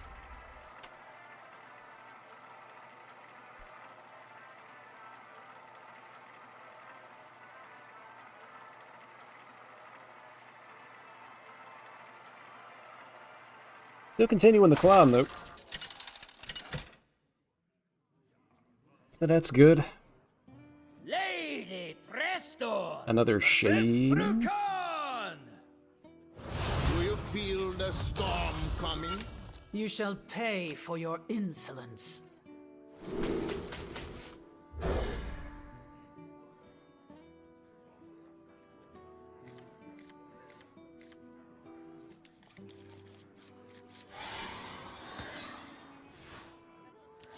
Oh, weird hands.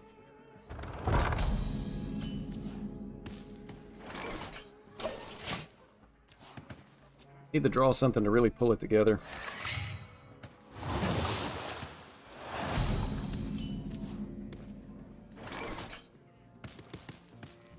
I think I just coin out the weapon here. It guarantees that I can start getting coins. Could just ping. But my thinking is I coin the weapon. Curious. And then next turn I can like just heat wave to clear up anything residual to try to limit the amount of damage I'm taking. Like if I don't spend the coin here, I'm just taking additional damage, which seems like a bad idea.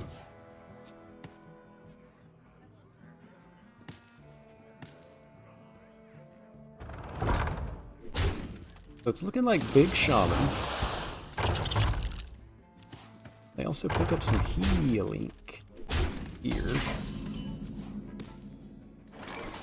Instrument tech. You challenge me? A limited time offer.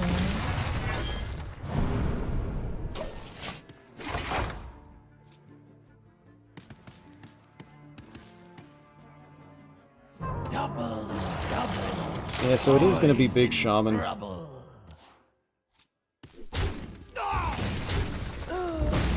Could be a bit of an issue, depending on what they hit.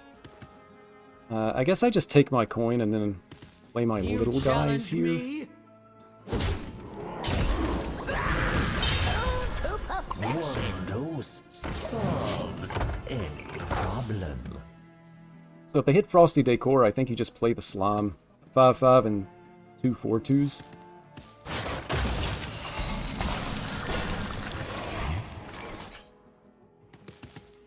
I'll be able to Tsunami next turn, but I don't really have a follow-up, is the problem that I'm going to run into.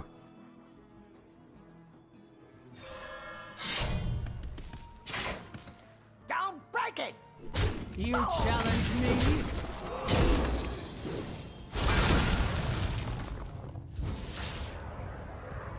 I don't know, I could bump into here just to be able to trade. Seems fine. It lets me spend mana better, like the 1 damage off of this doesn't do anything.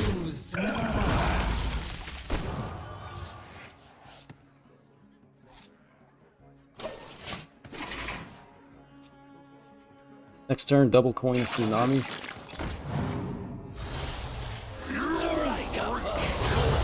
So they have to evolve the Walking Mountain. I don't want to evolve this because they're going to need some value. Conman's actually a nice pickup here, so I can double coin. I'm going to go ahead and hit this guy, and I'm going to Tsunami.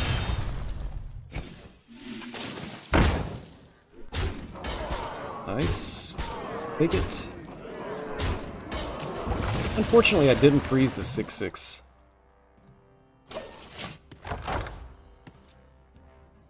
Got another Tsunami next turn, though. Actually, just taking a lot of damage here.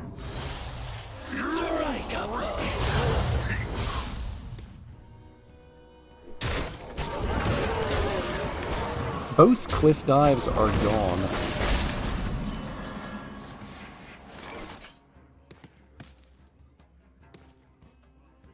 So I definitely have to Conman here.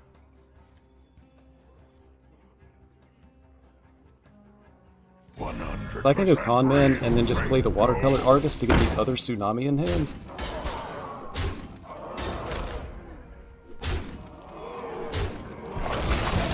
This has to be a joke. Like, this actually has to be a joke.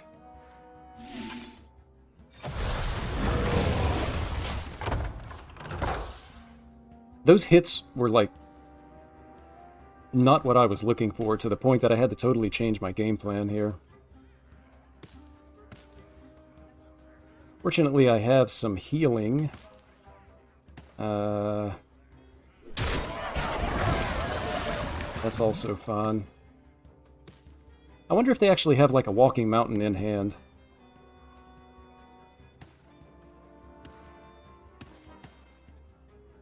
I don't know, it may not super matter.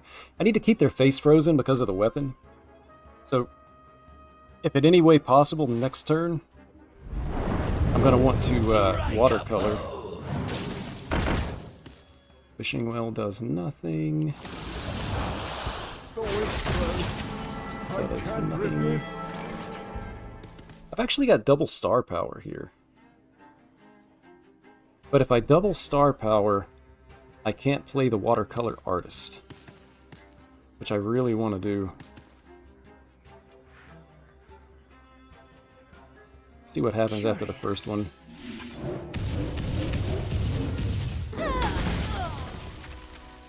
Four, 3, 2. I mean, I double coin it, and it does clear the board and allow me to push damage face. Kinda don't have a choice, like I can't.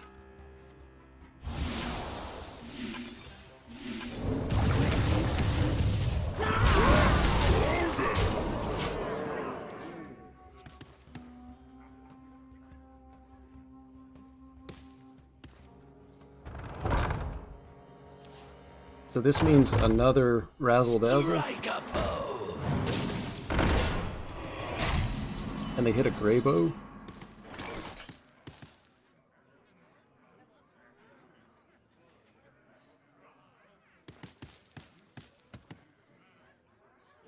Why did they hit the gray bow?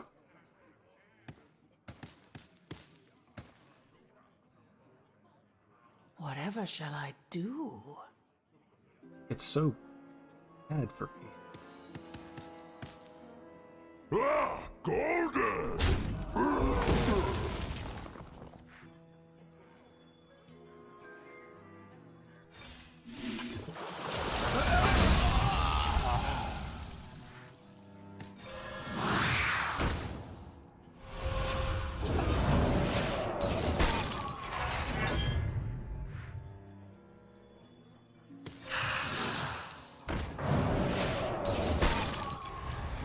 I almost feel like I have to trade here. Like if they have a walking mountain, they clear my board, So much time. and they heal back to full.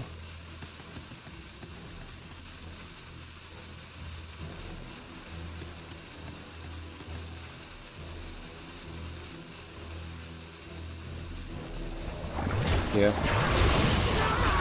I'm gonna have to try to play for a little bit of a longer game, but it's an issue.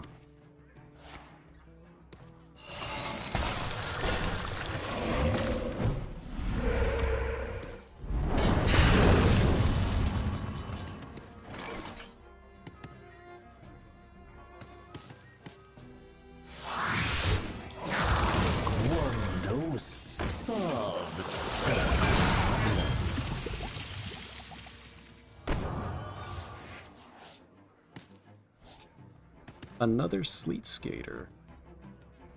Do I ever just ping this and watercolor? I mean, as soon as this gets to attack, it just creates another gray bow. But I kind of need to get stuff out of my deck. So, like, they can make this trade. They don't have anything left that this draws unless they're playing like some kind of weird list. Cookie is bad. Cookie is actually really bad. The random gray bow is actually just worse.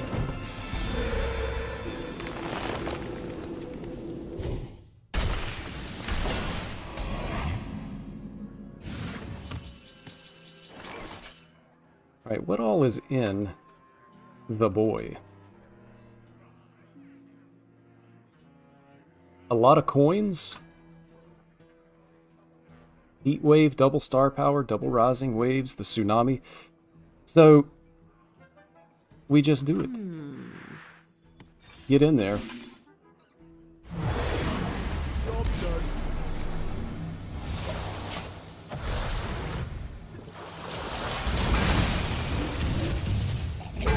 Actually fixes my Greybow problem as well.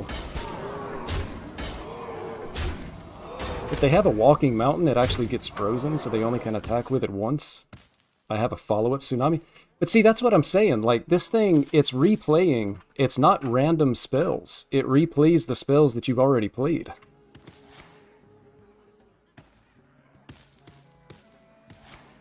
Also, even if they clear this, they're just dead to the tsunami that's in my hand.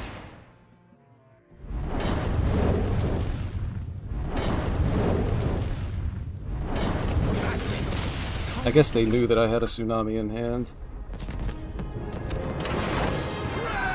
So you actually never win that game without the Galactic Orb.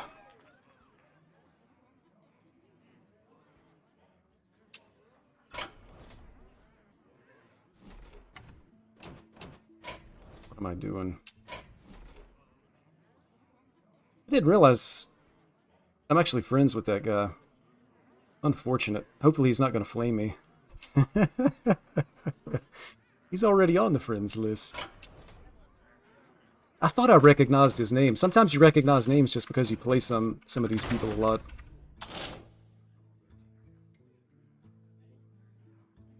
Now let's review the list again.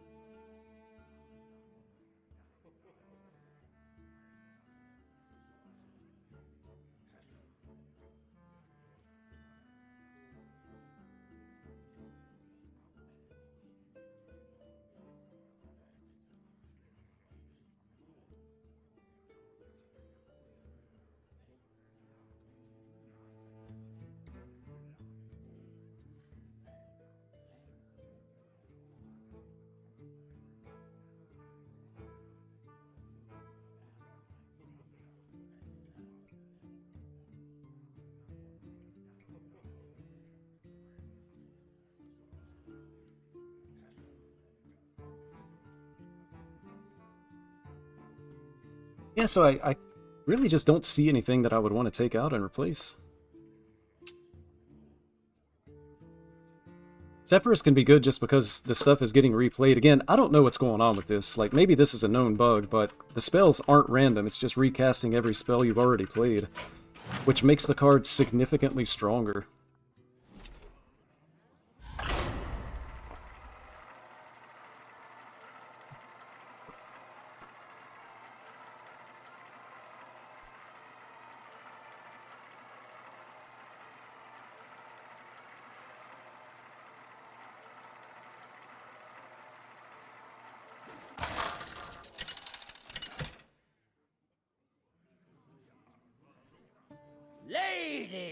Another mage. I would like to go first with King Tide in hand, please. There's a bounty on your head. You shall pay for your insolence.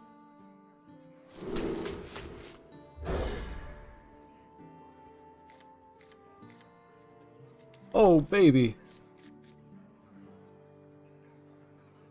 Now I just need to draw something.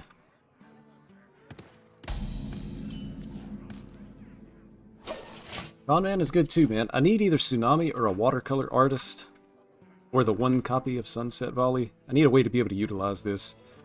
I can play this on 4. I think you just win the game by virtue of going first and having King Tide. To perfection.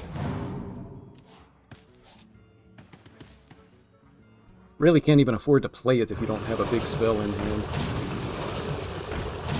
And I'm actually playing against... You challenge me? Don't break it! Elemental Mage.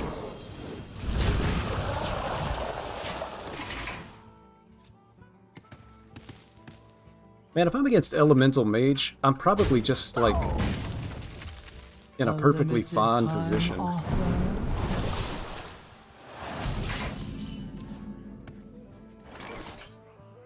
Well, there's Marin. You challenge me? So I can't actually play the, I can't play King Tide here. I really want to, but I can't. That just means a Sea Shield, unfortunately. But I'll probably, double coin the Marin for card draw next turn. Unless something comes up.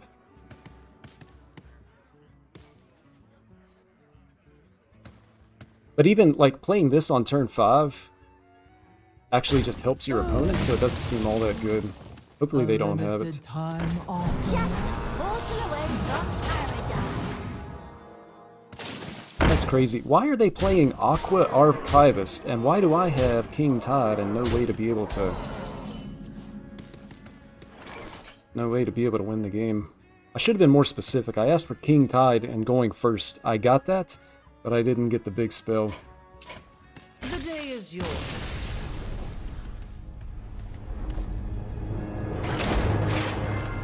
Unfortunate.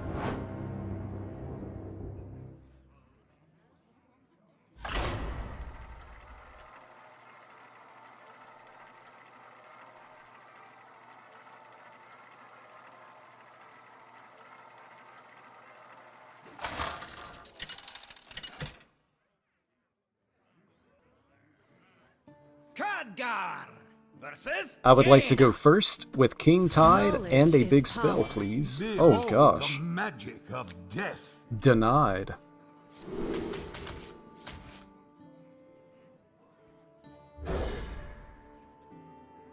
Hearthstone says no. Well, I got Portalmancer. I have the coin, and I can generate more coins. So again, I just need to hit like one of the big spells or a watercolor artist. What do you seek? Oh boy. Alright. Now we're in business.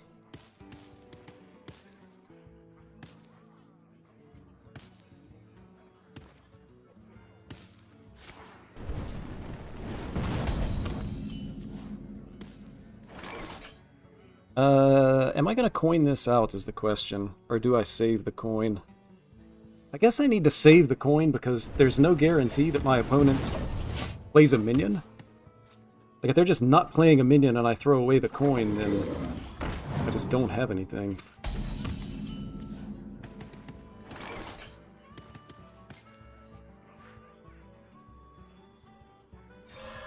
Oh, I can do this. I guess I'm hoping that they don't have a King Tide. If they have King Tide here, they just win the game. And it's exactly what I wish I would have had last game. Turn down that racket! Right, that's perfectly fine. Mind that at all.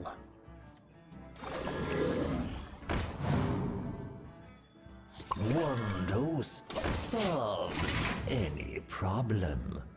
So next turn I just go Portalmancer and play probably Tsunami, but Sunset Volley also has some potential here. Can even generate an extra coin, most likely.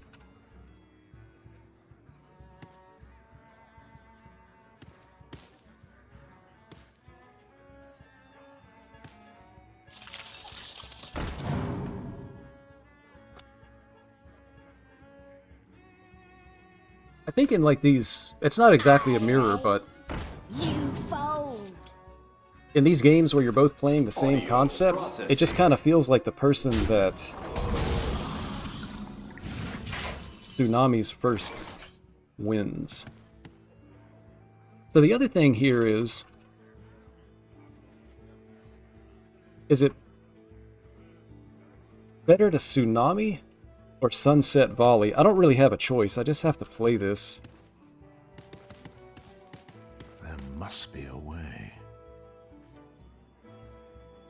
So I need to do it first. So I actually hit the Sunset Volley. Think quickly. I'm gonna hit here first, I guess. Get the coin. Think quickly. So I'll be able to double coin Tsunami next turn.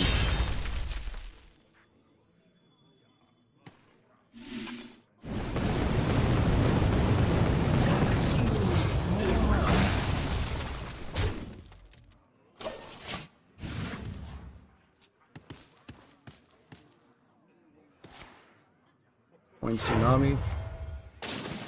3 hits here.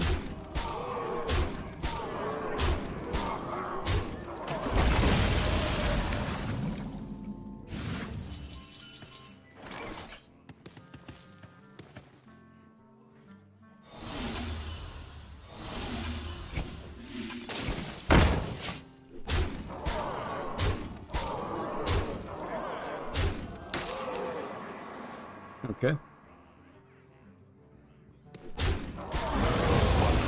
100% real. Fake go. Man, this is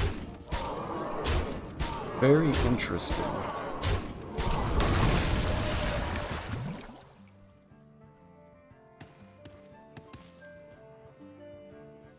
I smell golden in their waters.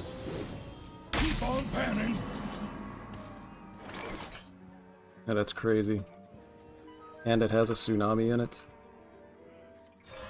Think It's quickly. actually lethal some of the time.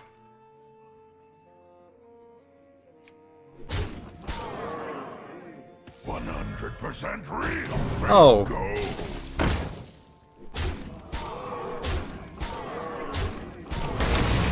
That's fine. I was really hoping I'd get 2 hits face with these elementals. Do they have it again? I guess they do. So I'm like 3 damage short, but I have potential.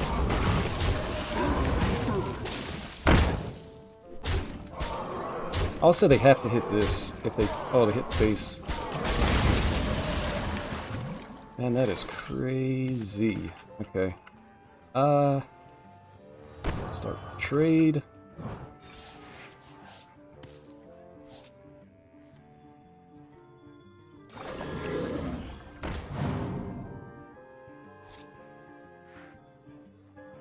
A limited time offer. Those solves any problem.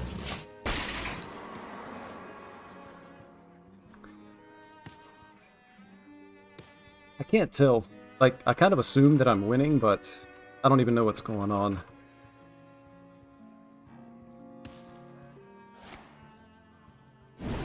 Alright, no living elemental.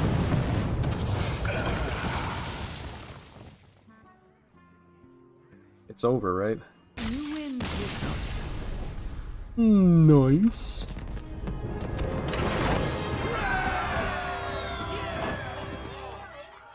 Ten.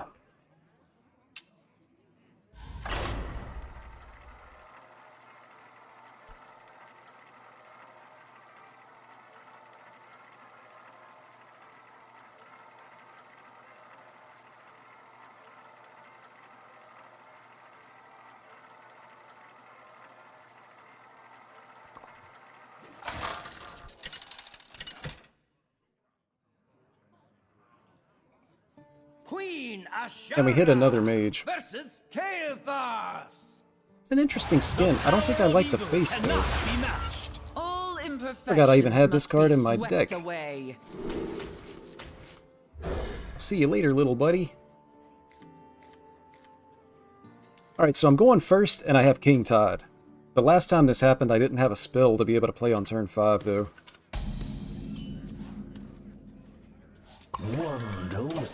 I've actually got turn 4 Norganon, which is probably worth considering if I don't have a spell to be able to play. Because, like, they're not removing the Norganon. So I make their cards more expensive, and then I've got secrets maybe the following turn. But I'm actually just going to be able to watercolor artist, so... Just use more. I guess I just clear this so that it can't soak a... hit. This also means that they can't coin weapon. I mean, I guess they could, but there's not a minion for them to kill. So they'll be able to get a coin here, but then I'm going to King Tide and...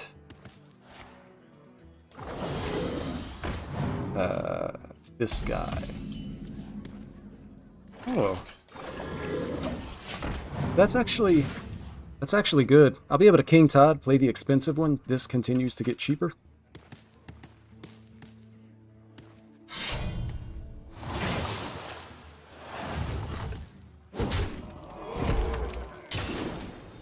I'd kind of like to see a con man, I guess. I don't know.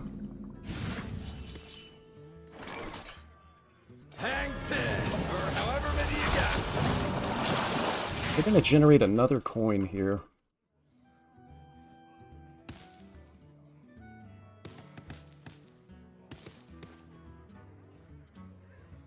Muzzle their magic. Ooh. Actually pretty clutch. And mega unfortunate. It shouldn't work though. Like, the cost of my spells has been set to 5, so why does it change them to 6? They should be just straight up 5.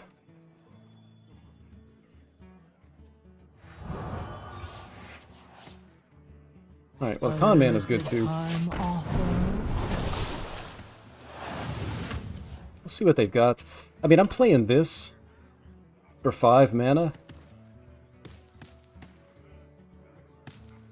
And then I've got Con Man.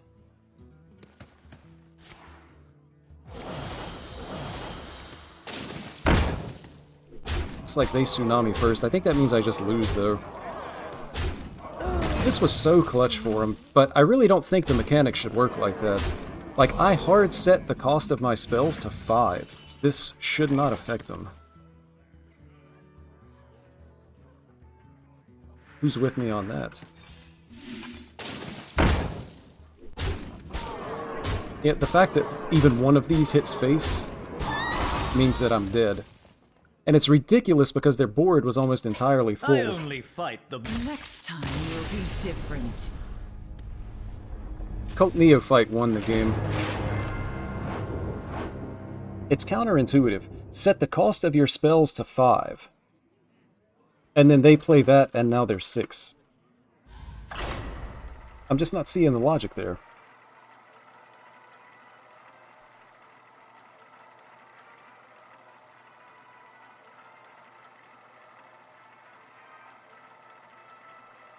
I'm gonna have to take another look at the card.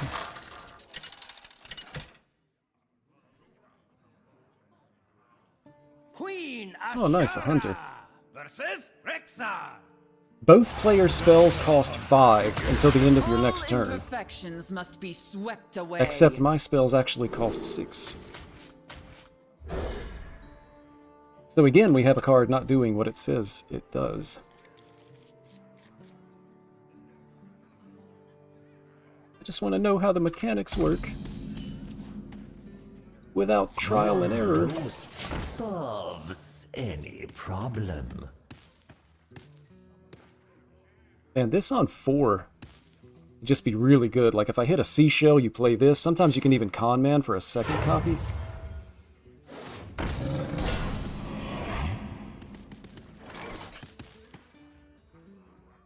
Just use more.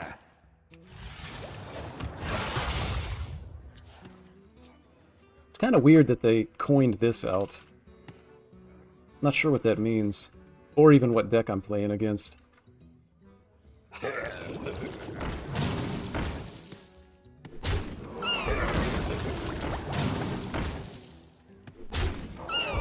So I'm playing against Token Hunter. Just use more.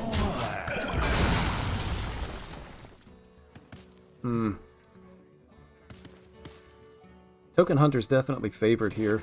I'm not sure why they're playing monkeys, though.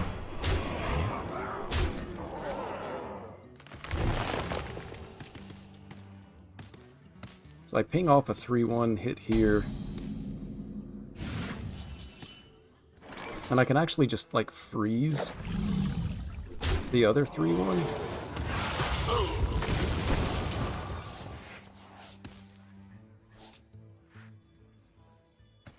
Nice to meet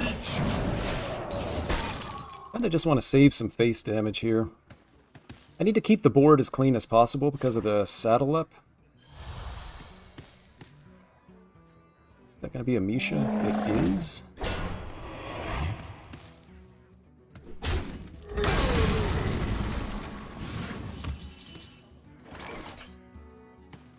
So I go King Tide.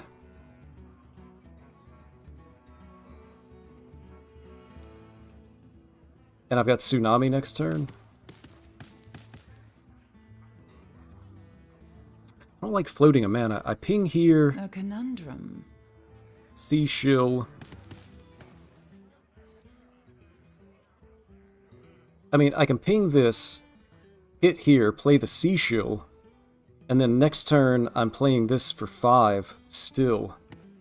It might just be better to play the King Tide, though. A conundrum. Hang 10, or however many you got. I think I'm overthinking it. This way they can't play like Awakening Tremors. Or they can, but, you know, they makes it harder for them to make like an Observer play to be able to push more damage. Also having this in hand is going to be good. It's a lot of damage, though.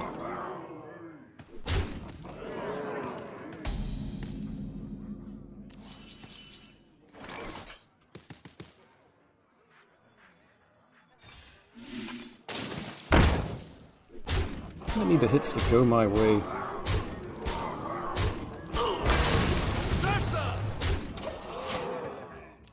Maybe I should have killed this. Like, trade into it rather than punch face there.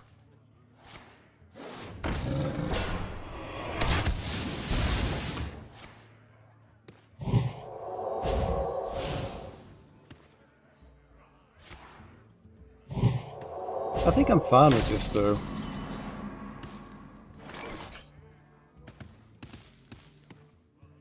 Because I'm going to get some healing off of that as we speak.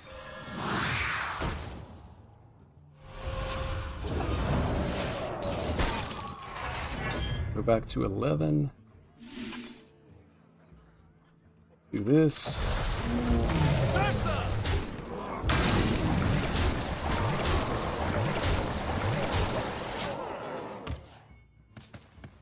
I don't think they're killing me from 11.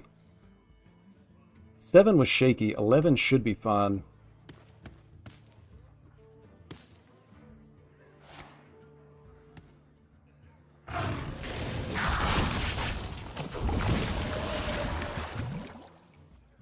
Is it over? Oh. Man, they got the Jungle Gym sniper over here, directly face.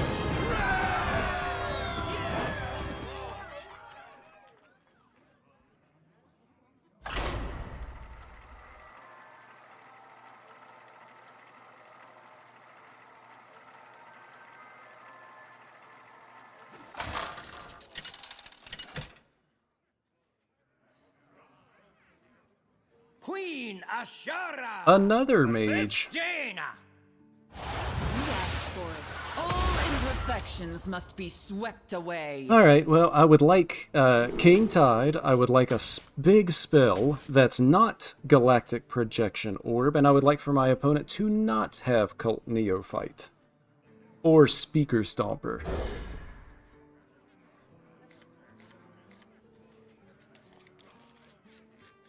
Come on, man.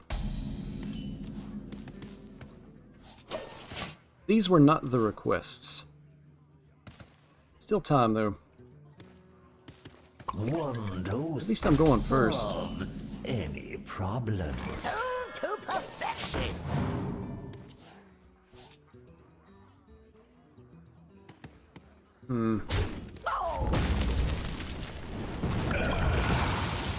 That's interesting. They don't want me getting a coin, which I guess is fine.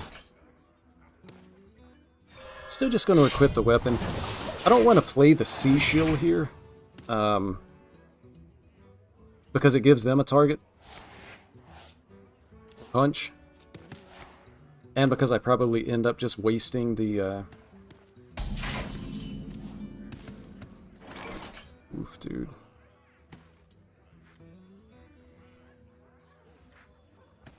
Nice to meet A limited time offer.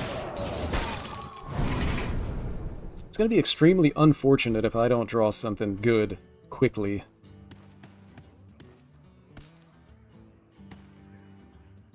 I'm just giving my opponent more and more time.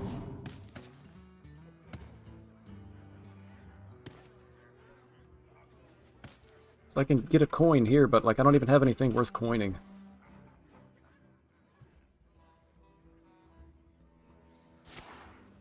I may actually throw away a coin. It's probably good for me. The draw is absolutely nothing.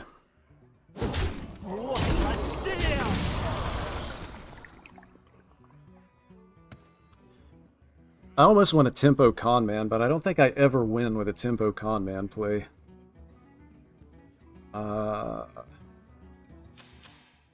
They've used their only coin, so even if they have Portal Mancer, it doesn't do anything. Am I really just gonna ping?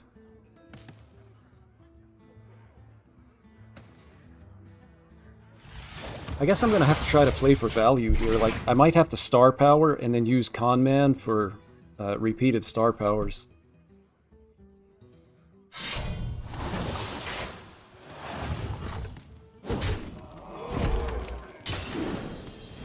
But they're gonna be able to, next turn, they're gonna be able to coin the Tsunami. And I am, like, doing absolutely nothing. So I am going to tempo this out. Hopefully it at least absorbs 2 hits. But I'm kind of just dead. That's weird, man. I played 30 games of this deck.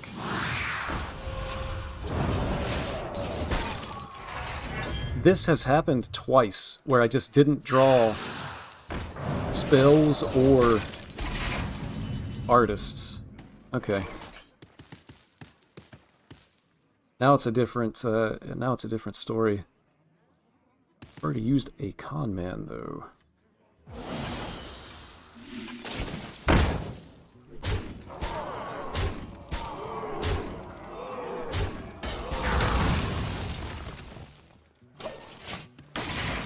So I've got this on 8. And then I should be able to punch something for a coin to be able to play this on 9.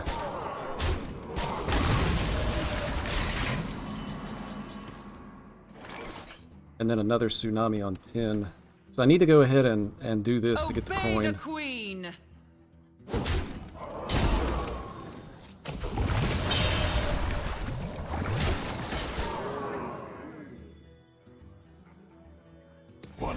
% real fake gold.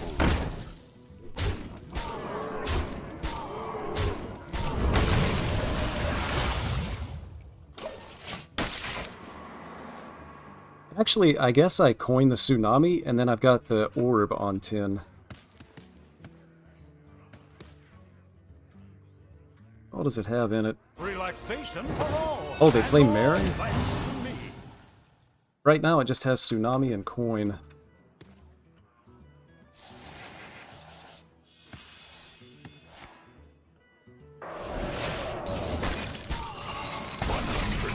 Real fake gold. I guess I actually just star power here. Puts more stuff into the orb.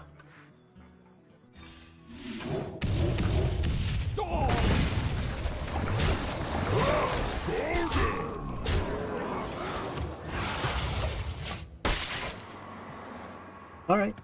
Alright. So I'm assuming they took... Well, if they took card draw, like... They have to dump their hand a little bit, which I guess they are. Okay. still, like, if their deck's anything close to mine, they have the potential for a lot of bad draws that don't do anything.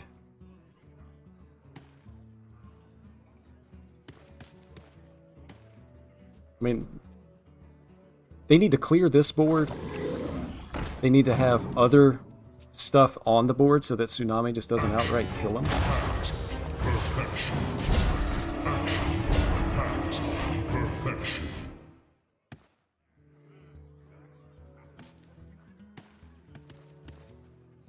Decent amount of healing. They play Zilliax, that's kind of weird. They reverb their own Zilliax, that's also weird. Someone's out on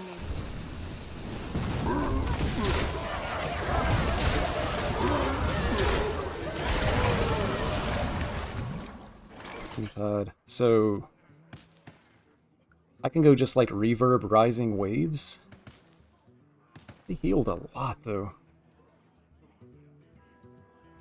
Guess I need to heal myself. What else am I doing? A conundrum. If I just go Tsunami Galactic Orb.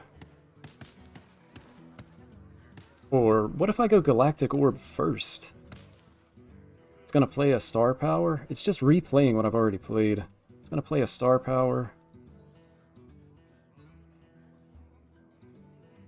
Such choices. So I start with the ping.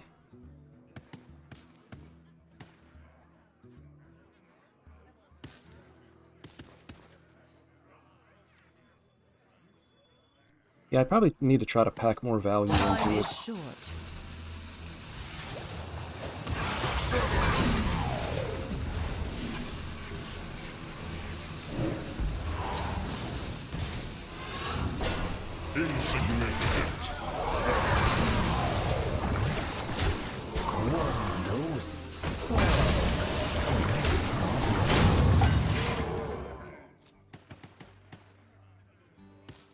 I don't know, I may have misplayed this. Because now it's kind of like I've given the tempo over to my opponent.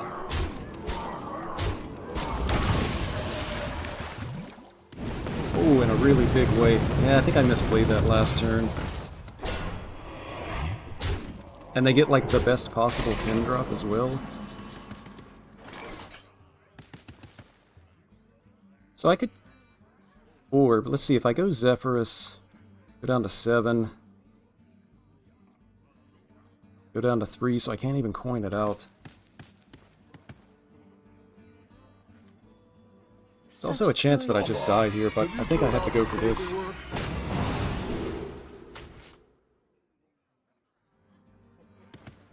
Team Strike isn't even good enough. Still pretty much just dead. I'm actually dead on board. That is unfortunate, man. So I needed to... I guess I needed the Tsunami and Galactic Orb when I could play them both in the same turn.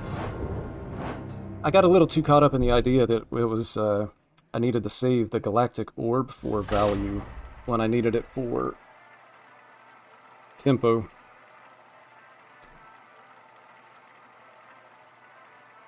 It's interesting that they play Zilliax. I don't think I've ever seen Zilliax in one of these mage decks. Also, I missed the chance to do the really cool thing, playing Galactic Orb. I'm gonna go on and say that I've got some regrets. But, it's fun. Live and learn.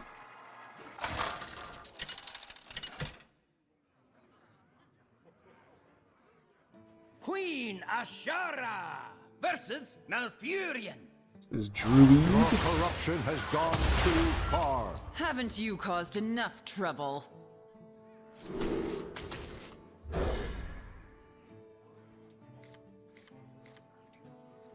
Alright, so we've got a coin, we have a watercolor artist, and we have Portal Mancer. So now we just need to figure out, are we playing Spell Power Druid, Reno Druid, Dragon Druid, Ramp Druid? Lots of different kinds of Druids out there these days.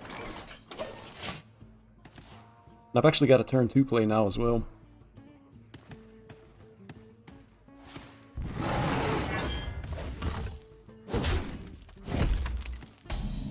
So I'm sure our opponent is wanting to ramp, and we are wanting them to do anything but ramp.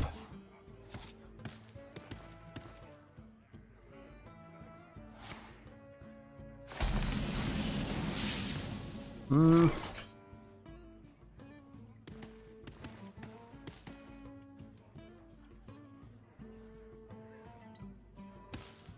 going to equip the weapon here. I'll play watercolor next turn, I think. I guess what I'm afraid of is that they're going to play... A conundrum. Well, they would have been able to play a Dorian on turn 4 anyway, right? Makes more sense to do this, I guess.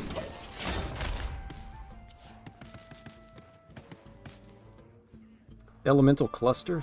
Man, that's a lot of ramp. Or Crystal Cluster? That is a lot of ramp. King Tide changes the play, though, pretty significantly.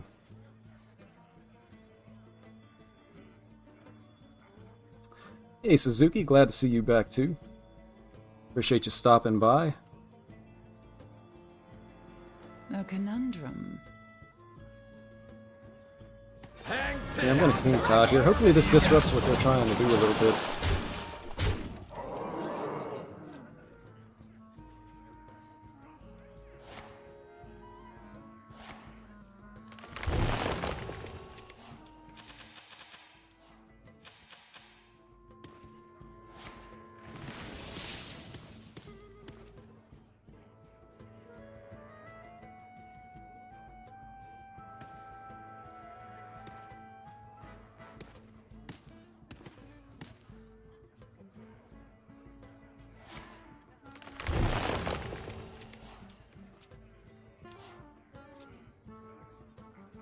Stay alert, my children. Danger waits. Stop and smell the flowers. Shining's only good for smashing! I gotta be honest, I'm kind of mad that that thing killed my 4/4. Still gonna Tsunami here. Make it so that all of this stuff dies. Do a Tsunami play.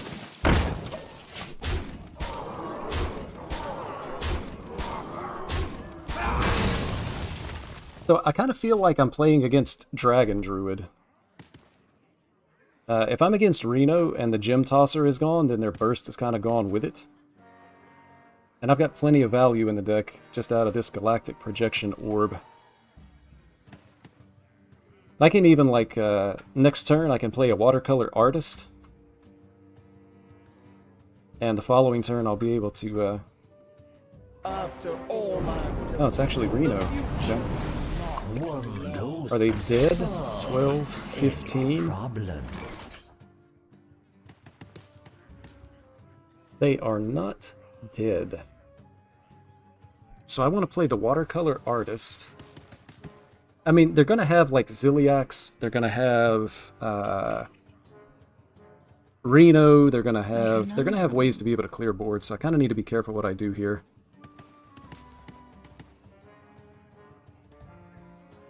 And I probably don't want to just eat 8 damage to the face.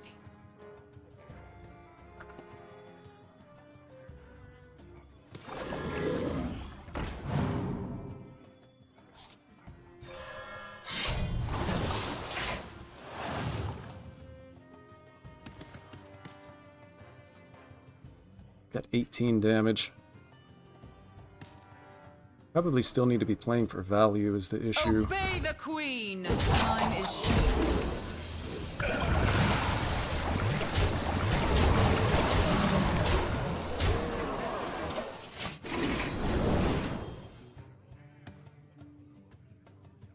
So next turn I'll be able to Portal Mancer Tsunami if I need to.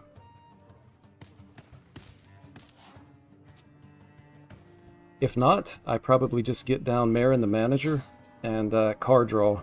And then when I feel like I need to draw cards, if I have to, I'll just dump coins. Also potential for some Norganon Burst if I can find the other reverberations.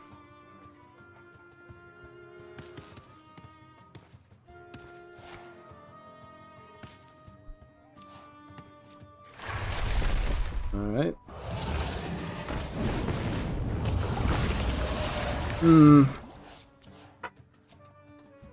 Opponent finds healing off of this. Opponent finds healing off of that. The Reno Druids, man, they always have absolutely everything. I went from almost killing them to this situation where they're full health. I guess I just star power here. It's not going to be enough to clear the board. Such choices. But I don't really want to invest in this board again for it to just be like Reno'd.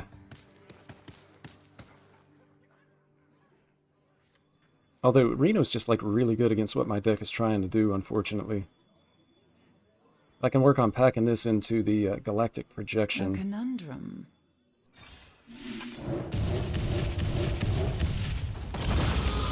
Obey the queen. Time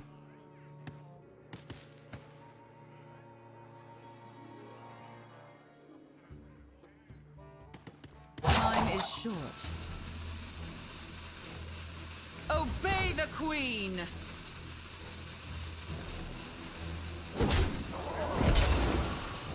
I'm gonna have to like throw away a coin here.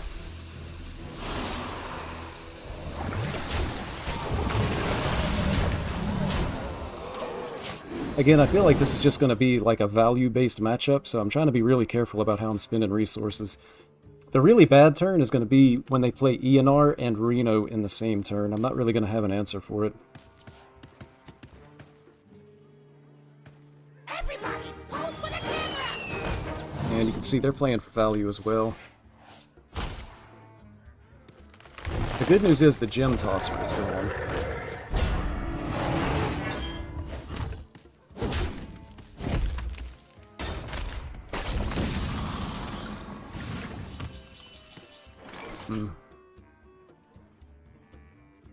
Heat Wave puts me down to 6. I definitely Heat Wave, I guess, while it deals face damage.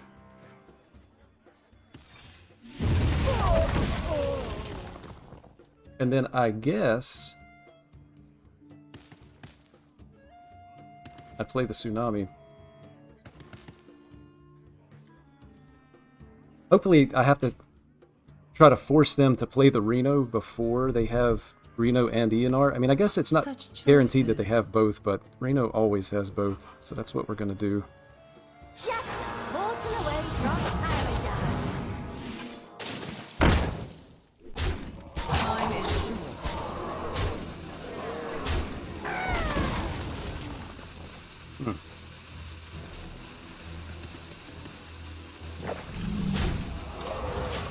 I feel like I kind of have to hit here because, again, if they Reno, my board is just gone, so I need to go ahead and get the 3 damage in.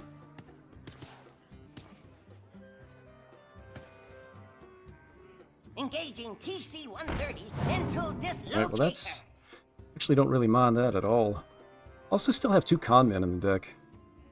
So I can go like, Coin, Marin. Try to hit some of my power plays. Stay alert, my children. Danger waits.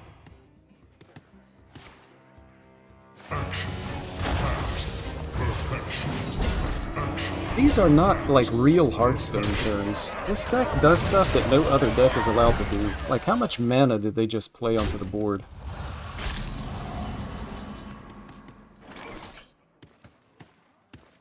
They spent mana. I'm gonna spend mana too as best I can.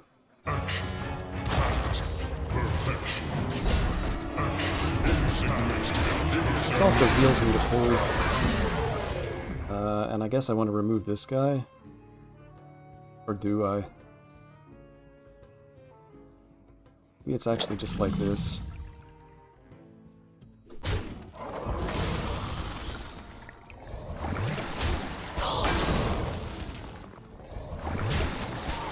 I'm gonna do it. I mean, it's possible that they have a swipe here. They should still have a swipe and a Gift of Malfurion to be able to get a swipe.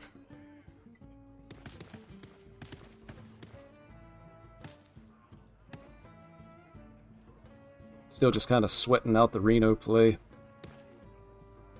I'd like to be able to get and play the Sunset Volley before the Orb.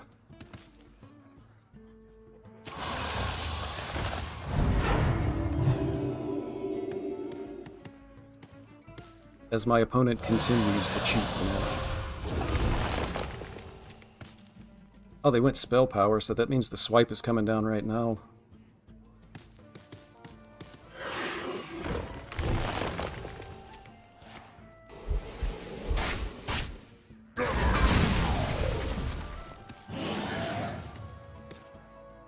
Time waits for no one. Relaxation for all, and all Well, thanks to me. need some good draws here.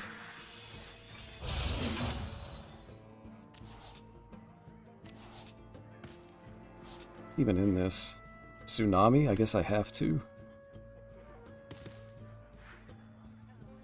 I'm almost just dead. 100% real fake gold.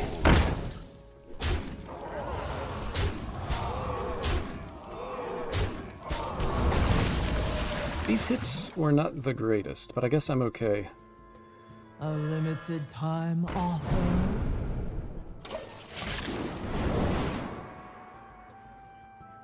Yeah, this feels like a struggle. I'm not sure I'm getting there this game. My opponent is spending significantly more mana every single turn. Like, they have more maximum mana, they're cheating 4 mana with this. It's another spell power swipe. At least it's not double spell power.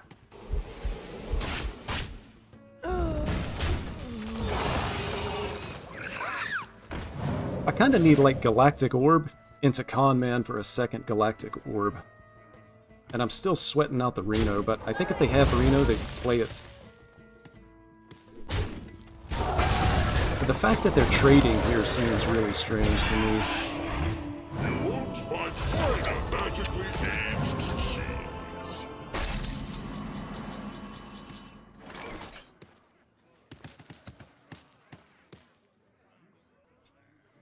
I mean, Rising Waves clears 2 things. And then I can freeze. Such choices. I'm kind of in, like, I need to buy some time mode, I'm afraid. I can play both of these and then waves to be able to get the tradables.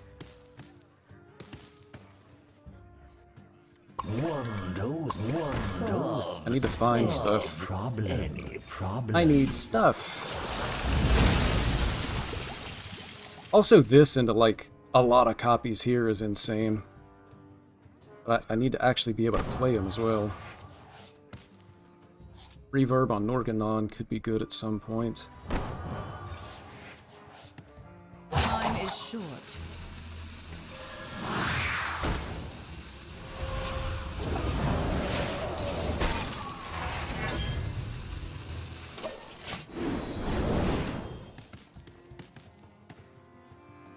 So I guess I'm gonna have to play the Galactic Orb. Also, like, Goblet. Hitting Con Man is really good. What all do we have in the Orb? We all exist in 2 Tsunamis. It's been recasting. If it recasts Wondrous Wand, I need to make sure I don't overdraw here.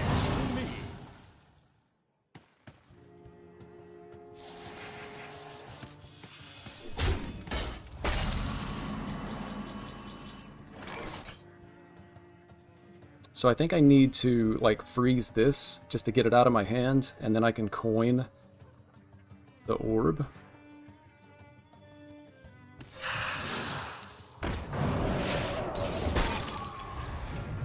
Alright, this is why we play the deck.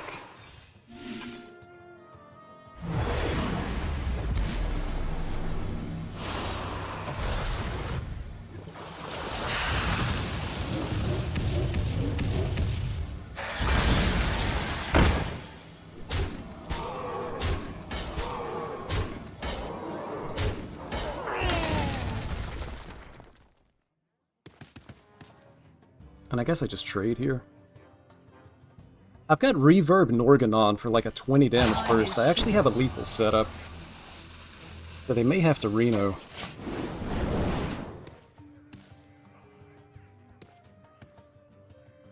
I guess if they have Reno, they definitely do it here. Well, looking for a stand-up? Careful, it's against me.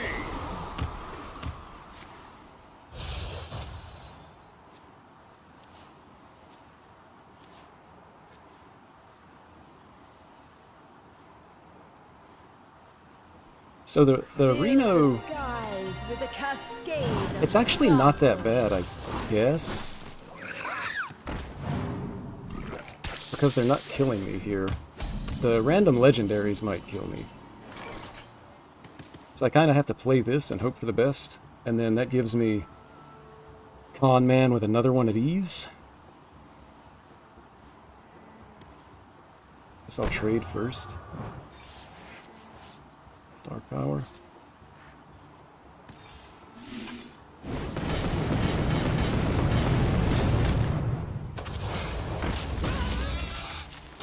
It's unfortunate. Oh, I didn't realize that it would actually summon. I thought the Reno effect was still in place, but because it's end of turn, that's pretty nice. They need to do something about this. You know, like steal it.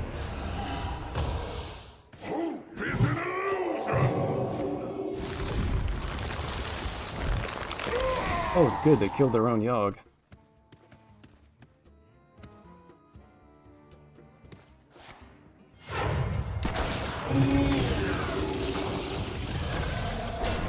Hey, how much mana they spend, though? It's just every single turn.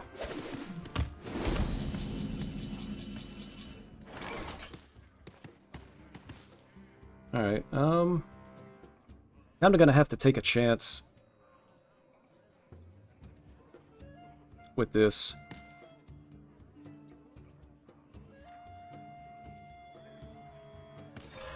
Freeze the 8/8 for maximum value, and I guess 5 copies is plenty.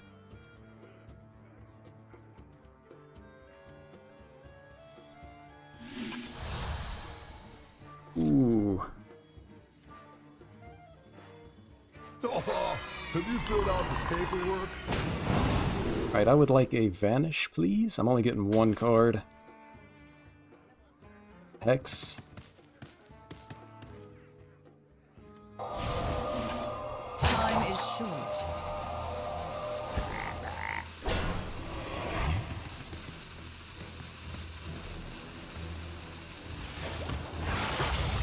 Job done. What does this even do? Chaotic Tendrils? Not looking good. If I can sneakily get them down into range of a double Norganon, it would be nice, but it's not happening. They should just be killing me.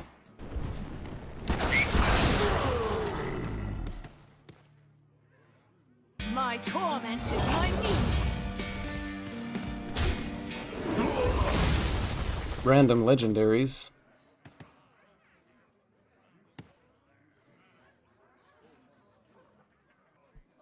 Probably should have conceded this game quite a while ago. Oh, I just died. That's nice. Another random legendary? Yep.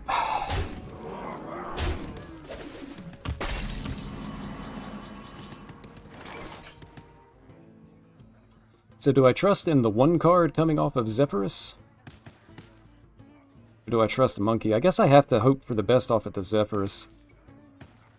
The issue is, it's basically like Vanish or Bust, right? Twisting Nether I can't play. Choices. And I'm only getting 1.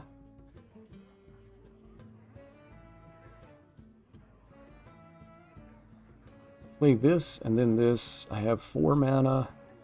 Doesn't make a difference. Oh, have you filled out the paperwork?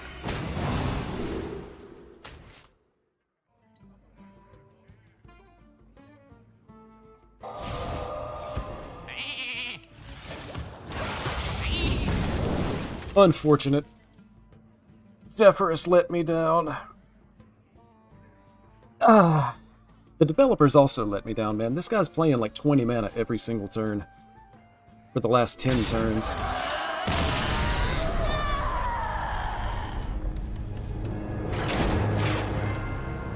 The Reno Druids always have everything.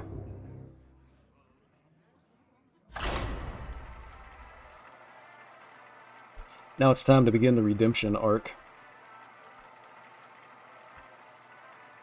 Man, there's no worse feeling in the world when playing Hearthstone than when you lose a really long game.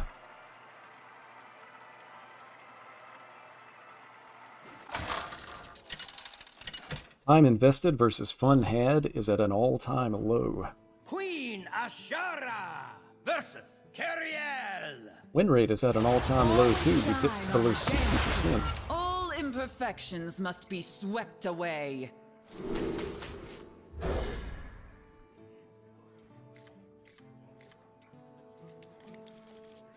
So we're gonna have a turn 5 tsunami.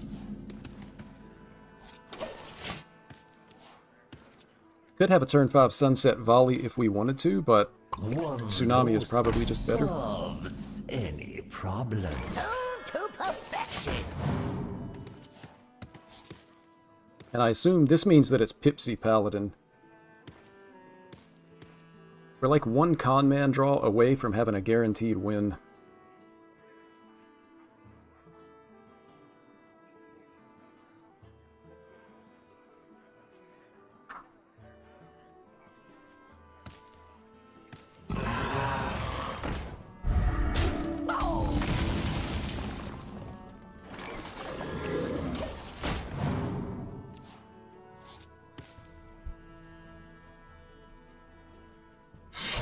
Although our opponent's actually making plays in the early game. Don't like to see that. Kinda need to dodge like the early Pipsy as well.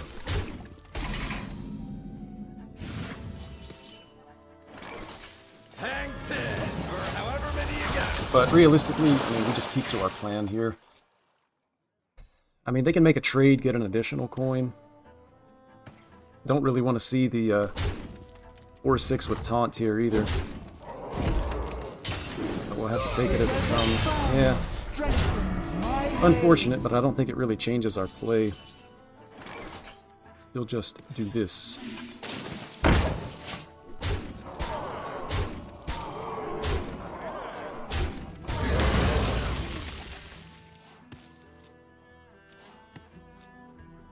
Shaking us stuff.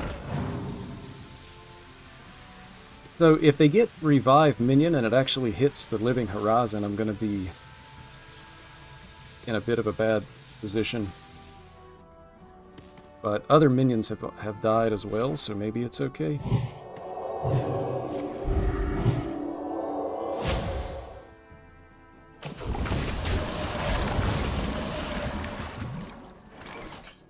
He actually hit the con man.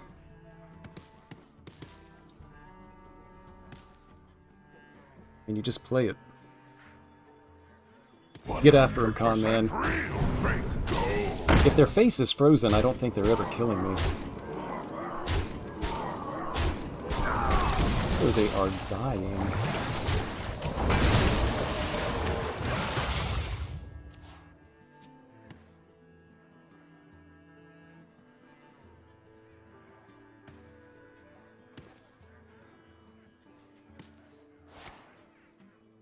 Alright, just not... okay.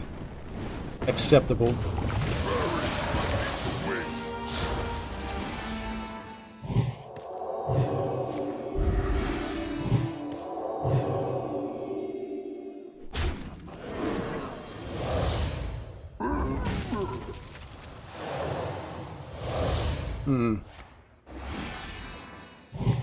They're having to invest a lot of resources into this, though.